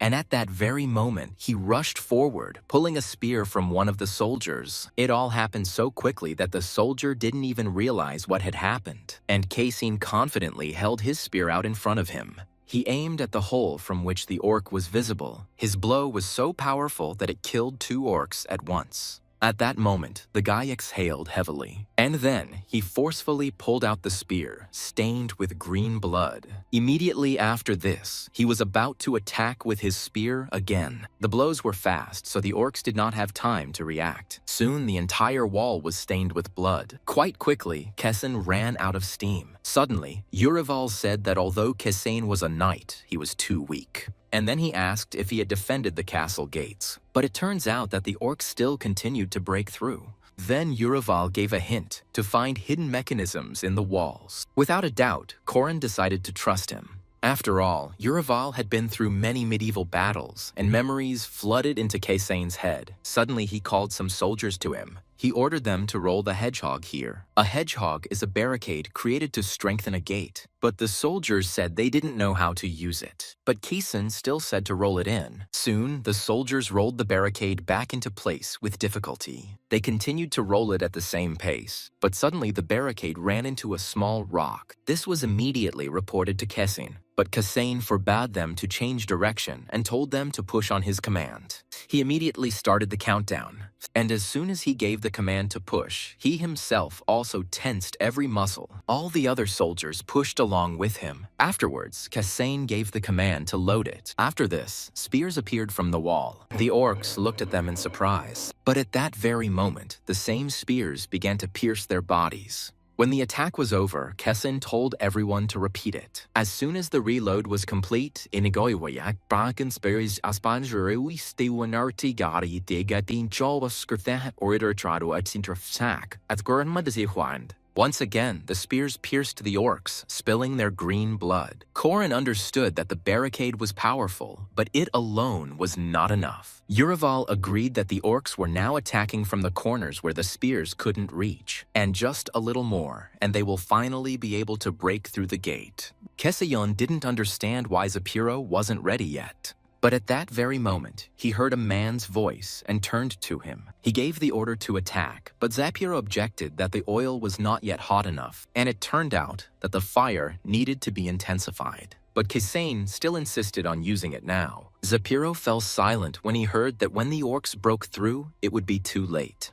Their axes actually continued to break down the gates. At that moment, Zapiro ordered the oil to be poured out. A loophole is a mechanism built into the castle's defensive structure and is a through hole above the gate. And this was the most effective way to kill those who were breaking down the gates. Zapiro told everyone to handle the oil with care, but the oil was heavy and difficult to carry. Everyone tried to lower him down carefully, but at some point, one of the soldiers' feet slipped. The man screamed in horror and surprise. Seeing that the cauldron of oil was about to tip over, Zapiro was also surprised, and the other soldiers who were nearby were also scared. But at that moment, someone picked up the cauldron. It turned out it was Kessin. It was too hard for him to keep it alone, and he immediately asked someone to help him. him. At that moment, another soldier approached him. However, it was also difficult for him to hold the cauldron with his bare hands. Very quickly, his hands began to get burns, but Buraval and Kaysane were full of fighting spirit.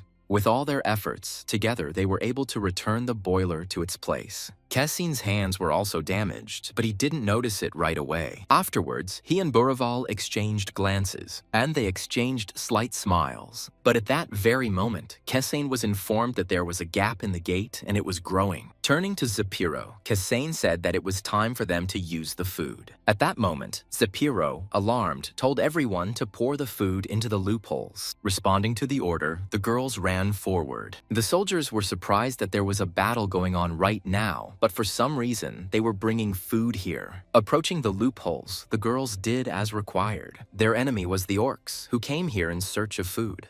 And now, they poured out a tasty thick porridge from where stones had recently been thrown at them. The orcs froze in great surprise, but mechanically they licked their lips, tasting the porridge. Having tasted it, their eyes lit up with a greedy sparkle. And at that very moment, their despair turned into madness. Instantly, they all rushed to where the porridge was pouring out from. And when all the orcs were gathered in one place, Kaysane gave the command to attack and told the orcs to die. Apparently, the food was just bait, and the oil came after it, and such an attack was called the demon's tongue. Anyone who falls under the oil is fried to death. And the orcs who stood outside the affected area were deprived of visibility due to the thick steam. That attack was capable of protecting the most vulnerable points on the gate and brought death to all living things in its path. Frightened, the orcs began to turn around and leave. One by one, they lost their fighting spirit and no longer wanted to attack. Seeing that the enemy was retreating, Kaysane could not help but rejoice at this. However, not every orc lost their fighting spirit. Some, on the contrary, became angry. Using his axe, one of these orcs cut the deserter in two. Seeing how brutally he was killed, the remaining orcs stopped their retreat. The angry orc screamed loudly, and a powerful aura emanated from his body. At that moment, one by one, the orcs began to turn towards the city. And then, they changed their direction and rushed into battle again. Seeing this, Kaysane froze in surprise and did not understand why they were returning. The orc who was able to redirect his horde turned out to be their leader. Hearing this, Kaysane was surprised, and Urival told him to take the crossbow. After listening to him, Kaysane immediately grabbed a crossbow from one of his soldiers and, holding the weapon in front of him, began to aim. At the same time, he asked Urival if he knew how to shoot a crossbow, and Urival replied that he knew a little, but at that moment, Corin noticed that the crossbow didn't even have a sight. Meanwhile, the irritated orc leader was also approaching the wall. Corin was reassured by the fact that Urival had skills, and Corin himself had fired a gun during his service in Korea. But suddenly, all his thoughts were interrupted, and Corin became afraid of something. It was only when the arrow was released that he realized he had lost his aim. But even if that were the case, the arrow still hit the orc's head. At that moment, the orc was instantly killed and his body weakened. After that, he fell to the ground, and his fall sent dust into the sky. Seeing this, Corin was stunned with surprise. But immediately after that, a joyful cry was heard along the wall. The guy happily said that he was still in uniform and said hooray to the Korean reserve soldiers. At that moment, everyone started chanting Kaysane's name. Urival asked if he had missed, but Corin asked who cared now. Unlike the soldiers on the wall, the orcs had lost their fighting spirit. One after another, they began to run away with frightened screams. At that moment, Kaysane asked if 30 minutes had passed. As he said, during this time the attack ended, and now the orcs retreated. At that moment, the soldiers were able to defend their city from almost 200 orcs for the first time. On the fourth day of the siege, the battle ended in victory, and the people, surrounded by orcs for 2 months, were finally free. People couldn't get enough of the victory, but at the same time, Corin continued to work.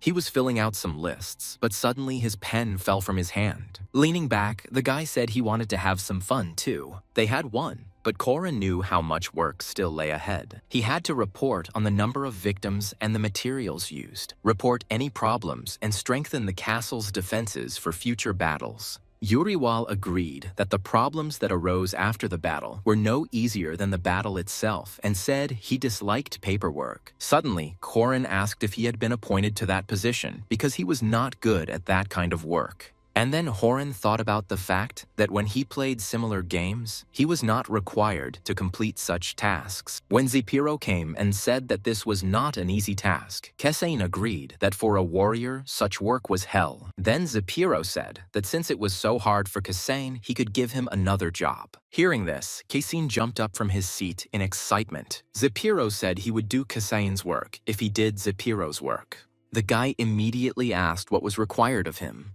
But then he cautiously lowered his gaze in front of him. He noticed that Zepiro was holding some bright red object in his hand, and then he asked if Zepiro was going to give it to them personally. The man calmly replied that doing so would be a sign of respect. When Kesain asked if Zepiro had slept, the man replied that he had slept as much as he needed. However, Korin believed this was not true and suspected that the man had been working all night. Kesain said that it was not a sin for Zepiro not to raise a sword in battle, just as it was not a sin for him to be a bureaucrat. And he asked her not to work so much, otherwise it would end badly. But the man replied that he found consolation in this. He admitted that when he tries to sleep, he feels like he is dying, but while working, he can afford to take a nap. Hearing this, Kesain calmed down, and then he accepted Zepiro's item and said that he would hand it over. In fact, the boy knew that the old man felt that way. Because of the man's anxiety, he began to have insomnia, and work calmed him down. In Kesain's hands was a scroll of red parchment and letters to the families of the fallen. One by one, he began to visit the families he needed, and he passed on letters of condolence to them.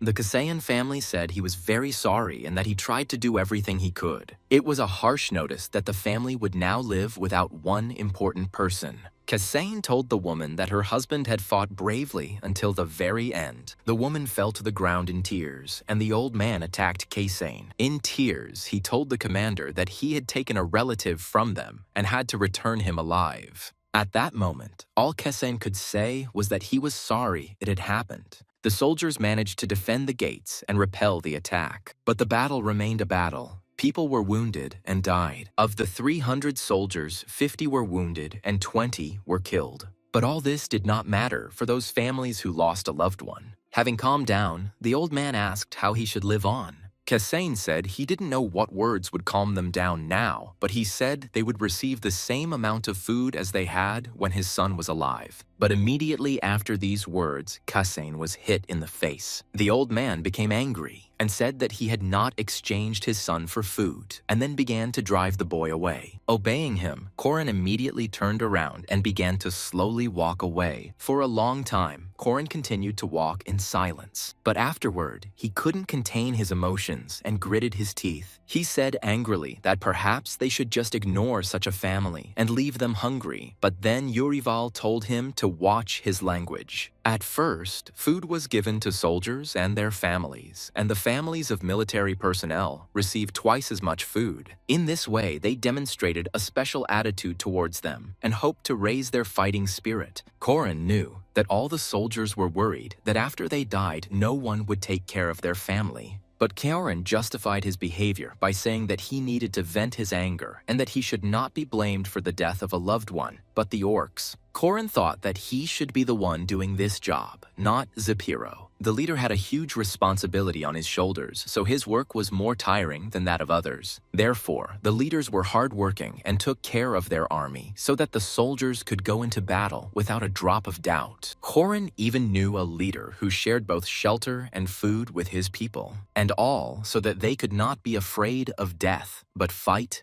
and win. This kind of work was hard, but Korin believed that the leader should do it. Now Kesain was the general of defense, so he had to distribute letters to everyone. He wanted families to be proud of their loved ones. He wanted those who died in battle to bring honor to their families. Korin agreed with Uriwal's words that he wanted to inspire them. Kesain knew that sending people into permanent service would be difficult, so he only accepted volunteers. Korin understood that the more he inspired the people, the more they would want to join the ranks of the army. But then he heard from Uriwal that it sounded good, but in reality, it would not be as Korin expected. Suddenly, Kesin turned to someone and asked the one who had been pursuing him for a long time to show himself. Then suddenly a man appeared in front of him and greeted the general. Approaching him, he asked how many people had died. Kesin calmly replied that there were quite a few of them. The man became frightened when he heard that many more were yet to die. Kesin understood that as long as the orcs existed, they would not be able to avoid battle with them. Hearing this, the man asked if there was any way to escape from the orcs. Kesin replied that they could not escape, but they could stop the orcs if they took action. Then the man asked in surprise what this meant, and Kesin said that he needed strength and people who would be ready to fight. After hearing that the general needed more soldiers, the man was initially silent in surprise, and then he turned away and seemed to be thinking. Kesin followed his gaze and saw a boy calling the man next to Kesin father. The man lowered his head and said that he was weak in body. Kesin replied that there were people fighting who were younger or older than the man, and of course, he could have stayed by his son's side. But didn't he want to become a father his son would be proud of? The man didn't respond to this, but only looked resolutely at the general. Kesin said he saw fire in the man's eyes, and he had to decide for himself whether he would fight them or not. But turning around, he said that if the fire went out, the man would be like a beaten dog. Then Korin decided to bet on whether this man would volunteer or not. At that moment, the man was left alone and thinking about what had happened. Returning to Zapiro, the Kasayan said that he had been informed that the man wanted to see him. The man stopped writing when he noticed Kesin. Calmly, Kesin asked Zapiro what he was doing. The man replied that he had studied the history of the city because he wanted to know what merits it had had. And then he handed some paper to Kesin. While Kesin read the paper, Zapiro talked about what they needed to make people want to live here. Suddenly, Kesin was surprised, and then he looked at Zapiro and asked if the gnomes were an asset to the city. Zapiro said that little grew in their fields, but the city had such high walls. Such buildings required a strong economy, but with such a small population, this was impossible. At its peak, the city's population was 25,000. And in order to provide for such a population, it was necessary to bargain with the dwarves. The dwarves possessed advanced iron techniques. They were experts in rocks and minerals. But suddenly, Kesin asked why trade with them had stopped. Zapiro thought for a moment and replied that trade had ceased after the misfortune that had befallen Lord Mebach. Kesin was frightened when he heard that a dragon was involved in the matter. The key to saving the city was the dwarves, but that wasn't what the city needed right now. Now all that was needed was food to feed the people. Darakuipende, Dokon Nax, Awatas Anidin.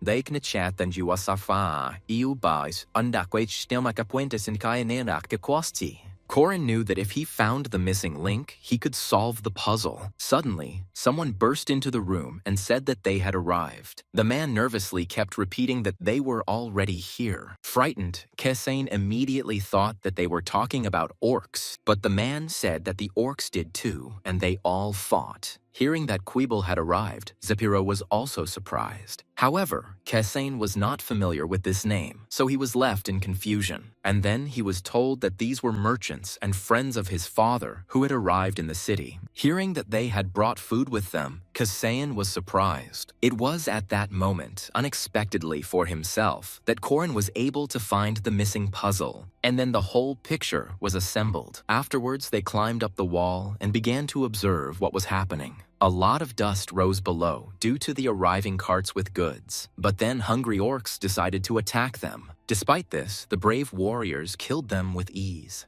One by one, they cut the orcs in two. It seemed that people would not suffer serious losses in the battle. Kesin was glad that 100 orcs could be killed with such ease. Kesin said they were impressive and asked if Zapiro was friends with such people. Then the old man said that he wanted to thank Quibble, and he felt very sorry because he would have to kill his friend after 20 years of friendship. Hearing this, Kesin was stunned with surprise. He asked what Zapiro meant by that. He didn't understand why they had to kill the merchants who brought them food. Then Zapiro said that Kesin had overlooked something. Zapiro said that since Gaios had taken all their money, all they had to do was take it all by force. Filled with anger, Kesin punched the wall. He was angry that Gaios had taken with him everything that had been achieved. Having calmed down a little, Corin thought that they would somehow be able to come to an agreement with the merchants. But he himself wondered if he would give food to a city surrounded by monsters. Although the city needs help, if he were the merchants, Corin would not help.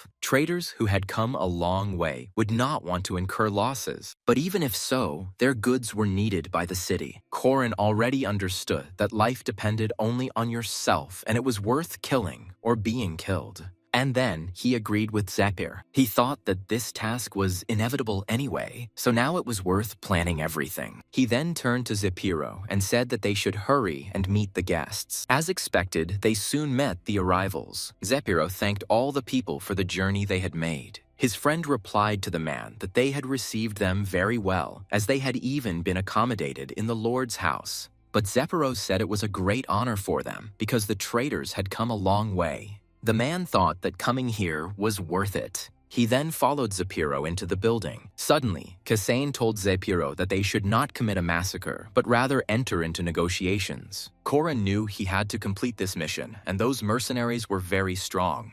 After all, they defeated 100 orcs without losses. This made Corin wonder what would happen if these people became their allies. Zephyro agreed with the guy's words, but didn't know how to do it. Kasane said that they had no food, but they had plenty of wine. The man thought it was a good idea, since even mercenaries wouldn't come to a feast with swords. Mercenaries are uncouth, so they don't carry weapons when they drink together. Also, the merchants, mercenaries, and their leader slept in separate parts of the house. The man reported that everything went according to plan. The mercenaries went into the bathroom and removed all their weapons. Kessin chuckled and said that they were tired after all. After all, they had been on the road for a whole week and had been breathing in sand and dust the whole time, and swords were not needed for taking a bath. There was also alcohol in the room, which the mercenaries would not refuse. After a hot bath, they will definitely want some wine. And in the Lord's house, they will feel safe, so they will not suspect anything. But even so, Kessin believed they should remain on guard. Kesane's mission was to survive the food shortage, and also protect the city from the orcs. When Urawal asked if there was another way, Kessin replied that he didn't have to help if he didn't want to. When night fell, Kasane and the rest of the guards set up an ambush. Kasane was asked to be careful because one of the mercenaries was supposed to be very strong. Compared to Ironblood Morden, the others were weak. Kasane agreed to be careful and then ordered everyone to be silent. After that, he started counting to 3, but he immediately fell silent when he heard voices outside the door, and then he ordered his men to enter the room. When they burst into it, the 3 men immediately turned around. One of them chuckled that the guards had burst in on them, just as he suspected. The other man chuckled that Zephyro had betrayed their friendship. Corin was a little confused that their plan had been discovered, but he realized that one of those present stood out. Besides, that guy looked familiar to Corin. Suddenly, he thought that this guy looked like a Korean who could be an interdimensional traveler. He immediately asked if they had come to celebrate too. The guy also wanted to thank the guards, because thanks to them, he acquired 2 useful subordinates. Corin noticed that despite the fact that there were armed people in front of the guy, he did not try to defend himself. Barovel chuckled and thought that the guy didn't understand the situation. But at that very moment, he was stopped by Kasane. Only Khafren understood that the guy in front of them was too strong for them. Putting away his sword, Kasane asked if they understood why the guards had come here. The guy replied that he would try to understand. But before that, Kasane asked the boy if he was a dragon. Everyone was surprised when they heard this question, but the guy was indignant and said that he was an ordinary person. Then Kasane asked if he traveled between spaces and if he had made a contract. At that moment, the guy was also surprised. But surprise was instantly replaced by anger. He grabbed Kasane abruptly and asked him what he knew. An evil aura immediately began to emanate from his body. The boy asked if the dragon had sent Kasane to him. Squeezing his throat, he demanded the truth from Kasane. But because his throat was squeezed too tightly, Kasane could not speak. At that moment, he was surprised that the guy in front of him was able to kill the dragon. Meanwhile, the brunette promised to make Kasane beg for death. Because of his anger and strength, there was tension in the room. Everyone present began to fall, experiencing pain. Kasayan barely managed to say that it was difficult for him to speak now. While the guy chuckled at the fact that Kasayan still dared to talk to him, Korin continued to be bothered by the fact that the brunette looked like a Korean. Because of this, he assumed that the guy had transported himself here with his body. But Horin won't be able to defeat the Dragon Slayer because the difference between them is too great. The guy was angry that Kishin continued to stare at him. Then Kasin asked if the guy would really kill those very useful subordinates. And the guy looked away warily. He noticed that he had accidentally wounded his own people. At that moment, he threw Kasayan aside. Scratching his head, the boy agreed that he was indeed too hot-tempered. Then he opened the bottle of medicine. And approaching one of his men, he was about to give it to him. Afterwards, he began treating the second person. He understood that the situation would not turn out very well if they died from this. And then he told his people to get up because they should have been fine by now. Korin considered the guy a psychopath who behaved like a child, who in anger attacked both enemies and comrades. But he became interested in the medicine that the guy gave his people. After all, just one drop was enough to cure them.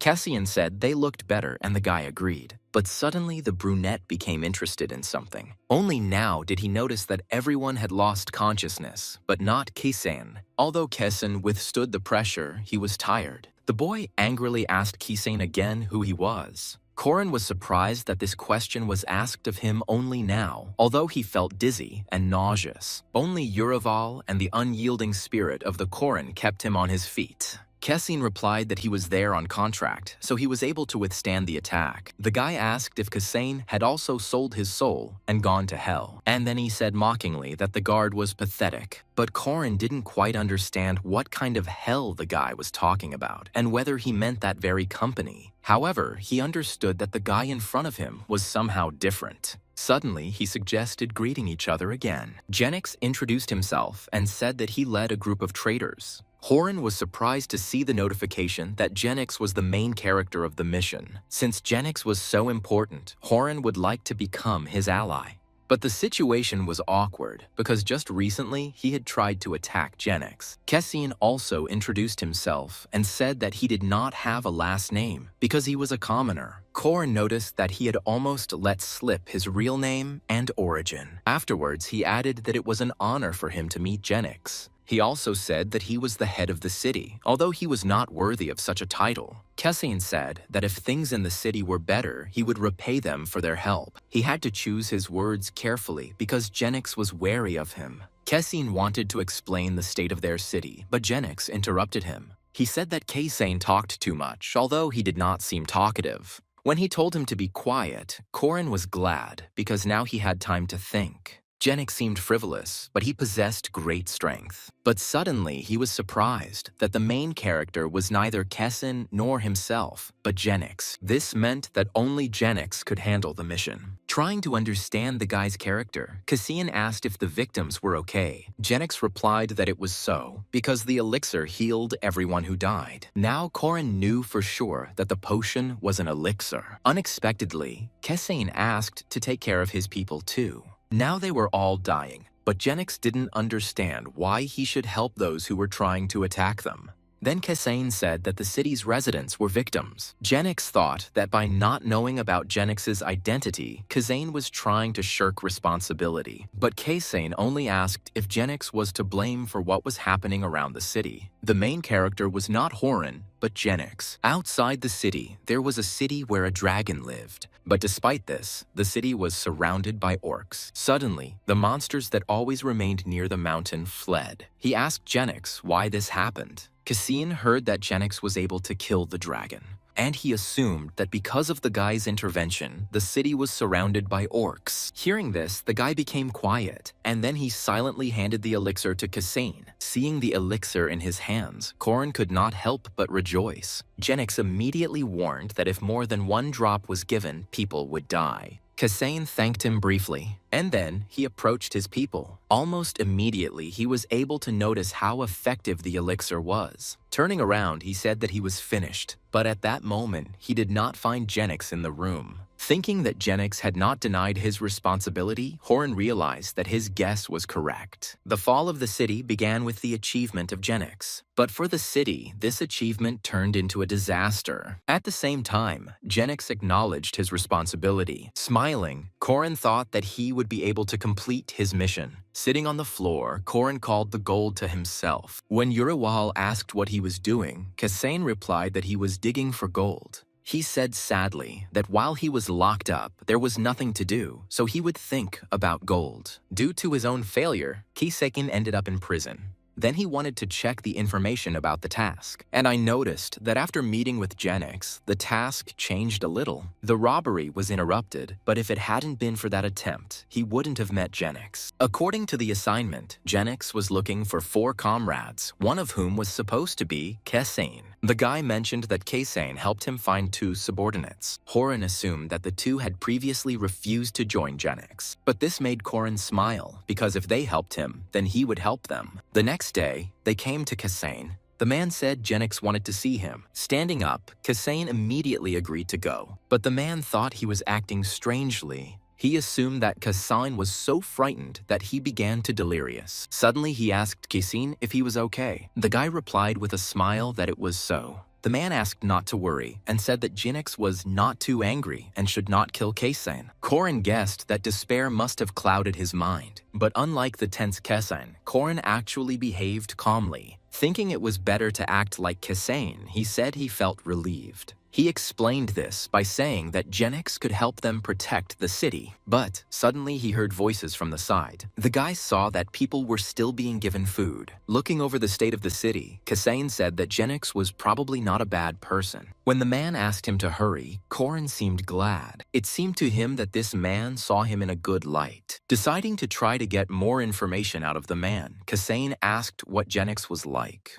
But the man himself didn't know. It turned out that they had met Genix only a week ago when they were traveling in a caravan. Kasane was surprised that they moved this way. The man admitted that he also thought it was unusual, but everyone had been doing it lately. Kasane learned that the ecosystem had changed, and now orcs were in many places. Kasane understood that this was caused by the death of the dragon. Although all he knew about dragons was that they were some kind of natural disaster. But the death of such a monster was also a kind of disaster, because now there was nothing to hold back the monsters. Kasane was told that on the 3rd day they were attacked by orcs. The merchants went forward, and the mercenaries covered the rear. At that moment, the man thought they would die. But suddenly Genix appeared and saved them. He swung his sword just a few times, but he killed all the orcs. The only thing the man knew about him was that the guy was carefree and didn't think like ordinary people. Quibel was outraged that Zapiro had betrayed their friendship and wanted to kill him.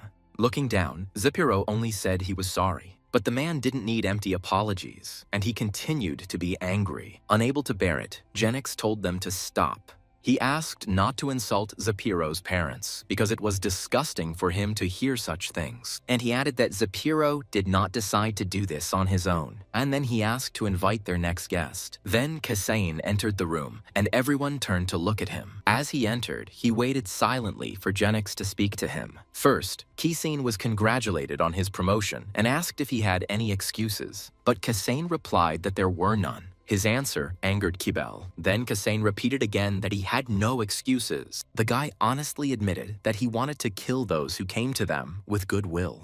As Horan fell to the floor, he thought that Genix was probably testing him. Meanwhile, the brunette calmly watched Kasane. Horan felt like he needed to curb Quibel's anger. Cassian said that he was the only one to blame for everything, and that he was the only one who suggested this idea. Hearing this, the man became even more angry. He asked why Kessin did this, and Kasane reminded that he would not make excuses, and when asked if he was going to die, he answered that he wanted to live. Such impudence angered Quibel, and he thought that he was being mocked. Suddenly, Kessin bowed low. He admitted that he almost killed a woman and a child. He told the story of how the woman boiled the neighbor's child to feed her own. Everyone was surprised to hear that the city had been in lockdown for 3 months already, and even their lord fled from here 2 months ago. Kesane continued talking about how everyone was starving and the orcs were tearing apart the old men and women. He said with tears that they had forgotten about honor and humanity, and they had nothing else to lose. They just wanted to protect their lives. Listening to his stories, Zepiro could not hold back his tears. Genix listened calmly as the famine in their city continued for 3 months. Kasayan asked to save them and said that the people followed him out of despair. He asked to save those who just wanted to live. Suddenly, Kisan hit his head hard on the floor. The impact immediately caused his blood to appear on the floor. Stunned, he rose slightly, but after that, they immediately grabbed him by the shoulder and did not allow him to continue.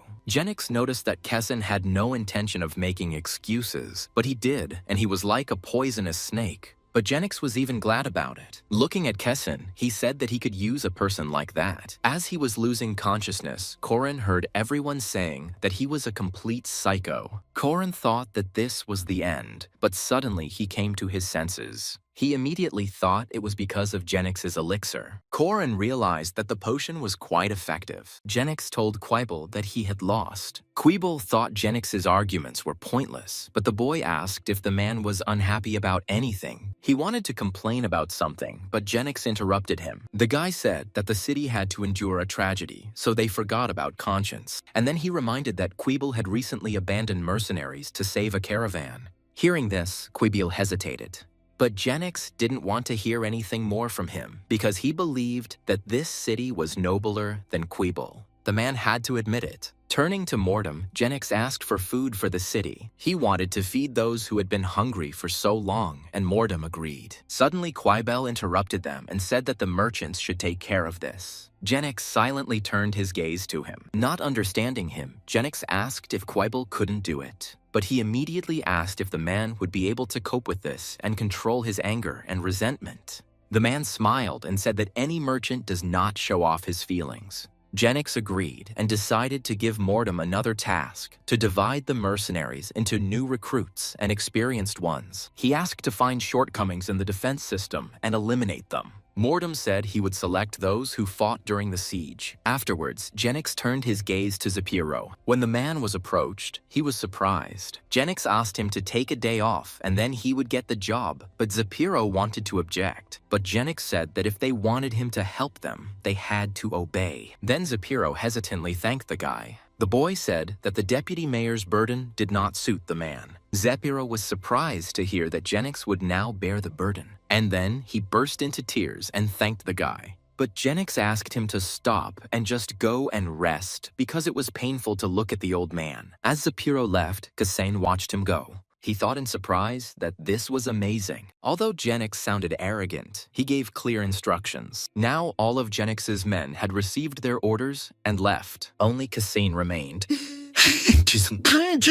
As he approached the guard, Genix wondered what to do with him. Touching his shoulder, he asked the boy's name again. And then he asked if Kessen wanted to tell him anything. At that moment, Kasane became scared. Soon, Korin opened his eyes and saw the company employees in front of him. Finding himself back in his world, he felt as if he had woken up from a deep sleep. But he was glad that now the heavy armor did not press on his shoulders. And it was at that moment that Korin came to his senses and was surprised that he was now in his own world. Frightened, he asked if he had died on the mission. But the girls only smiled and silently listened to his indignation. Finally, one of them began to speak to calm Korin down. The president said it was just a safety point. Hearing this, Korin was a little surprised. The girl added that the mission was long, so Horan needed a break. Worriedly, Korin continued to ask if he had failed the mission. Suddenly, the girl said that Korin was inexperienced for such missions. Afterwards, she added that they wouldn't talk about it now, and he still hadn't failed the mission. Korin asked to explain what kind of preservation this was, since no one had told him about it before. Korin didn't expect to hear such a term because the events took place in another reality.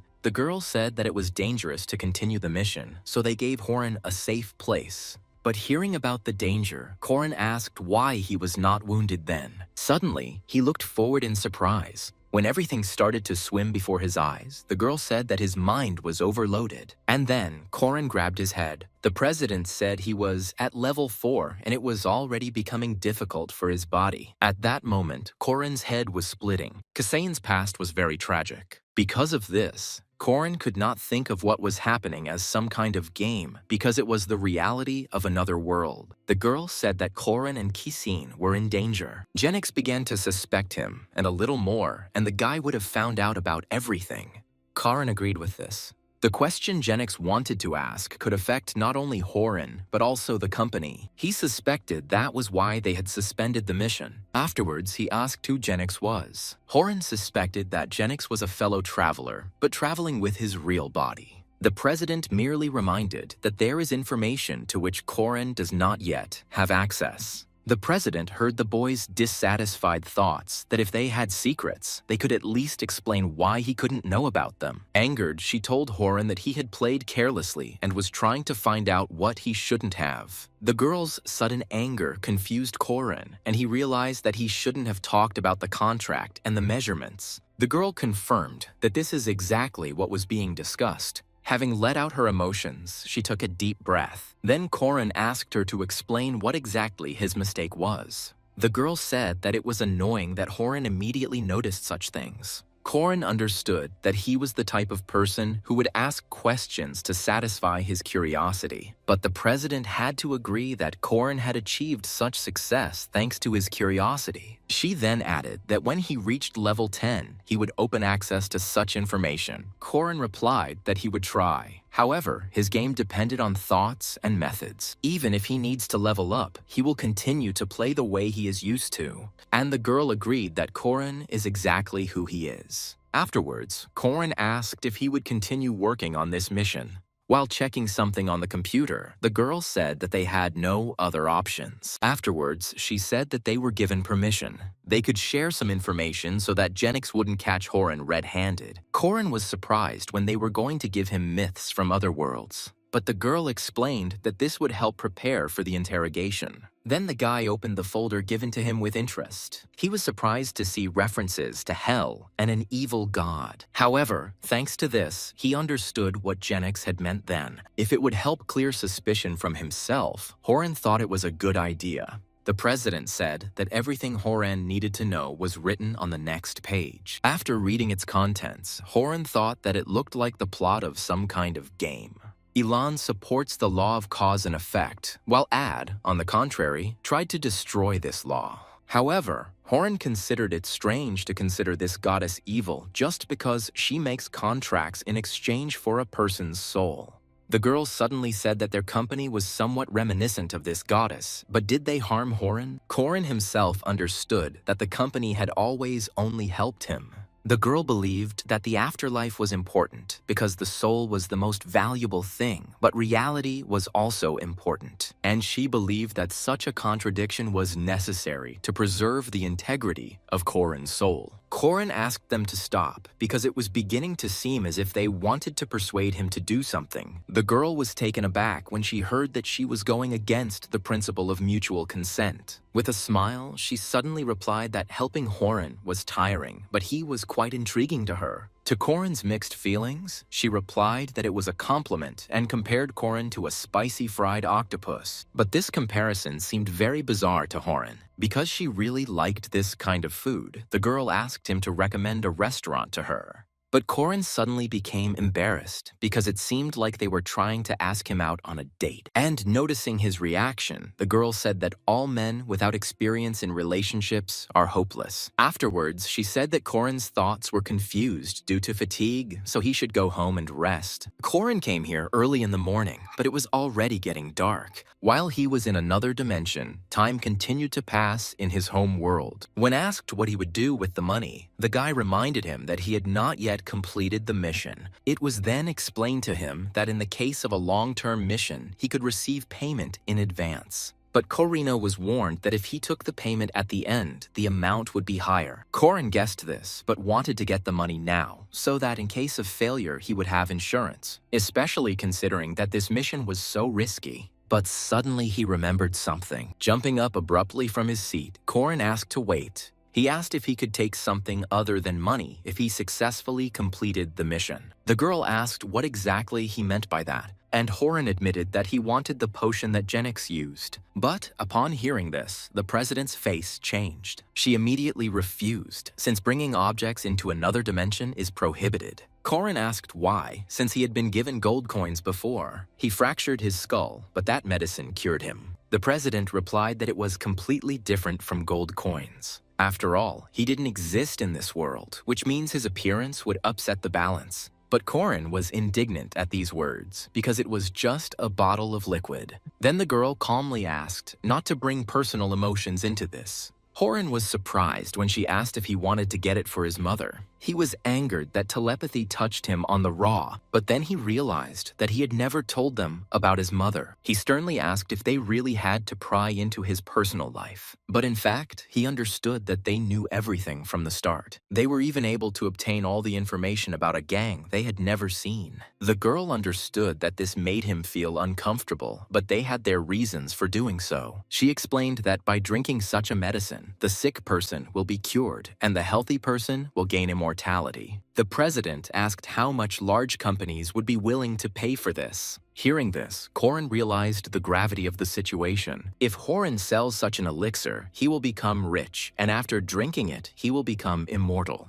This will no longer even be a man, but God. He agreed that this would make the world an unfair place in which no one would want to live. The president said that this is why such things cannot be transferred to their world. Corin asked if they had another way, and the girl said that there was one method. Hearing this, Corin immediately became wary. He asked impatiently what this method was. The girl said that there were other potions that worked. With such an elixir, he could cure his mother. But Horan guessed that with his current level, he wouldn't be able to use such items. The girl replied that access to them opened at the 25th level, but he could not abuse such an item.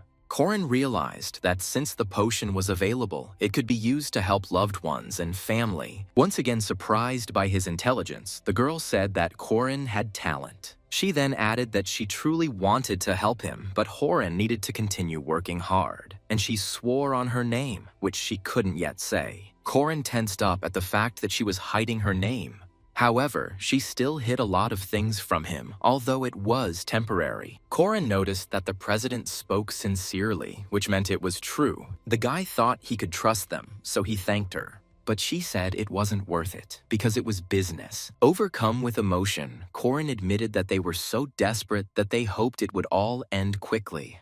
Then he sincerely thanked the girl. For Corin, his mother was just a memory because it was better that way. His reality was too cruel for him, so he did not want to accept it. He was afraid to hope again because he thought he would fall into despair. Corin couldn't forgive himself for not wanting to drown in debt because of this terrible situation, but he himself turned out to be even more terrible. With a trembling hand, Corin decided to touch his mother's hand. When Horan came to her that day, he said that she could be cured, and then he thanked her for not giving up. Corin promised to cure her no matter what. He asked to wait just a little longer because soon he would do what he had to. When Corin finally read all the information, he was happy. That information was supposed to help him convince Genix that he was not connected to Hell. He found it amazing how the history of that world differed from Corin's own. Hell was not just a goddess, but even personified chaos before the existence of the creator god. Corin considered this a free religion because a person has the right to choose the god he will follow. The guy looked with a grin at the folder called Adult Products because no one would dare to get into a folder with that name, which meant that such information could be hidden there. When Horan left the room, his sister asked him where he was going. Hearing about the work, Kana was surprised because it was night. Realizing that it was now 9 o'clock in the evening, Corin thought that this was indeed strange. When leaving, the guy said that he was going on a business trip because there was a problem at the plant. Usually Hans was in charge, but Horan needed to step up. Looking at Corin, Kana suddenly fell silent, and then she asked him with displeasure if he had a minute. Turning around, Korin asked with displeasure what was the matter, and Kana said that with such an outfit, no girl would look at him. Scratching his head, he thought that Kana was going a bit overboard. Kana was outraged that Korin, the president, would meet clients like this, and even his shirt was wrinkled. A little taken aback, Korin replied that he heard her, and Kana said more calmly that Horin should get himself in order. After Horin promised to fix it, she smiled. Returning to her sofa, she wished her brother good luck at work. Before leaving, Korin wanted to say something to Kana. Because of something more important, he won't be able to bring home money for a while. But in the end, he changed his mind and did not tell Kana anything. When Horin arrived at the company, he was immediately greeted. The boy said with a smile that he was not tired, so they should continue Kessen's mission. If Korin had such a desire, the girl agreed. When she asked what the rush was about, the guy's thoughts flashed through her head. Realizing that she had seen too much, the girl apologized. With a smile, Korin replied that he could not sit idle. After all, now he had a chance to cure his mother. But to achieve his goal, Horin needed to level up.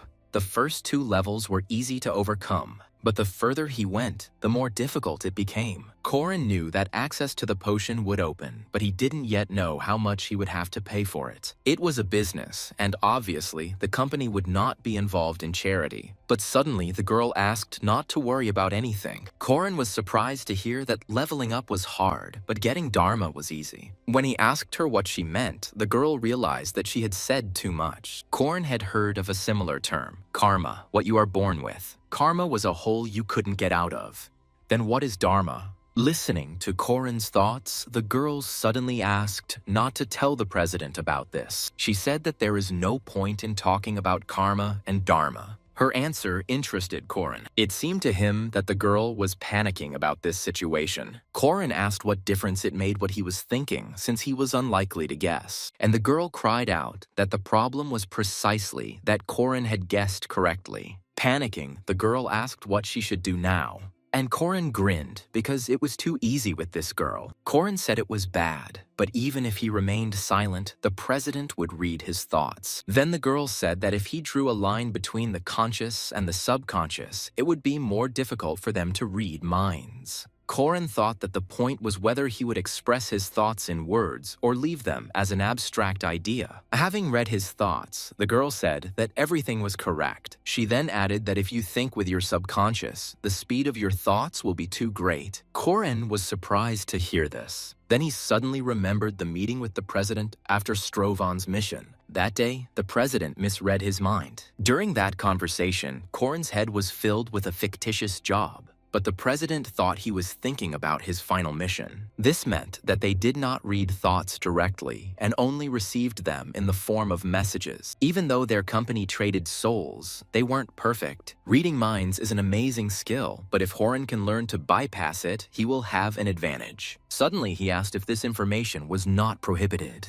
The girl said that when Horin reached level 10, they would stop reading his thoughts because they didn't do that with their official employees. Korin thanked her and was surprised that the girl was always very talkative. Afterwards, he asked where the president was and was told that she was absent. But at that very moment, the girl screamed that it turned out that the president had just returned, and Korin needed to be sent on a mission immediately. It was the right decision for both of them, because until Horin learned to control his thoughts, it would be better for him to have less contact with the president. Sending the guy on a mission, the girl wished him good luck. Korin noticed that the girl wanted to send him away as soon as possible, and he kept thinking about his goal. He definitely wanted to get that medicine. As soon as he thought this, a white flash lit up his face, and at that very moment, the president arrived. Approaching the assistant, she asked if the girl had sent it. The girl said that she sent it and did everything as the president said, and the president said that she was sure that Korin could handle everything.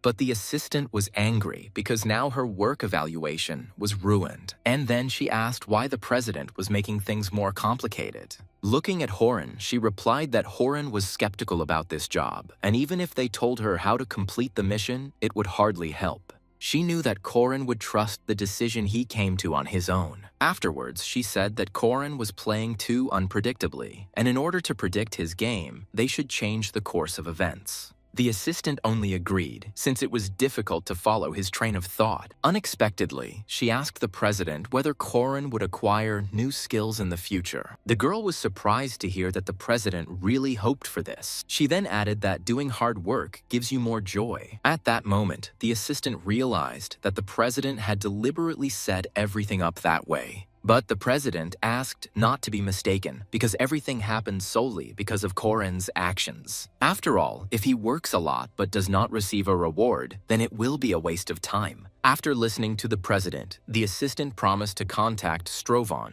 With a smile, the president replied that this should be done in the safest way. However, when the assistant was about to establish contact, she saw a message that someone wanted to intercept Korin. She immediately reported this to the president. Then she turned back to the message and wanted to read the username. And when she saw who the name belonged to, she was surprised. The president immediately recognized Chris, whom she considered abnormal, and she said that the guy should be reminded of the company rules because he couldn't do that yet. She asked me to convey on her own behalf that he should sit still. At that moment, Korin was already back in the world of Kasain. He thought that since he could now lose points and levels, the game was becoming more serious. Suddenly, someone approached Kasain, and turning to the man, the guy was surprised. An exclamation mark appeared above Buraval's head. Korin realized that this was an automatic quest search and asked if Buraval needed anything. He thought to himself that it was like a video game. He also believed that this gave him more opportunities to gain experience. Buraval said that recently their people were getting tired more quickly during training. When he said it was probably because of the food, Kessian asked if they were fed poorly. They paid special attention to the nutrition of their guards. Even before the traders arrived, they were well fed, and afterward, the situation became even better. Buraval replied that they ate more, but their diet was unbalanced and they did not want to eat vegetables. While he was speaking, Korin noticed that Buraval had an inflammation in his mouth. He then realized that the guard's diet was lacking nutrients. Buraval asked why this could be. Kessian replied that it was worth asking the elders for advice. But Buraval said he had nothing to ask of the old men who could not fight and on whom, in his opinion, they were wasting food. Kessian was disappointed that this was all that was in Buraval's head. He added that they were not born here, but the old people had lived here all their lives, and even if they needed to eat vegetables, they would not eat everything. After thinking about it for a bit, Buraval agreed with Kessian. Afterwards, he thanked me and went to solve this problem.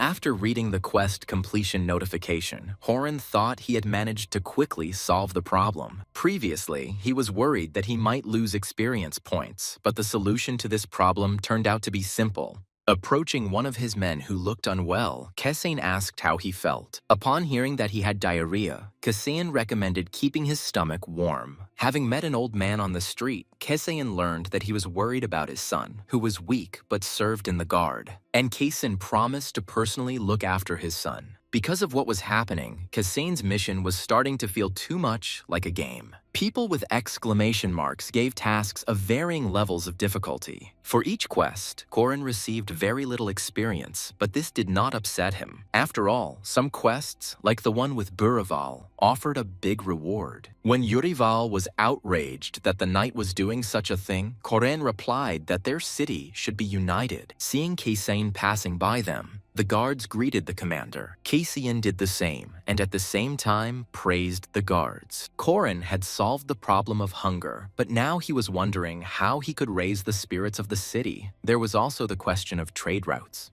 The information about Genix said that he was the only one who could save the city. Seeing that Genix now perceived Kessian as an enemy, Korin was surprised. Last time, Genix had more confidence in him. While Korin was wondering what he had done wrong, someone approached him. He turned around and saw Genix, but Horan wasn't surprised. Looking at him more closely, his gaze was filled with concern. Genix was covered in something, and that made Kessian ask what was wrong. The guy calmly replied that it was the blood of the orcs, not his. Kessian asked how many orcs he had killed, and the boy replied that about 100, but there were still plenty of them there. And then he asked Kessian to give him some time to talk.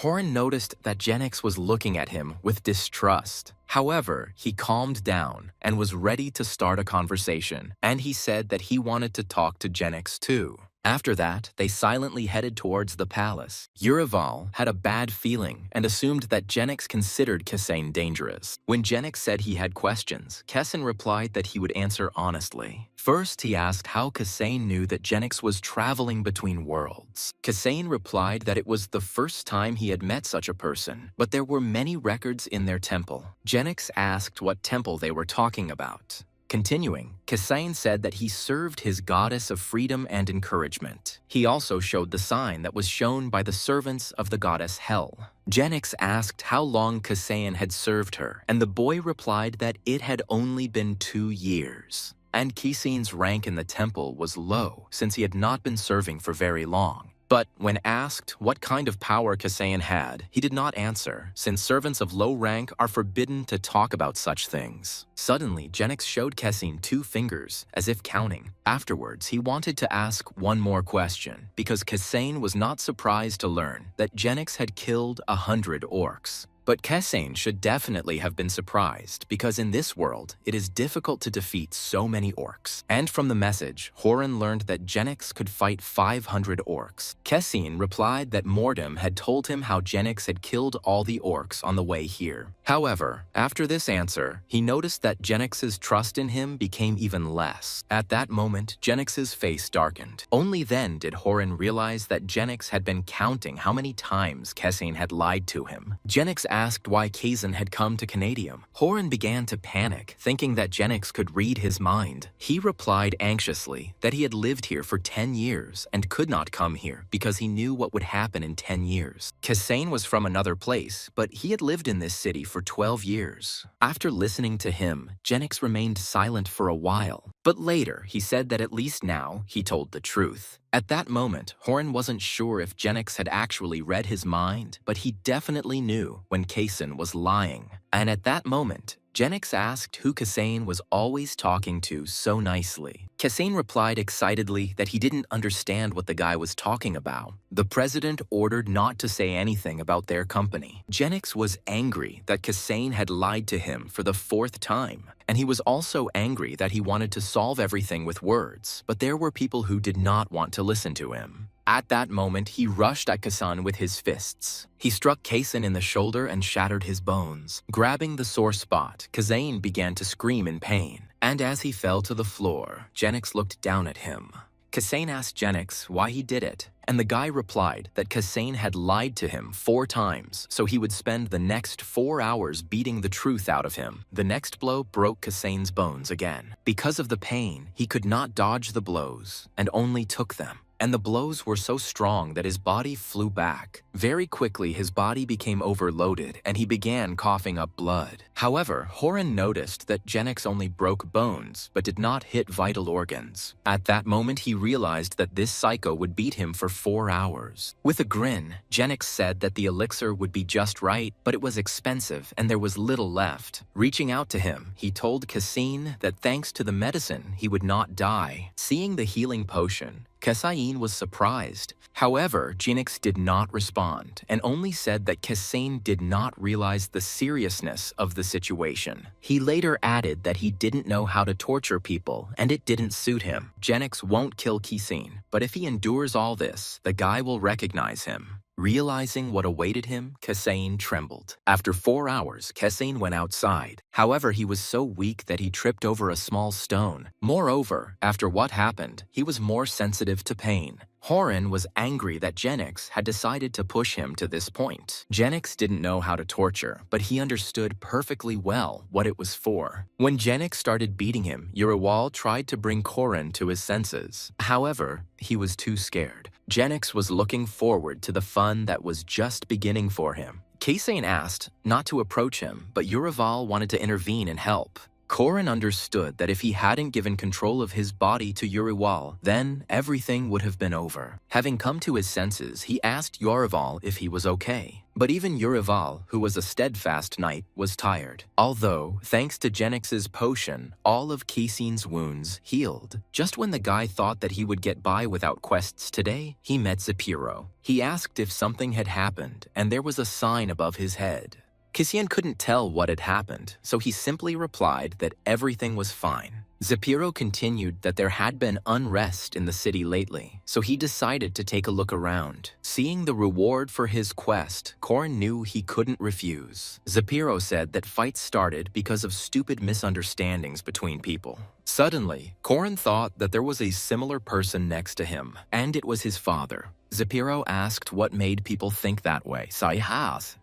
But the reason was anxiety, because although the city had food, the orcs had not gone away. That feeling made people cruel, and they couldn't control themselves. Kasayan reflected that people used to think about how to survive, but now they think about a bleak future. When asked what to do, the guy thought about it. Kasayan asked Zapiro if he had any ideas. The man said that it might be due to unemployment, as many people had lost their jobs. The sellers have nothing to sell, the shoemakers have no leather, and idleness gives rise to bad thoughts. Korin realized that to make the city safer, people needed to find jobs that didn't exist. Korin was able to lead many people, but creating jobs is another matter. He said he needed time to think about it. Afterwards, they said goodbye to Zapiro. Korin knew that there were many places in the city that needed to be rebuilt, but they didn't have the money to do it. At that very moment, he accidentally met Quibel. He also had a task for Kasain, and it was starting to irritate him. Wanting to get straight to the point, Kasain asked what was going on. The man said that last time, he had caused a lot of trouble for Kasain, and they had apologized to each other. Afterwards, he admitted that he had come to Kasain for advice. Kasain heard that Genix had given him an impossible task. Quibel said Genix ordered 3 times more food to be bought than last time.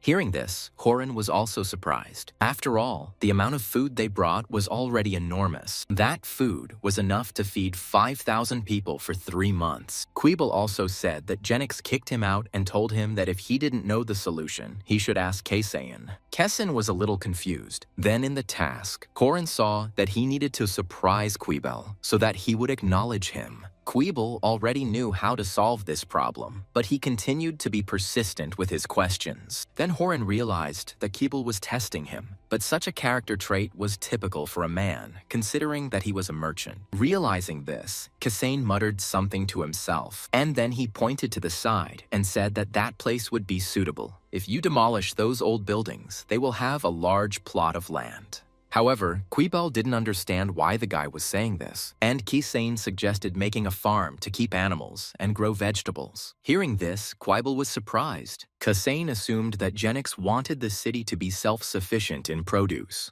Quibel was surprised by Kessin's intelligence. Kasain continued that since the city was isolated, it was best to grow everything ourselves. In fact, this idea was given to Horan by the name of the next quest. Quibel replied that it was important, so he had to check on Kasain, and then he showed him the contents of his bag. Leaning towards him, Kasain's face lit up, and then he was surprised.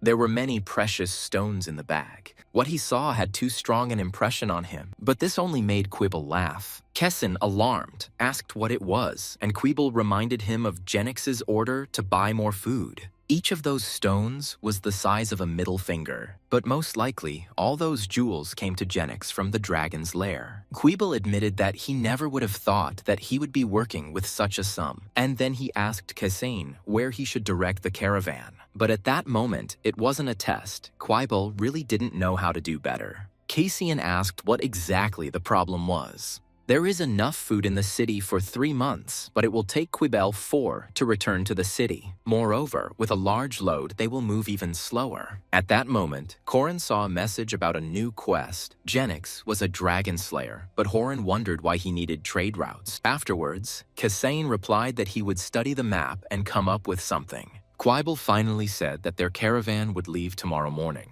After this, Kessin sighed heavily. He thought that he should rest, because if his brain became too overloaded, he would not be able to think as usual. But at that moment, he saw that someone was approaching him again. It was Mordum, who had exactly the same task. Seeing him, Korin wondered why they couldn't just leave him alone. Mordum immediately realized that he had come at the wrong time. However, Kasain could not refuse him and replied that everything was fine. but the man noticed that the guy didn't look very well. Then Kisain said that Mordum looked more puzzled. The man admitted that he wanted to get advice from Kisain. He wanted to come earlier, but then Kisain was walking around the city, and Mordum only watched him from afar. Horan realized that he shouldn't blame others because of those small quests, he couldn't devote time to Mordem. Obviously, the best rewards he will receive will come from the most important people in this mission. Mordem said that there was no point in delaying it any longer because tomorrow he would leave with Quibble. The man wanted to ask a direct question. What did Kisain think about Genix? But Kisain asked why he asked him about this. Mordem said that he was carrying out his orders, but he had a lifelong contract with Quibble, and the oath of allegiance meant that he would live and die for him, but he wanted to make sure that Genix was worthy of his service. Kisain thought that serving him was a good option because the guy had money and he was strong. However, his answer angered Mordem. He replied angrily that loyalty is not for sale. Kisain explained that he had not meant to offend him, but would simply take it into account. But Mordem found it strange to hear something so selfish from Kisain.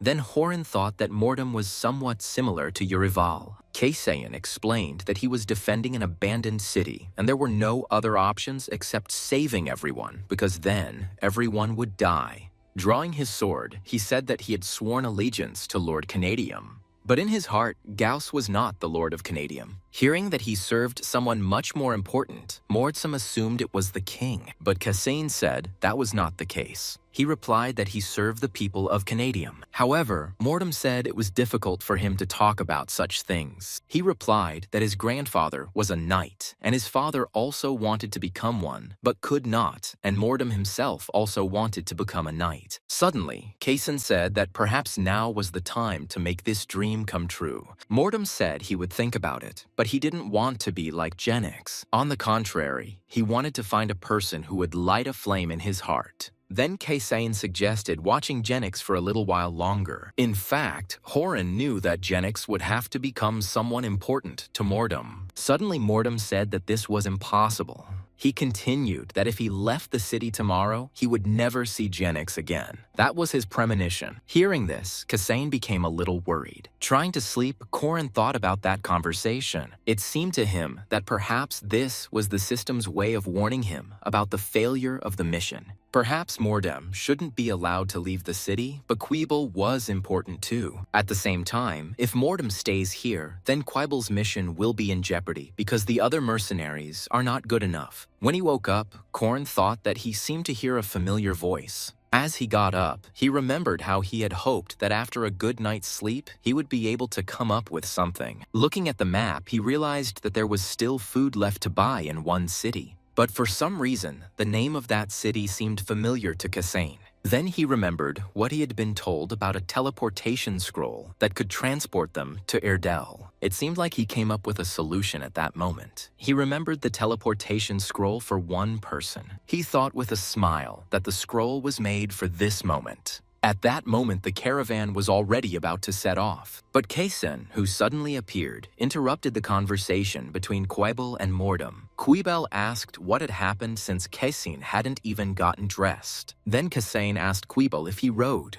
The man replied, embarrassed, that it was so. Kessin then asked if the man alone could negotiate and find mercenaries to replace Mordem. Quibble indignantly replied that this entire caravan was solely his merit. From his words, Kessin knew he could do it. Quibble said, dissatisfied, that he was an expert in everything Kessin asked about. Hearing the answer, the guy immediately smiled, and then he told the caravan to stop moving. Mordem wanted to ask what this meant, but Quibble stopped him. The man asked if Kessin would take responsibility for this. But Kessin was already prepared for this. Afterwards, Quibble turned to Mordem and asked him to sort everything out. Then he turned back to Kessin and asked what the boy had come up with. However, Kessin refused to speak at that place. When they arrived at Zipiros, the man asked Quibble what had happened. Kessin said that they came to discuss the movement of the caravan. When the conversation turned to the teleportation scroll, Zipiro reminded that only one person could be transported. Then Kessin said that they would not only transport the person, but also the money. Quibble agreed that money was the merchant's weapon. Kasain said that the scroll would transport Quibble to Erdel, and from there he will head to northern Grassland. But Zephyro asked if Kasain was sure of this, since they risked using the scroll in vain. But Quibble said it would be a significant time for the caravan.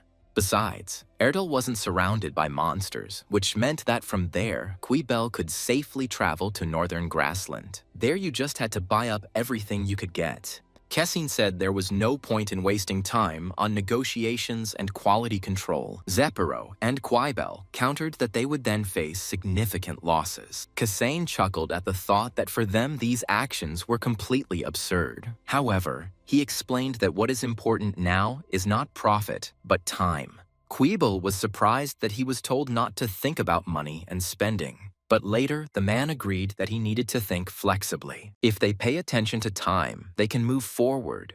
The smaller the caravan, the faster it moved, but even with less cargo, they might not make it in time. Quibble said he would have to sacrifice the deadline, but he would manage. Kessian suddenly said that they could even shorten the time a little. Quibble and Zephyro couldn't understand how this was possible. Then he said that even if the caravan moved slowly, 3 weeks was too long. Realizing this, Kasain realized that it was not a matter of speed, but of procedure. The lords stopped the caravans because they feared that the food would go to their enemies. And Quibble knew this well. But Kasain said that not everyone checked the caravans, but only those responsible for it. Realizing what he was getting at, Zephyro became alarmed. Then Kasain placed Lord Kennedyum's seal on the table. Quibble was surprised by this, and Zephyro considered it a crime. However, Kessin was full of excitement. After some time, their room was illuminated by light. Using the scroll, they sent Quibble to another city. Zephyro sighed heavily. Kessian asked the old man why he was so worried. Zephyro angrily replied that they would definitely have problems. If you show the guards an official item, they will let the caravan pass without any problems. However, such a scroll will be delivered to higher authorities. Zephyro said that sooner or later, Gauss would see this document with a forged signature. But Kasain believed that the most important thing was to overcome the difficulty that had arisen now. But Zephyro sighed because he had not broken the law since he was 30 years old. Then Kasain replied that he should consider this year the best because he saved people. Zephyro agreed with this, but he wasn't sure that Quibble could handle it. He said that he knew the local lords better, and perhaps he should have used the scroll. Hearing that it was not up for discussion, Zephyro was surprised that he was not trustworthy. Kessin replied that Quibble was a better fit, and they had plenty of work in the city. He also added that he had come up with a solution regarding unemployment. He said that they would build a farm by the time Quibble returned. Zephyro noted that the construction work would only be a temporary measure. Kessayin said that it was easy to provide temporary work, but Zephyro was convinced that the only benefit would come from building a farm. Then Kasain asked if he was sure about this. After all, their city was still surrounded by monsters. Soon all the city's residents were gathered in the square. They were a little surprised that they were told to work. Kasain understood that what scared them was that they were standing close to the wall where the orcs could attack. The man said he had heard that there was also work in the western part of the city. Then Kasain replied that people would be paid less for doing dirty work. However, the man didn't care about the payment. Pointing to the people, Kessin said they had nothing to worry about. A group of people was visible on the horizon. The mercenaries were led by Mordum, and they patrolled the area. Kassin explained that if the orcs attacked, the mercenaries would warn them. And then he asked everyone to get to work. Horses were used by scouts, and it was decided to use a cart instead of wood. Quibble went to Erdel alone. This meant that all the horses and carts were at the disposal of the city. At that moment, Kassain divided everyone into groups and gave instructions. It was necessary to dig a hole along the perimeter of the wall. This large-scale work involved 500 people. Kassain made sure that they did not dig in unnecessary places, otherwise water might break through. Everyone responded to his comments immediately. Zephyro was surprised that Kassain was able to find work so easily. He also believed that the moat would significantly strengthen their defenses. The moats were as effective as the castle walls. Suddenly, someone reported that they didn't have enough shovels. Then, Kassain gave orders to one of the groups groups to make shovels. Later, someone said they needed more carts, and Kaisen hurried the groups, which began to detain others. They needed tools for construction. But in this case, their shortage was welcomed because too many people needed work. They all continued to work hard. Kasena and Zapiro were pleased that things were going smoothly. At the same moment, Kasane announced a short break. From the people's faces, it seemed as if they had already forgotten about all the troubles. The mind controlled the body, but the body also influenced the mind. Everyone turned around when they heard that a special treat had been prepared for them. Kasayan said that everyone had worked to strengthen the city's defenses, so today the workers would eat the same as the soldiers. Everyone was delighted when they saw the dried meat. Many men were happy that they would finally be able to feed their families with meat. Zapiro remarked that thanks to meat, everyone would become meek sheep. But today's work and reward showed that these people had a place in this world. Koren was pleased that the meat would help him attract more volunteers. Zapiro explained to everyone that the food was a gift from Genix. Many wanted to thank the guy because he saved them all. Many felt that the name of the defender of Canadium suited him well. At that moment, the general mood immediately lifted. Kasayan thought this was strange propaganda and asked Zapiro what the old man was up to. The old man only chuckled at the guy's interest. At that moment, one of the quests was completed and Kasayan received a reward that surprised him. He was convinced that this mission was worth $1 million and he could earn a lot of experience here. During this time, Koren managed to lead the army into battle and also successfully defended the city. After that, I was able to find jobs for people. But if it weren't for the food the traders brought, they wouldn't have lived to see this day. His thoughts were interrupted by Zapiro, who wanted to talk about their future. Kasain also wanted to talk to him about Genix, but hearing the guy's voice, Kasain quickly stepped aside. Hearing Genix's voice, he automatically jumped back. The guy asked Kaisen to step aside because he wanted to talk to him. When they were alone, Genix said he recognized Kasain's abilities. But no matter how talented Kasain was, for Genix, an ally he could not trust was equal to an enemy. When he asked if Kasain's thoughts had changed, Koren was a little surprised. Genix asked why Kasain had come to Canadium and what he knew about him. Kasain replied that he wanted to speak honestly. Horan wanted to tell the truth because the mission would soon be over. But if he couldn't convince Genix of this, there would be no point. Meanwhile, Genix insisted on an honest answer. Kasain replied that if he told everything, he would break the agreement and lose everything, experiencing something more terrible than death. The goddess Hel gave unlimited power, but in return, she demanded a huge price. Kasain said that whoever violated her will would lose what he valued most. And if Genix did not believe him, then Kasain asked him to believe the city's residents, whom he held dear. However, Genix was not surprised. He said angrily that Kasain could not be trusted. Seeing that his eloquence had not worked on Genix, Horan began to worry. Genix admitted that he hated guys like Kasain. He believed that trusting eloquent people was the most dangerous thing because they could betray you at any moment. Kazine wanted to say something, but Genix interrupted him, threatening to kill the guy. When Genix said he could spot a lie, Heron realized he was at a dead end. But suddenly, Genix said that the guy shouldn't panic so much because he only wanted to ask one question. When he asked what kind of dragon Uraval was, Kasain was stunned. Realizing from his reaction that Uraval was not a dragon, Genix asked what kind of demon he was. Kasain explained that Uraval was a knight with whom they had a contract. Genix was surprised because Kasain said that he had a contract with Hell. Kasain explained that it was a different contract that had nothing to do with Ad. He said that depending on the situation, a person could have different assignments and contracts. Genix was angry, and Kasain wanted to say that he knew about the guy. Kasain had drawn conclusions from observing Genix, and he assumed that the boy's mind was being controlled by a dragon. As soon as he heard this, Genix was stunned. Most likely, Genix hated Kasain because he suspected Kasain of having connections with dragons. Genix is a dragon slayer, although he used to be a guardian, but for some reason he betrayed them.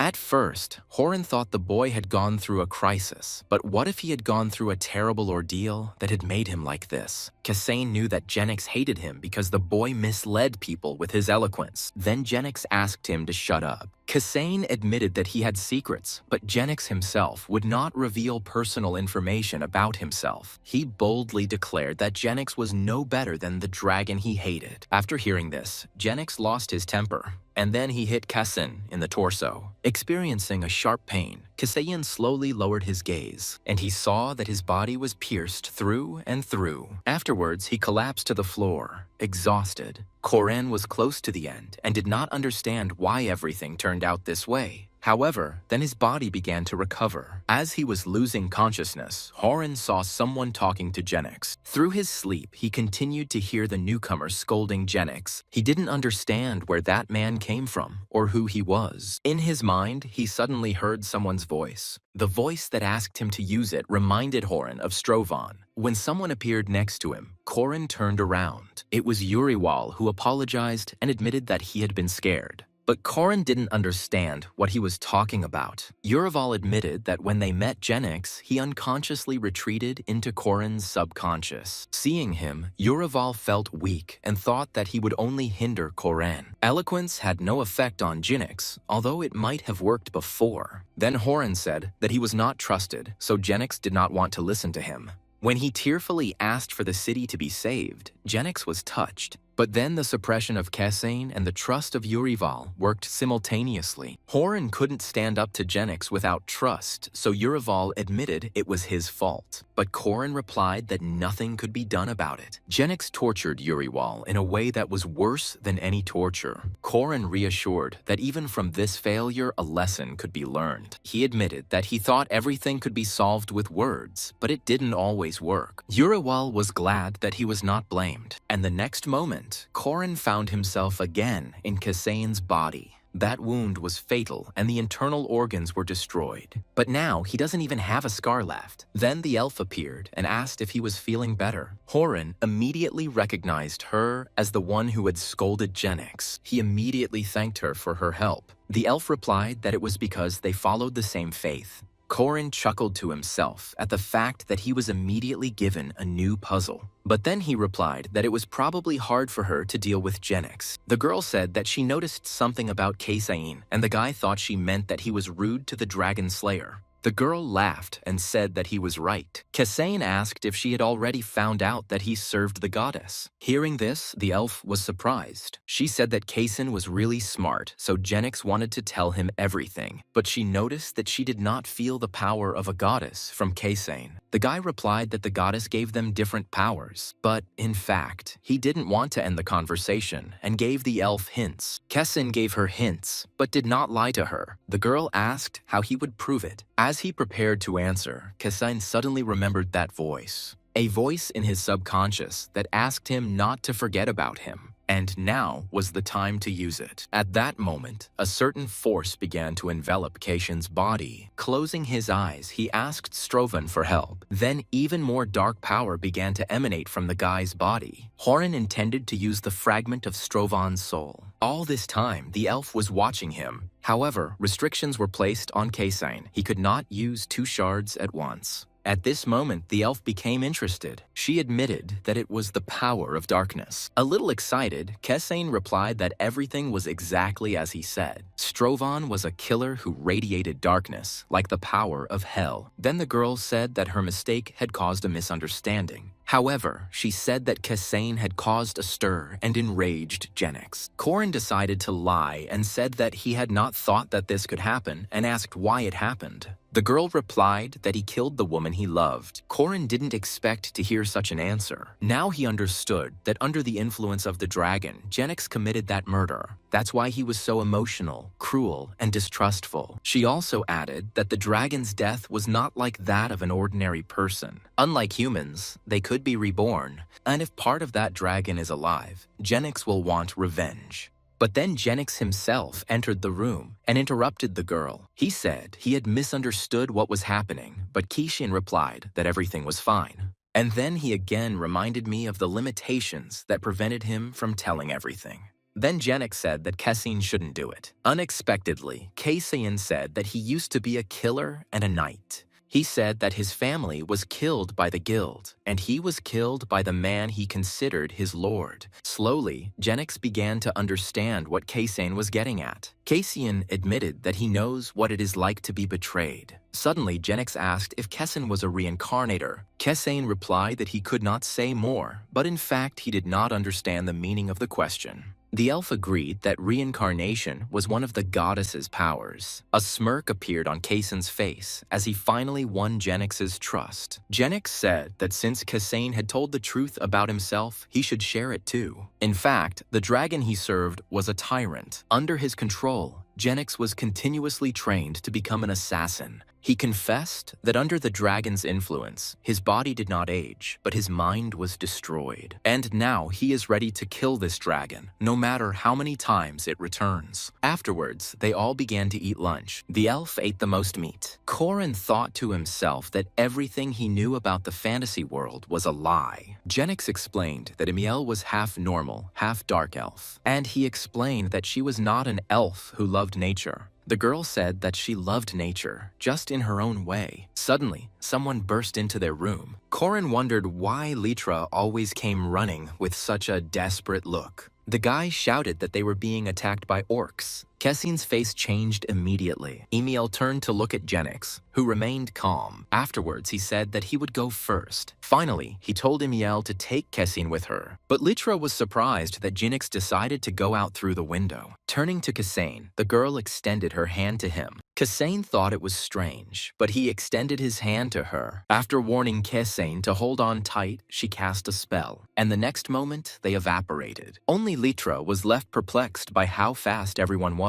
Then Emil and Kasen found themselves on the wall. But Korin didn't understand how they managed to cover a kilometer of distance in just an instant. The girl explained that shadow jumping is one of the powers of her race. Suddenly, Kasen heard Genix's voice asking them to gather. Then he looked down. There was a commotion down below near the wall. People started running away in panic. At some point, one person from the crowd tripped. He immediately turned around, alarmed, and he saw panicked people rushing towards him. Having prepared himself, he immediately covered his head with his hands. Korin had gathered a lot of people here, and now it was causing a crush. Suddenly, Emiel said that Genix would go crazy again. The next moment, it happened as she said. Due to Genix's loud scream, Kessin had to cover his ears. He was familiar with these sensations. He had experienced this power 3 times already, but it was impossible to get used to it. After all, this was the power of a dragon slayer. Suddenly, all the noise disappeared.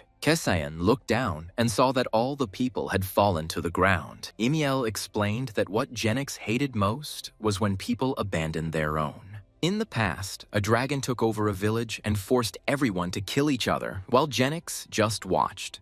The strange thing is that only a weak girl survived from that village. The dragon told Genix to watch over her, waiting for them to fall in love. A boy who was alone in this world and a girl without a family were suitable for each other. And when this happened, the dragon forced Genix to kill her. Kesayan asked to stop because he already understood everything. Horan understood that Genix had everything from wealth to youth, but he was not happy. Genix was like Stravon, and if this continued, he too would be unhappy until his death. Boroval and Mordum asked everyone to let the old men go first. Watching this, Kasain realized that now was not the time for sentimentality. After looking around, Kasain said that he did not see any orcs. Then Emil pointed far ahead. Alarmed by the dust cloud, Kasain asked her if all the orcs were coming.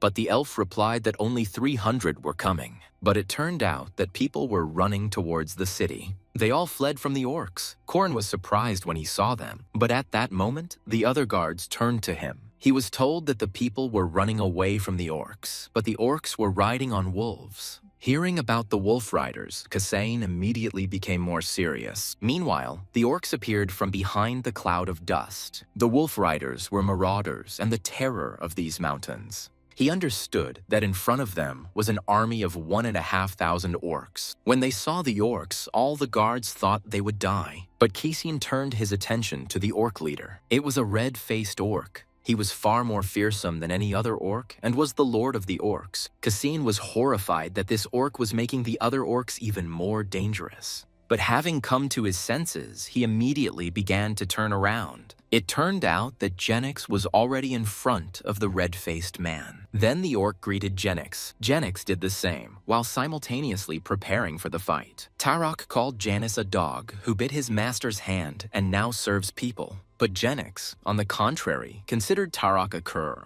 Tarok asked how Genix liked his gift. For a moment, Genix was silent. At that moment, people were panicking and breaking down the city gates. Their numbers only increased, and they asked to be let in. But Mordum said that they were not allowed to open the gates. He believed that the orcs had deliberately driven people here so that they would open the gates. Buroval also said that Kasain should not be given in to out of pity. Korin understood that his comrades were right. Fierce orcs riding on wolves also rushed towards the city. But anyone with a heart would be broken by such a sight. After all, among those people there were even innocent children. The mothers begged to take at least their children. Suddenly, one guard said that he couldn't watch this. Without orders, he began to open the gates for people. But at that moment, Buroval attacked him. He said that guy wasn't the only one who was upset about it. And then he declared that he would kill anyone who tried to open the gate. He reminded them that they must protect the city and their families, and he promised to throw off the wall those who try to help strangers. After all, if they wanted to die, they shouldn't have involved others in it. Then everyone understood that the situation was terrible. Korin was angry that the orcs had sowed panic even without bloodshed.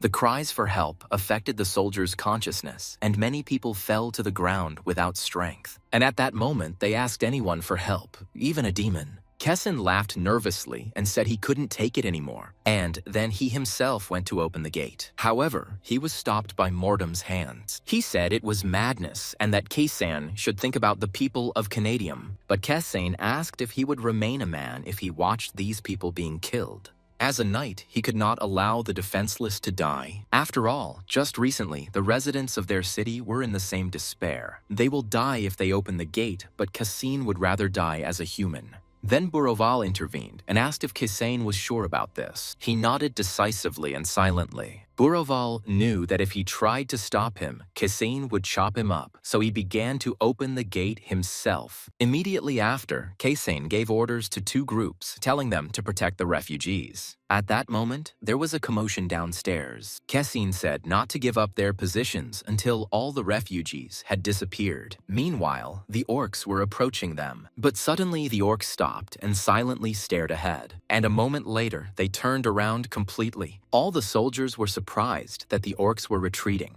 Boroval was amused by the fact that the orcs were afraid of them. At that moment, all the soldiers shouted joyfully. At that moment, Genix returned and everyone asked if he had dealt with the red-faced man. But the guy just said with disappointment that they had been given a poisoned apple. At that moment, no one understood what he was talking about. Genix asked sternly how many people they had let in. Litra replied that it was probably about 1,000. With a sad laugh, Kasain said that this was the end. Tarok turned out to be cunning. He attacked a small village and drove its inhabitants to Canadium. These people became a time bomb for Canadium. Litra insisted on driving them out because they would not be able to feed everyone. He said that if they accepted them, everyone else would die. Suddenly, Genix wished him luck if he wanted to survive alone. He said he could throw him and his family over the wall. Litra objected that he was ready to give his life, but those people would not do that. As cruel as it may sound, he said they couldn't take in so many refugees.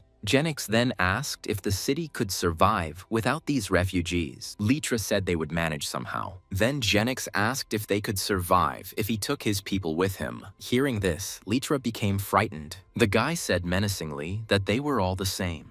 It angered him that human life meant nothing to them, and he wanted to show them that these weak walls could not protect them. At that moment, he had already grabbed the weapon and swung, and the next moment, a powerful blow hit the wall. Seeing this, everyone was scared, and then the whole wall fell. Kessin found it hard to believe that it had been destroyed by just one blow. But at that moment, someone grabbed him by the collar. Zapiro asked him to pull himself together and stop Genix. Unexpectedly, Genix thanked Kessen. After all, he believed that if Kessen had not opened the gates, the enemies would not have been the orcs. In that case, he himself would have become their enemy. He then told everyone to follow him so they could discuss the new strategy. No one dared to answer his terrifying voice. Everyone just continued to silently look at the destroyed wall. Genix said to speak up if anyone had any ideas. However, there was silence in the room. Nobody dared to suggest anything. Then Mortem admitted that he was confused. Turning to Kassane, Genix asked if he had any ideas. Hearing his voice, Corin was surprised. He didn't understand how Genix could speak with his mouth closed, but it turned out he had a telepathic artifact. Hearing this, many thoughts came into Kassane's head, but because of this, Genix was completely unable to hear what the boy was thinking about. But suddenly, Corin understood what the presidential aide meant by those words. Kassane asked if Genix wanted him to change the mood in the room, and he did. Now he wanted to practice drawing a line between the conscious and the subconscious. Many thoughts were constantly running through Kassane's head, and eventually Genix got angry. He said that the guy was annoying him,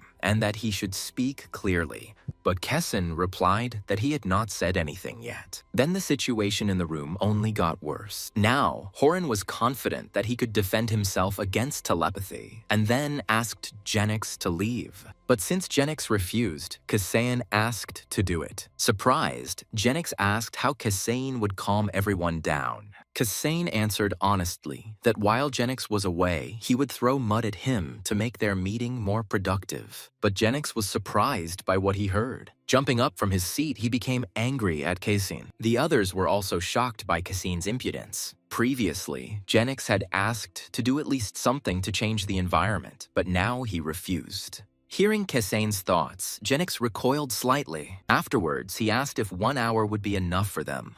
But Kassane replied that he was still thinking and that Genix should leave quickly. Once Genix left, the situation immediately became a little easier, and then Kassane was ready to move on to the discussion. Immediately, as he promised, he began to throw mud at Genix. Seeing Kazin in such a mood, everyone was surprised. When he finished, he said that the others should try it too. Buraval was the first to like the idea. Suddenly, Mortem asked him if Buraval had been to war. Then they said which units they were in. Since Kessian had finished, he asked who would be next. Next was Mortem, who also turned out to be very eloquent. Litra refused, saying that he was cursing the guy in his head. Zapiro only said that it was good to be young because nothing came into his head at the moment. When the wall was destroyed, everyone thought that was the end. Kassane understood what everyone was thinking, but he thought Genix had acted wisely. Afterwards, he asked Mortem how high the riders could jump. The man replied that it was about 6 meters. Then Kassane asked how high the walls were. Litra replied that the wall was about 6 or 7 meters. Then everyone realized that the orcs could easily climb the wall. Kassine said they were doomed the moment the horsemen appeared. Buraval countered that Genix could have simply explained it. Kassine explained that Genix would not explain anything, but would only lose his temper. Then Corin noticed that the mood in the room had improved. Kassane said that although there was a gap in the wall, it did not mean that their defense was weakened. He said that wolves were animals after all, and therefore had to look for easy ways. They will rush to the breach without exception.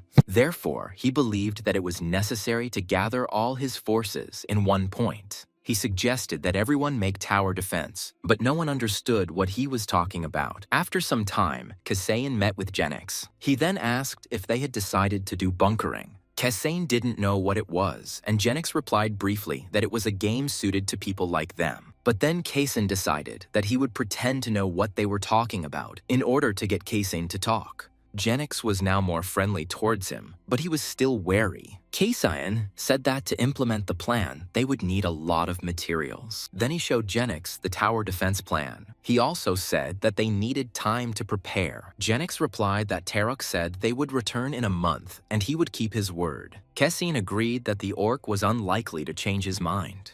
The people he brought were like disgusting pie. But the problem is not only food, but also that they all need medical care. Kassane said that they needed to be tied to military service. Otherwise, when they got used to it, there would be a lot of unrest among them. Angrily, Genix said they would have to accept the situation. But then Kassane asked how they knew each other. Genix said that Tarok was a dragon keeper like that. and he was a minion of the Black Dragon. Before their service, Genix was a loner and Tarok was an orc chieftain. Genix wasn't sure he could defeat him, since Tarok had an army even though he wasn't that strong on his own. There are characters in games that are not very strong on their own, but the more allies they had, the stronger they became, and the allies received a boost in strength. And the leader became much stronger. Kasane thought that since Tarok was the orc chieftain, Genix was the commander. Genix was alone, but he was stronger. Hearing that the advantage was on their side then, Genix thought about it. Then he continued that Tarok was the dragon's shield and Genix was his sword. Afterwards, he said that if we only consider strength, there are few people in the world stronger than Genix.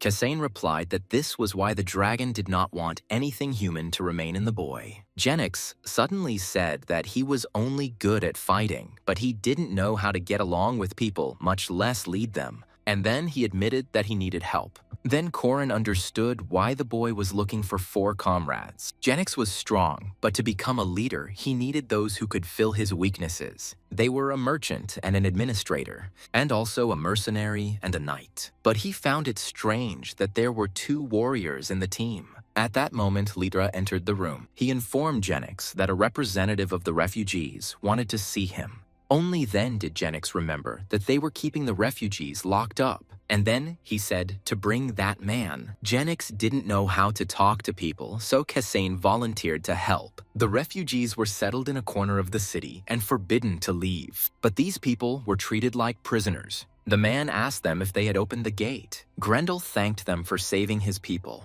Kessian said there was no need to thank him. But he continued to say that he wanted to thank him, and Korin thought that he was speaking a foreign language. Kasane said the decision was made by Genix. Then the man noticed that Genix was hot-tempered. Suddenly, Genix stood up and addressed the man. But Grendel didn't like the guy's tone. Ignoring this, Genix said that Grendel was not human. Hearing this, the man was surprised. And then he agreed that he wanted to show his true form. Immediately after this, his body was enveloped in light. Instantly, the man's clothes changed. Watching this, Korin was surprised. It turned out that there was a dwarf in front of them. Grendel said that he was the leader of the dwarves. And then he got down on one knee and swore allegiance to Genix. Then Horin realized who would become Genix's 4th comrade. At that moment, the 2 began to speak in an unknown language. Genix spoke it confidently and asked questions, and the dwarf answered sternly. But suddenly, Korin remembered the historical fact that Zapiro had found.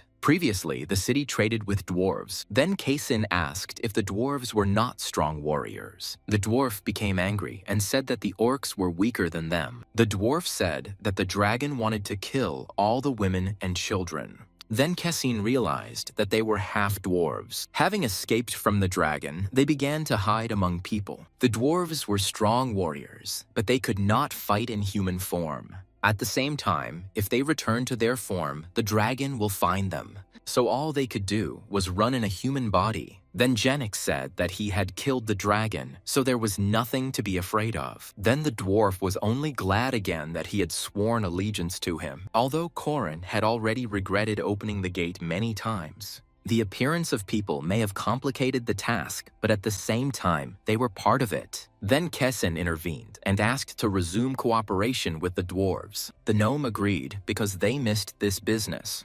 Having heard the consent, Kasane thanked him, and they shook hands. Korin was glad that Gradel was not just an ally, but also the one who would open a new trade route. He realized that Genix now had 2 trade routes. One path was self-sufficient, and the second was the Shadow Elf. Standing in the middle of the street, Grendel said it was a joke. They explained to him that they were short of wood, but he said that because of this angle, the structure would be demolished in 3 days. Afterwards, he said that he needed 30 of his men. Looking at the fleeing Litra, Korin thought that it was a sad sight. Before this, Litra said that they should leave the refugees. Kessin asked him not to be angry with the guy, but the dwarf understood that Litra was not so bad. After a while, the dwarf angrily threw his tools around. He was not satisfied with the quality of the instruments. The blacksmiths were surprised that he didn't like anything at all. Korin knew that if he continued to criticize the blacksmiths like this, their pride would suffer. But they were not angry because they knew that the gnomes were skilled craftsmen.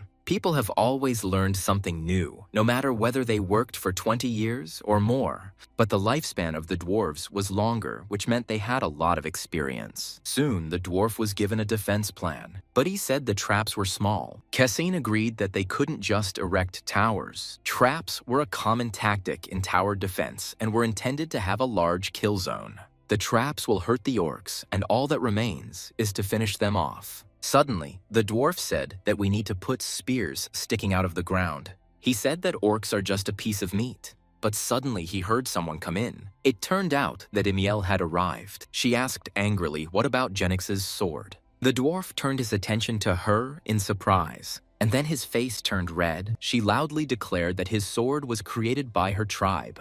Suddenly, Grendel said that she was a goddess and art, and he boldly said that she was a beauty. But she angrily asked what he was carrying. Cassine explained that the dwarf called her beautiful and regretted what he said about her clan. Hearing this, the girl beamed. Afterwards, she invited the dwarf to discuss their skills in her room. This left Cassine in a state of confusion. 10 days later, Genix said that Tarok had made a mistake. After all, this pie didn't contain poison, but an elixir. Half-gnomes were skilled and quick workers. Thanks to a large number of workers, the ditch was quickly dug, and there were triboli scattered around. Even if the wolves were good jumpers, they would not be able to avoid all the traps. The only way to get through was through a hole in the wall, and it was necessary to overcome the line of 24 towers. Each tower was manned by dwarves, archers, and equipment. Thus, the new city defense system was completed. At that moment, Genix praised Kessen for his work. The gnome said that everything was done and there were still 2 weeks left. Cassine wanted to explain what he had said, but Genix didn't need it. And then he promised to kill Tarok.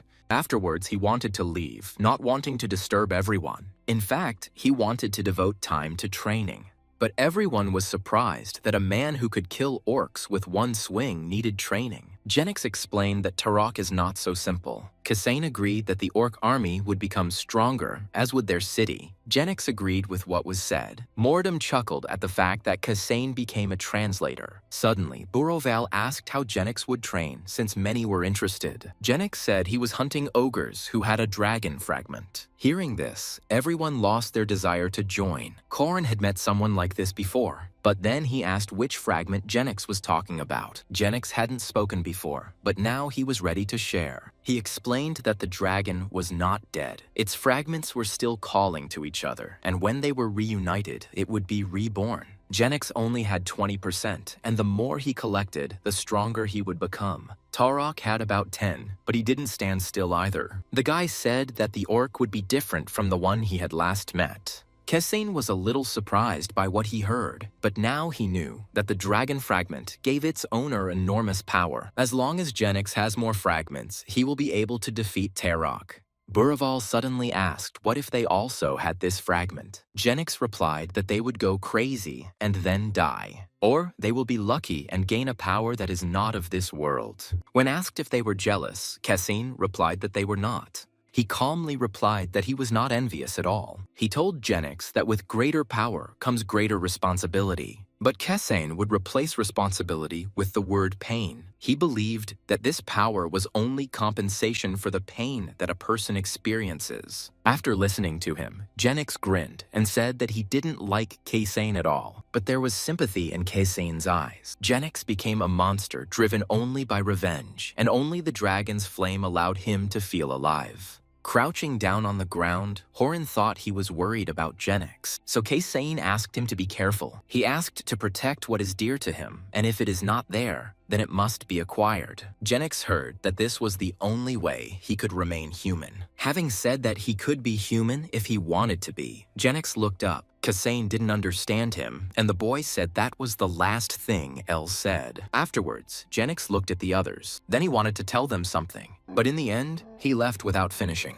Seeing the message about automatic progress acceleration, Cassine was surprised. But now he was getting more information. Corin had completed all the main quests, and everything was going smoothly now. And now, he didn't quite understand how best to spend his time here. But in the end, he decided to move on to the next step.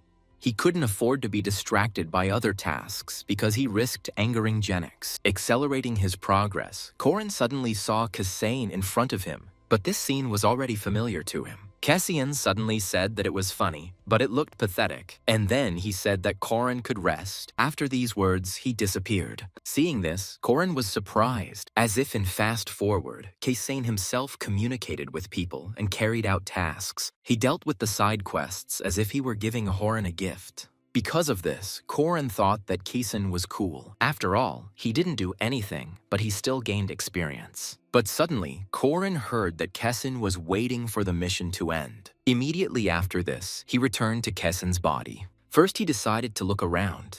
He was now in the strategy discussion room. Because of this, Korin thought that something was about to happen, but then he took up his sword. At that moment, it was already about midnight. Having come to someone, Cassian began to knock. Opening the door, Mordum asked why the guy had come at such a time. Cassian said briefly that everything would start soon. Mordum immediately understood what he was talking about and became alarmed. In response to Mordum's questions, Cassian replied that it was already midnight, so the orcs would come. After this, Cassian came for Buraval and the others. Soon, messengers and special detachments were assembled. Thanks to Cassian, everyone was already on maximum combat readiness. And then he said again that as long as the city was united, they would live. Instantly, all the soldiers picked up the mood. They repeated Cassian's phrase in one voice, and then Cassian gave the order to take up positions. Obeying him, the soldiers immediately headed to their positions. The archers were also ready, and at the head of them all stood Cassian. He was also tense in anticipation of the fight. And almost immediately the horsemen appeared. Then Cassian gave the order to prepare the shields. At that moment, the riders were already trying to jump over the traps. The soldiers prepared their shields, but were alarmed. Cassian asked everyone to hold on as long as possible, and the orcs were preparing to attack. They hit the shields with all their might. Cassian understood that there were many new recruits in their unit, so they would not last long. Then he ordered the archers to attack. The arrows were fired instantly. Without noticing it, many orcs were wounded. When the orcs fell from the wolves, Cassian decided to regroup. After all, the squad wasn't supposed to fight the orcs. At that moment, Mordum appeared and killed the orc. But immediately 2 more attacked him. But he reacted quickly and killed them instantly. His sword swing cut the orcs in half. Immediately, their bodies fell limply to the ground. Then Mordum ordered the second squad to kill all the orcs. Horin chuckled at the fact that Mordum really was a powerful mercenary. But Buraval did not want to give in to the second detachment. Soon, other units joined the attack. Buraval swung furiously at his enemies. His powerful blow also instantly killed orcs. And Mordum continued to fight tirelessly. Having seen other units fighting, the new recruits were no longer so frightened. Then Cassian ordered to unite forces and defeat the orcs. With deafening cries, everyone rushed forward. Many were injured. With the help of shields, soldiers were at least able to avoid blows. And Litra checked the situation on the horizon. Then he saw that someone else was approaching. Then he said that the second wave of orcs was advancing. At that point, Cassian was already tired. They almost dealt with the first wave, but also suffered losses. Then he ordered a retreat to the starting position. He ordered the recruits to hold their positions so that the other units could catch their breath. Suddenly, someone started attacking their equipment. The blow was directed at the approaching orcs. They were surprised when they saw the attack, but it was too late to take cover. That shot had a destructive force. Seeing her, Korin was only surprised. Afterwards, the ballistas continued firing. But the orcs also continued to advance. Then Horin began to look around for Grendel, and suddenly he was surprised. Horin found the dwarf alone on the front line. The gnome said cheerfully that the people had done well, but now it was their turn. But too many orcs were moving towards him. Horin thought the dwarf's arms were too short for a direwolf, and the gnome could have simply been trampled, but he only shouted something angrily, and his weapon was enveloped in mana. The dwarf swung and killed the orc. Immediately after him, he began to attack the others. When Korin saw him in action, he was delighted, and then their main force in the battle appeared. Grendel ordered the spearmen to pierce them with their spears. Obeying, they held their spears in front of them. The attack was serious for the orcs. Afterwards, the dwarf ordered to kneel, and everyone obeyed. As they descended, archers appeared behind them. They were immediately given the order to shoot. The orcs were unable to avoid the surprise attack. Zepiro also assisted in the command. At his command, the catapults began to fire. This also made it difficult for the orcs to move, and because of this, they lost their fighting spirit. At some point, they started to be attacked with fire, and soon they reported that the third wave was approaching. It seemed like Kesein was at his limit then. The orcs' strategy was to wear down the humans. The orcs were better prepared than they initially seemed. Korin was surprised that they continued to attack even in the fire. Suddenly, the dwarves ran towards the main troops. Kesein asked what condition their traps were in. Grendel assured that everything was ready. Then Kesein told everyone to hold on for another 2 minutes, and the orcs approached their ranks again, and they broke through the line. But Kesein knew they had to hold on, and people began to die, one after another. And then they reported that the fourth wave was also close. But the dwarf told the boy not to cry. Grendel, he gave the order to attack. At that moment, everyone was tense. All the soldiers also froze in anticipation of what would happen next. And suddenly, all the orcs fell down. The ground disappeared from under their feet, so they were powerless. And below, spears awaited them. Then the dwarf's fighting spirit only rose, and joyfully he ordered to kill all the orcs. But the carnage only continued.